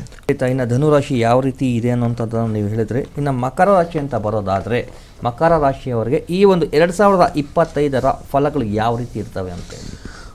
ಮಕರ ರಾಶಿಗೆ ಈಗ ಓವರಾಲ್ ಆಗಿ ಶುಭ ಇದೆ. ಮಕರ ರಾಶಿ ಅಂದರೆ ಇವಾಗ ಶನಿದೇವರ ಒಂದು ಒಳ್ಳೆ ಕೃಪಾ ಅನುಗ್ರಹಕ್ಕೆ ಪಾತ್ರವಾಗುವಂಥ ರಾಶಿ ಇದಾಗಿದೆ. ಅದರಲ್ಲಿ ಇವಾಗ ಏನಾಗ್ತದೆ ಅಂದರೆ ಮೇ ನಂತರ ಈ ಮೇ 2025 ನಂತರ ಇವರಿಗೆ ವೆಲ್ತಲ್ಲಿ, ಧನ ಸಂಪತ್ತಲ್ಲಿ ಹೊಸ ಅಂದರೆ ಹೊಸದೊಂದು ಉದ್ಯೋಗ ಪ್ರಾಪ್ತಿ, ಧನ ಸಂಪತ್ತು ಅಂದರೆ ಅಚಾನಕ್ ಧನ ಸಂಪತ್ತು ಬರೋದು, ಪಿತ್ರಾರ್ಜಿ ಧನ ಸಂಪತ್ತು ಬರೋದು, ಪಿತೃರಿಂದ ಅವರಿಗೆ ಶೇಖರಣೆ ಮಾಡಿರ್ತಾರೆ. ಹೆಂಗೆ ಬರುತ್ತೆ? ಪಿತೃ ಅಂದರೆ ಯಾವುದೋ ಒಂದು ವಿಯೋಗ ಆಗಿಬಿಟ್ಟು ಬರುವಂಥ ದುಡ್ಡಾಗಲಿ, ಅಥವಾ ಕೋರ್ಟ್ ಕಚೇರಿಯಲ್ಲಿ ನಡೀತಾ ಇರುವಂಥ ಕೋರ್ಟ್ ಕೇಸ್ ರಿಸಾಲ್ವ್ ಆಗಿ ಬರುವಂಥದ್ದಾಗಲಿ, ಒಟ್ಟಿನಲ್ಲಿ ಒಂದು ಅನ್ಎಕ್ಸ್ಪೆಕ್ಟೆಡ್ ಮನಿ ಇವರಲ್ಲಿ ಬಂದು ಆ್ಯಡ್ ಆಗುತ್ತೆ. ಯಾವಾಗ? ಈ ಒಂದು ಆಫ್ಟರ್ ಮೇ. ಅದನ್ನು ಇವರು ಸರಿಯಾಗಿ ಬಳಸ್ಕೊಳ್ಳೋದೇ ಅದು ಕೂಡ ಮುಂಬರುವ ದಿನಗಳು ಅದನ್ನು ಕೂಡ ಇವರು ಹಾಳು ಮಾಡ್ಕೊಳ್ತಾರೆ. ಅದಲ್ಲದೇ ಇವಾಗ ಹೆಲ್ತ್ ಅಂತ ಇಶ್ಯೂ ಬಂದಾಗ ಇವ್ರಿಗೇನಾಗುತ್ತೆ, ಓವರಾಲ್ ಆಗಿ ಒಂದು ಚೆನ್ನಾಗಿರೋ ಪೀರಿಯಡ್ ಇದೆ. ಬಿಸ್ನೆಸ್ ಮಾಡೋರಿಗಾಗಲಿ, ಅಥವಾ IT-BTಯಲ್ಲಿರೋರಿಗಾಗಲಿ, ಅಥವಾ ಗೌರ್ಮೆಂಟ್ ಸೆಕ್ಟರ್ ಉದ್ಯೋಗಗಳಾಗಲಿ ಸೆಕೆಂಡ್ ಹಾಫ್ ತುಂಬ ಚೆನ್ನಾಗಿ ಬರುತ್ತೆ. ಅವರು ವಿದೇಶ ಪ್ರಯಾಣ ಯೋಗಗಳು ಇದೆ. ಮತ್ತು ಅವ್ರಿಗೇನಾಗುತ್ತೆ, ತಮ್ಮ ಮಾಡುವಂತಹ ಉದ್ಯೋಗದಲ್ಲೇ ಭಾಳ ಸಂಗಾತಿ ಸಿಗುವ ಸಾಧ್ಯತೆಗಳು ಕೂಡ ಇದೆ. ಇದರಲ್ಲಿ ಮಲ್ಟಿಪಲ್ ಆಪ್ಷನ್ಸ್ ಬರುತ್ತೆ. ಅವರು ಅದನ್ನು ಸರಿಯಾದನ್ನು ತಗೊಂಡು ಮುನ್ನಡಿಬೇಕು. ಇನ್ನು ಬಂದ್ಬಿಟ್ಟು ಎಜುಕೇಷನ್ ಅಂತ ಬಂದಾಗ, ಎಜುಕೇಷನ್ ಅಂತ ಏನಾಗುತ್ತೆ, ಇವರು ಕೂಡ ಎಲ್ಲ ಥರದ ಸಕ್ಸಸ್ ಇವರಿಗೆ ಕಾಣ್ತಾರೆ. ಓವರಾಲ್ ಆಗಿ ಇವರಿಗೆ ಒಂದು ಗುಡ್ ಅಂತ ಓವರಾಲ್ ಆಗಿ ಒಂದು ಒಳ್ಳೆಯ ಒಂದು ಶುಭ ಫಲನೇ ಇವರಿಗೆ ಸಿಗುವಂಥದ್ದು ಇರುತ್ತೆ. ಕುಂಭ ರಾಶಿ ಅಂತ ಬರೋದಾದರೆ ಈ ಒಂದು 2025 ಕುಂಭ ರಾಶಿಯವರಿಗೆ ಯಾವ ರೀತಿ ಫಲಗಳು ಕೊಡ್ತವೆ ಅಂತೇಳಿ. ಇದು ಹೇಗಿದೆ ಅಂದರೆ ಓವರಾಲ್ ಆಗಿ ಹೇಳಬೇಕಾದ್ರೆ ಮಧ್ಯಮ ಫಲ ಅಂತ ಹೇಳ್ಬೋದು. ಹೆಲ್ತ್ಗೆ ಬಂದಾಗ ಇಲ್ಲಿ ಚಾಲೆಂಜಿಂಗ್ಸ್ ಎಲ್ಲ ಶುರುವಾಗ್ಬಿಡುತ್ತೆ. ಹೆಲ್ತ್ ಇಶ್ಯೂಸ್ ಅಂತ ಶುರುವಾಗ್ಬಿಡುತ್ತೆ ಇವ್ರಿಗೆ. ಯಾವಾಗ? ಸೆಕೆಂಡ್ ಹಾಫಲ್ಲಿ. ಇವಾಗ ಆಲ್ರೆಡಿ ಇರುವಂಥ ರೋಗಗಳು ಸೆಕೆಂಡ್ ಹಾಫಲ್ಲಿ ಉಲ್ಬಣಗೊಳ್ಳುತ್ತೆ. ಅದು ಒಂದು ಚಾಲೆಂಜಿಂಗ್ ಶುರು ಆಗುತ್ತೆ. ಹೆಲ್ತ್ ಬಗ್ಗೆ ಸ್ವಲ್ಪ ಕೇರ್ಫುಲ್ ಇರಬೇಕು ಸೆಕೆಂಡ್ ಹಾಫು. ಇನ್ನು ಬಂದ್ಬಿಟ್ಟು ಧನ ಸಂಪತ್ತು ಅಂತ ಹೇಳಿದಾಗ ಓವರಾಲ್ ಆಗಿ ಇವ್ರಿಗೆ ಚೆನ್ನಾಗಿರುತ್ತೆ. ಇವ್ರ ಡಾಕ್ಯುಮೆಂಟು ಅಥವಾ ಅವ್ರ ಹತ್ರ ಇರುವಂಥ ಮನೆ ಡಾಕ್ಯುಮೆಂಟ್ ಆಗಲಿ, ಯಾವುದೇ ಒಂದು ಸೆಕ್ಯೂರ್ ಡಾಕ್ಯುಮೆಂಟ್ ಆಗಿರೋದು, ಮಾರ್ಟ್ಗೇಜ್ ಡಾಕ್ಯುಮೆಂಟ್ ಅಂತ ಹೇಳಬೇಕು. ಆ ಮಾರ್ಟ್ಗೇಜ್ ಡಾಕ್ಯುಮೆಂಟನ್ನು ಸರಿಯಾಗಿ ಅವ್ರು ವ್ಯಾಲಿಡೇಟ್ ಮಾಡಿ ಸಿಗ್ನೇಚರ್ ಮಾಡಿ ಕರೆಕ್ಟಾಗಿ ಅವ್ರು ಇಟ್ಕೊಳ್ಳೋದ್ರಿಂದ ಇವರಿಗೆ ಓವರಾಲ್ ಆಗಿ ಈ ಒಂದು ಧನ ಸಂಪತ್ತು ಅನ್ನೋದು ಕೂಡ ಬ್ಯಾಲೆನ್ಸ್ ಇರುತ್ತೆ. ಅಷ್ಟೊಂದು ಶೇಕ್ ಇರಲ್ಲ, ಅಂದರೆ ಅಷ್ಟೊಂದು ವೈಬ್ರೇಷನ್ ಇರಲ್ಲ. ಸಂಬಂಧಗಳಂತ ಬಂದಾಗ ಇವರು ಏಪ್ರಿಲ್ ಮೇವರೆಗೂ ಸಂಬಂಧಗಳಲ್ಲಿ ಜಾಗೃತರಾಗಿರಬೇಕು. ಇಲ್ಲಾಂದರೆ ಸಂಬಂಧಗಳು ಹಳಸಿ ಹೋಗೋ ಸಾಧ್ಯತೆಗಳು ಇರ್ತವೆ. ಇನ್ನು ಬಂದ್ಬಿಟ್ಟು ಎಜುಕೇಷನು ಇವರಿಗೆ ಫಸ್ಟ್ ಹಾಫ್ ತುಂಬ ಸ್ಟ್ರಗಲ್ ಇದೆ. ಸೆಕೆಂಡ್ ಹಾಫಲ್ಲಿ ಪ್ರಯತ್ನದಿಂದ ಇವರಿಗೆ ಫಲ ಸಿಗುವಂಥ ಸಾಧ್ಯತೆ ಇದೆ. ಕೊನೆಯದಾಗಿ ಈ ಒಂದು ಮೀನರಾಶಿಯವರಿಗೆ ಈ ಒಂದು 2025 ಫಲಗಳು ಯಾವ ರೀತಿ ಇರ್ತವೆ ಅಂತ ಹೇಳಿ. ಈ ಎಂಟೈರ್ ಎಪಿಸೋಡಲ್ಲಿ ನಾನು ಎಲ್ಲರಿಗೂ ಕಾನ್ಸಂಟ್ರೇಟ್ ಮಾಡ್ತಾ ಇರೋದು, ಎಲ್ಲರಿಗೂ ಒಂದು ಕೇರ್ಫುಲ್ ಆಗಿರುವಂಥದ್ದು ಹೇಳಬೇಕು ಅಂತಂದರೆ ಈ ಮೀನರಾಶಿಯವ್ರಿಗೆ. ಮೀನರಾಶಿಯವ್ರು ಏನು ಬಂತು, ಯಾವಾಗ ಶನಿ ಪರಮೋಚ್ಚನ ಇದ್ದಾಗ 11 ಇದ್ದಾಗ ಕೊಡಬಾರ್ದು ಕೊಟ್ಟ, ಅದರೊಟ್ಟಿಗೂ ಐಶ್ವರ್ಯ ಕೊಟ್ಟ, ಕೀರ್ತಿ ಕೊಟ್ಟ, ಅದರೊಟ್ಟಿಗೆ ದುರಹಂಕಾರನೂ ಕೊಟ್ಟ. ಯಾವ ಗುರು ಅವರು ರಕ್ಷಣೆ ಮಾಡಿರ್ತಾನೋ, ಯಾವ ಗುರು ಅವ್ರಿಗೆ ಬಲ ಕೊಟ್ಟಿರ್ತಾನೋ ಅಂಥ ಗುರು ಪರಂಪರೆನೇ ಬಿಟ್ಟು ದುರಂಕಾರದಲ್ಲಿ ಮೆರೆದಂಥ ಜನಗಳಿಗೆ ಮುಂಬರುವಂಥ ದಿನಗಳಲ್ಲಿ 25 ನಂತರ ಶನಿ ಮಹಾತ್ಮ ಎಣ್ಣೆಯಲ್ಲಿ ಎದ್ದು ಹೆಂಗೆ ಫ್ರೈ ಮಾಡ್ತಾನೆ ಹಂಗೆ ಫ್ರೈ ಮಾಡಿ ಕರೆದು ಮೂಲೆಯಲ್ಲಿ ಬಿಸಾಡ್ಬಿಡ್ತಾನೆ. ಎಷ್ಟು ಕೊಟ್ಟಿದ್ದಾನೆ 11 ಶನಿ.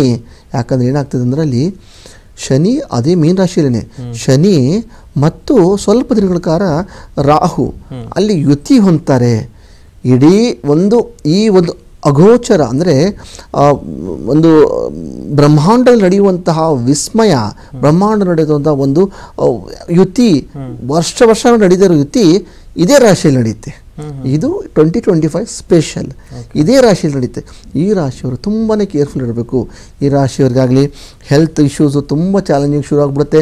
ಬೇಡದಿರೋ ಸರ್ಜರಿಗಳು, ಬೇಡದಿರೋದು ಉಪದ್ರವಗಳು ಮೈ ಮೇಲೆ ಎದ್ದು ಬರ್ತಾನೆ ಇರುತ್ತೆ. ಹೆಲ್ತ್ ಪೂರ್ಣ ಸ್ಕ್ರ್ಯಾಪ್, ಹೆಲ್ತ್ ಜಾಗೃತ ಆಗಿರಬೇಕು. ವೆಲ್ತ್ ಅಂದರೆ ಈ ವರ್ಷ ಏನು ಹಿಂದೆಲ್ಲ ಗಳಿಸ್ಕೊಂಡು ಬಂದರು ಅವೆಲ್ಲ ಗಳಿಸ್ಕೊಂಡು ಬಂದಿದ್ದು ಇವೆಲ್ಲ ಸ್ವಹಾಕರಾಗಿ ಹೋಗ್ತಾ ಇರುತ್ತೆ. ಅವ್ರಿಗೆ ಒಂದು 5 ಪೈಸೆ ಉಳಿಯೋದು ಕಷ್ಟ. ಅದಲ್ಲದೆ ಮಾನಹಾನಿ, ಸ್ಥಾನಹಾನಿ ಎಲ್ಲವೂ ಕೂಡ ಬರಲಿನ ದಿನಗಳಲ್ಲಿ ಇವ್ರು ಕಾಣ್ತಾರೆ. ಸಂಬಂಧಗಳಲ್ಲಿ ಏನಾಗ್ತದೆ, ಇವರನ್ನು ಬರಲು ದಿನಗಳು ಹೇಗಿರ್ತಾರೆ ಅಂದರೆ, ಇವರು ಜಾಗರೂಕತೆ ಇರದೇ ಇದ್ದಾಗ ಇವರು ಸ್ವಂತ ಅಪ್ಪ ಅಮ್ಮ ಅಕ್ಕ ತಂಗಿ ಗಂಡ ಹೆಂಡತಿ ಮಕ್ಕಳು ಎಲ್ಲ ದೂರ ಆಗಿಬಿಡ್ತಾರೆ. ಅಲೋನ್ ಆಗಿರುವಂಥ ಪರಿಸ್ಥಿತಿ ಇವ್ರಿಗೆ ಬರುತ್ತೆ ಈ ರಿಲೇಷನ್ಶಿಪ್ ಅಂತ ಬಂದಾಗ. ಇನ್ನು ಬಂದಾಗ ಎಜುಕೇಷನ್ ಅಂತ ಬಂದಾಗ ಇವು ವಿದ್ಯಾರ್ಥಿಗಳು ತುಂಬ ಒಂದು ಕಷ್ಟಪಟ್ಟು ಸಾಧನೆ ಮಾಡುವಂಥದ್ದು. ವಿದ್ಯಾರ್ಥಿಗಳು ಹೊಸದೇನೂ ಮಾಡಬಾರ್ದು ಅಂತ ನಾನು ಸೂಚಿಸ್ತಾ ಇದ್ದೀನಿ. ವಿಶೇಷವಾಗಿ ಇದು ವಿದೇಶ ಪ್ರಯಾಣಕ್ಕೆ ಸಮಯ ಅಲ್ಲ. ಸೊ ಇದು ಓವರಾಲ್ ಆಗಿ ಈ ಒಂದು ಮೀನರಾಶಿಗಿರುವಂಥದ್ದು. ನಾನು ಇಲ್ಲಿವರೆಗೂ ಹೇಳಿರೋ ರಾಶಿಗಳು ಕೇವಲ ಜನರಲೈಸ್ ಪ್ರಿಡಿಕ್ಷನ್ಸ್ ಮಾತ್ರ. ಅದು ಒಂದು ಅನುಭವ. ಇನ್ನೂ ಅಕ್ಯುರಸಿ ಬರಬೇಕಂದ್ರೆ ಅವ್ರದ್ದು ಗ್ರಹಚಾರ ಗೋಚಾರ ದಶಾಭುಕ್ತಿ ಅಂತರ್ಶ ಅವ್ರ ದಶಾಂಶ ಚಾರ್ಟ್ ಎಲ್ಲನೂ ಕ್ಯಾಲ್ಕುಲೇಷನ್ ಮಾಡಿ ಹೇಗೆಂದರೆ ಈ ಗೋಚಾರದಲ್ಲಿರುವಂಥ ಗ್ರಹಗಳನ್ನು ಅವ್ರ ಜಾತಕಕ್ಕೆ ನಾವು ಕನ್ವರ್ಟ್ ಮಾಡಿಟ್ಟು ಆ ಶನಿ ಈ ಶನಿಗೆ ಏನು ಎಫೆಕ್ಟು, ಈ ರಾಹುಗೆ ಏನು ಎಫೆಕ್ಟ್ ಎಲ್ಲ ಒಂದು ಬ್ಯಾಲೆನ್ಸಾಗಿ ನಾವು ಇಕ್ವೇಷನ್ ತೆಗೆದಾಗ ಅವ್ರ ಲೈಫ್ ಕರೆಕ್ಟಾಗಿ ನಮಗೆ ಪ್ರಿಡಿಕ್ಷನ್ಸ್ ಬರುತ್ತೆ. ಪರಿಹಾರ ಹೇಳೋದಕ್ಕೂ ಕೂಡ ಅದು ಯೂಸ್ ಆಗುತ್ತೆ. ಇದು ನಾನು ಹೇಳಿದ್ದು ಜನರಲೈಸ್ ಪ್ರಿಡಿಕ್ಷನ್ಸ್ ಮಾತ್ರ. ಯಾರು ಇದನ್ನು ಅಂದರೆ ಸೀರಿಯಸ್ಸಾಗಿ ಯಾವಾಗ ತೊಗೊಳ್ಬೇಕು, ನಿಮ್ಮ ಜಾತಕವನ್ನು ಅನ್ವೇಷಣೆ ಮಾಡಿ ಒಂದು ನುರಿತಂಥ ಜ್ಯೋತಿಷಿಗಳ ಹತ್ರ ಹೋಗಿ ಅಪ್ರೋಚ್ ಮಾಡಿದಾಗ ನಿಮ್ಗೆ ಈ ಇನ್ಫಾರ್ಮೇಷನ್ ಬರುವಂಥದ್ದು. ಖಂಡಿತ ಇಷ್ಟೊತ್ತು ಸಾಕಷ್ಟು ಮಾಹಿತಿ ಕೊಟ್ರಿ. 2025 ಒಂದು ಕಾಲಜ್ಞಾನ ಭವಿಷ್ಯವಾಣಿ ಯಾವ ರೀತಿ ಇರುತ್ತೆ ಅನ್ನೋದ್ರ ಬಗ್ಗೆ ಎಲ್ಲ ಸಾಕಷ್ಟು ಮಾಹಿತಿ ಕೊಟ್ರಿ. ಸಾಲದಕ್ಕೆ ಅದೇ ರೀತಿಯಾಗಿ 12 ರಾಶಿಗಳ ಈ ಒಂದು 2025 ಫಲಾನುಫಲಗಳು ಯಾವ ರೀತಿ ಅಂತ ಕೂಡ ಹೇಳಿದ್ರಿ. ಇನ್ನು ಕೊನೆಯದಾಗಿ ಹೇಳೋದಾದರೆ ತಮ್ಮ ಕಾಲಜ್ಞಾನದಲ್ಲಿ ಭವಿಷ್ಯವಾಣಿಯನ್ನು ಹೇಳೋದ್ರ ಮೂಲಕವಾಗಿ ಓವರಾಲ್ ಈ ಜಗತ್ತಿನ ಒಂದು ಭವಿಷ್ಯವಾಣಿ ಹೇಗಿರುತ್ತೆ ಅನ್ನೋದು ಕಾಲಜ್ಞಾನದಲ್ಲಿ ಯಾವ ರೀತಿ ಇರುತ್ತೆ ಕೂಡ. ವಿಶೇಷವಾಗಿ ಈ ಇಂಟರ್ನೆಟ್ಟು ಟಿ ವಿ ಮೀಡಿಯಾದಲ್ಲಿ ಹೊಸದೊಂದು ಕ್ರಾಂತಿ ಶುರುವಾಗುತ್ತೆ. ಅದಲ್ಲದೆ ಐ ಟಿ ಯಲ್ಲಿ ಇವಾಗ ನೋಡಿ ಹೇಗೆ ದಕ್ಷಿಣ ಭಾರತದಲ್ಲಿ ನಮ್ಮ ಇನ್ಫೋಸಿಸ್ ಶುರು ಆಯಿತು, ಹಾಗೆ ದಕ್ಷಿಣ ಭಾರತದಲ್ಲಿ ಮತ್ತೊಂದು ಸಾಫ್ಟ್ವೇರ್ ಕಂಪ್ನಿ ಆಗಲಿ ಅಥವಾ ಐ ಟಿ ಯಲ್ಲಿ ರೆವಲ್ಯೂಷನ್ ಆಗಿ ಮತ್ತೊಂದು ಕ್ರಾಂತಿ ಶುರುವಾಗೋದಾಗಲಿ ಅವೆಲ್ಲ ಕೂಡ ನಡೆಯುವ ಸಾಧ್ಯತೆ ಇದೆ.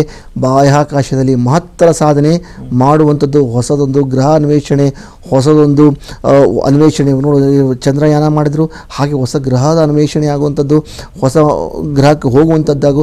ಅದಲ್ಲದೆ ಮೇನ್ ಮುಖ್ಯವಾಗಿ ಒಂದು ಏಲಿಯನ್ಗಳ ಸಂಪರ್ಕ ಮಾಡೋ ಸಾಧ್ಯತೆಗಳು ಕೂಡ ಈ ವರ್ಷದಲ್ಲಿದೆ. ಅದಲ್ಲದೆ ಪ್ರಾಕೃತಿಕ ವಿಕೋಪದಿಂದ ಮನುಷ್ಯಕೃತ ವಿಕೋಪದಿಂದ ಸಮುದ್ರ ಉಕ್ಕಿ ಹರಿಯುವ ಸಾಧ್ಯತೆ ಇದೆ. ಕಾರಣ ಏನಂದರೆ ಆ ಮೀನ್ ರಾಶಿಯಲ್ಲಿ ರಾಹು ಮತ್ತು ಶನಿ ಯುತಿ ಆಗೋದ್ರಿಂದ ನೀರಿಗೆ ಸಂಬಂಧಪಟ್ಟಂಥದ್ದು, ವೆದರ್ಗೆ ಸಂಬಂಧಪಟ್ಟಂತಹ ಒಂದು ವೈಬ್ರೇಷನ್ ಕಟ್ಟಿಟ್ಟ ಬುತ್ತಿ ನಾವು ಹೇಳೋಂಗೆ ಇಲ್ಲ, ಅದು ನಡೆಯುತ್ತೆ. ಆದರೆ ತಾತ್ಕಾಲಿಕ, ಅದರಿಂದ ಒಳ್ಳೆಯ ಎಫೆಕ್ಟೇ ಬರುತ್ತೆ.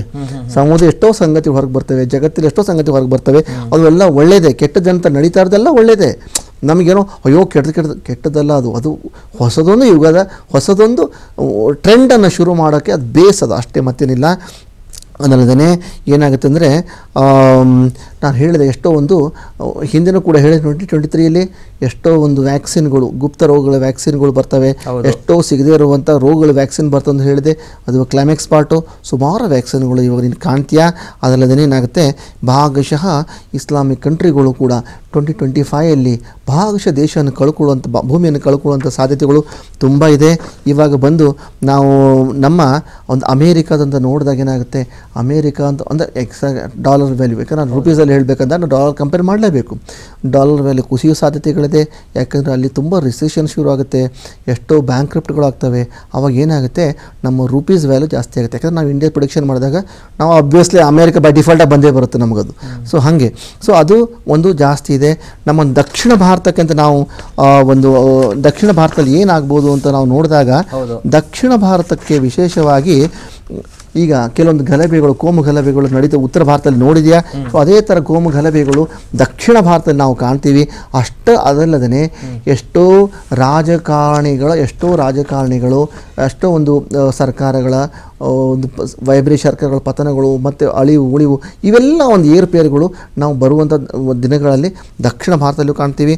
ಅದಲ್ಲದೆ ಸುಪ್ರಸಿದ್ಧ ಒಬ್ಬ ಅಭಿನೇತ ಇದು ಒಂದು ಮರಣ ಹೊಂದಿರೋದ್ರಿಂದ ಒಂದು ದಕ್ಷಿಣ ಭಾರತದಲ್ಲಿ ತುಂಬ ಒಂದು ಪೊಲಿಟಿಕಲ್ ವೈಲೇಷನ್ ಆಗುತ್ತೆ. ಯಾವುದು ಎಕ್ಸಾಂಪಲ್ ಅಂದರೆ ಜಯಲಲಿತಾ ಟೈಮಲ್ಲಿ ನಡೆದಂತಹ ಪೀರಿಯಡು ಮತ್ತೆ ಮರಿಕೊಳ್ಳೋ ಸಾಧ್ಯತೆ ಕೂಡ ಇದೆ. ಅದಲ್ಲದೆ ಇದೇನಾಯ್ತು, ದಕ್ಷಿಣ ಭಾರತದಲ್ಲಿ ವಿಶೇಷವಾಗಿ ನಾವು ಏನು ಹೇಳಬೇಕಂದ್ರೆ ಸಮುದ್ರ ತೀರದ ಪ್ರದೇಶಗಳಿಗೆ, ಯಾಕಂದರೆ ಹಿಂದೆ ಕೂಡ ಅಲರ್ಟ್ ಕೊಟ್ಟಿದ್ದೀವಿ. ಇದು ಕ್ಲೈಮ್ಯಾಕ್ಸ್ ಪಾರ್ಟ್ ಆಗಿರೋದ್ರಿಂದ ಜಸ್ಟ್ ರೀಕ್ಯಾಪ್ ಮಾಡ್ತಿದ್ದೀನಿ.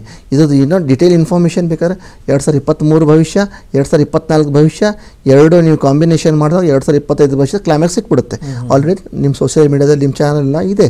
ಸೊ ಇದು ಜಸ್ಟ್ ಒಂದು ಇಂಪಾರ್ಟೆಂಟ್ ಪಾಯಿಂಟನ್ನು ನಾನು ಇದನ್ನು ಎತ್ತಾ ಇದ್ದೀನಿ. ಇದೇನಾಗುತ್ತೆ, ನಾವು ಒಂದು ಸಮುದ್ರದ ಸಂಬಂಧಪಟ್ಟಂಥ ಕ್ಷೇತ್ರಗಳು, ತೀರ್ಥಕ್ಷೇತ್ರಗಳಿಗೆ ಹುಷಾರಾಗಿರಬೇಕು, ಜಾಗೃತವಾಗಿರಬೇಕು. ಒಟ್ಟಾರೆ ಹೇಳಬೇಕು ಅಂದರೆ ಕೊನೆಯದಾಗಿ 2025ರಲ್ಲಿ ನಾನು ಯಾವ ರೀತಿ ಇರಬೇಕಾಗುತ್ತೆ, ಒಳ್ಳೆಯ ಮನುಷ್ಯ ಅಂತ ಅನ್ಸ್ಕೊಳ್ಬೇಕು ಅಂದರೆ? ಒಳ್ಳೆ ಮನುಷ್ಯ ನಾವೇನು ಮಾಡಬೇಕಂತಂದರೆ 2025ರಲ್ಲಿ ಯಾವುದು ಹೊಸದು ಮಾಡದೇ ಇರುತ್ತೆ ವಾಸಿ. ಏನಿದೆಯೋ your saving is nothing but your earning. ನಿಮ್ಮ ಕಾನ್ಸೆಪ್ಟ್ ಹೇಗಿರಬೇಕು? Your saving nothing but your earning. ಹಾಸಿಗೆ ಇದ್ದಷ್ಟು ಕಾಲು ಚಾಚ್ಕೊಂಡು ಇರಬೇಕು. ಏನಿದೆಯೋ ಅಷ್ಟು ಇಚ್ಕೊಂಡು ಸುಮ್ಮನೆ ಇದ್ಬಿಟ್ರೆ, ಯಾಕಂದರೆ ಬಿರುಗಾಳಿ ಬಿಟ್ಟಾಗ ಅದ್ರ ಎದುರಿಗೆ ಹೋಗಬಾರ್ದು, ಪ್ರವಾಹ ಬಂದಾಗ ಎದುರಿಗೆ ಹೋಗಬಾರ್ದು, ಕಾಯಬೇಕು. ಪ್ರವಾಹ ಇಳಿಲಿ ಅಂತ ಕಾಯಬೇಕು. ಪ್ರವಾಹ ಇಳಿದ ನಂತರ ಬರುವಂಥ ನೀರು ಹೇಗಿರುತ್ತೆ, ಶುದ್ಧವಾಗಿರುತ್ತೆ, ಶುದ್ಧ ಕುಡಿಯೋಕ್ಕೆ ಯೋಗ್ಯ ಇರುತ್ತೆ. ಅದು ಪ್ರವಾಹ ನಾರ್ಮಲ್ ನೀರಿಗಂತಲೂ ಪ್ರವಾಹ ಬಿಟ್ಟು ಬಂದು ಹೋದ ನಂತರ ಮೇಲೆ ಇರುವಂಥ ನೀರಿಗೂ ತುಂಬ ವ್ಯತ್ಯಾಸ ಇದೆ.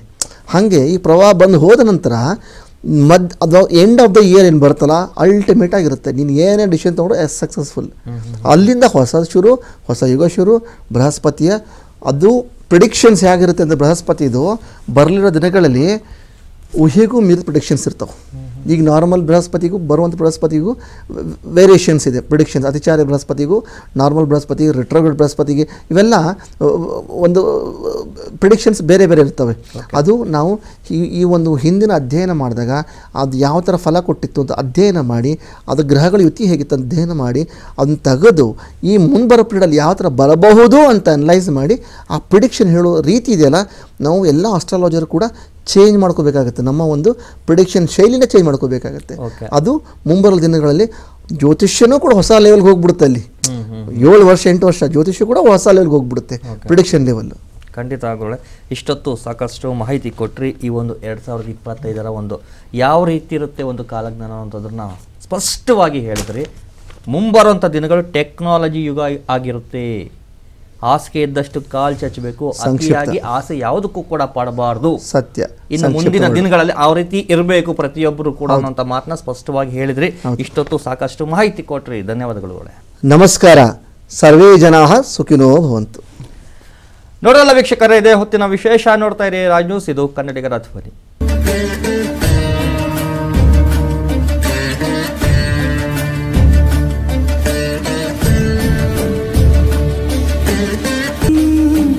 ಭುಜಗೇಂದ್ರ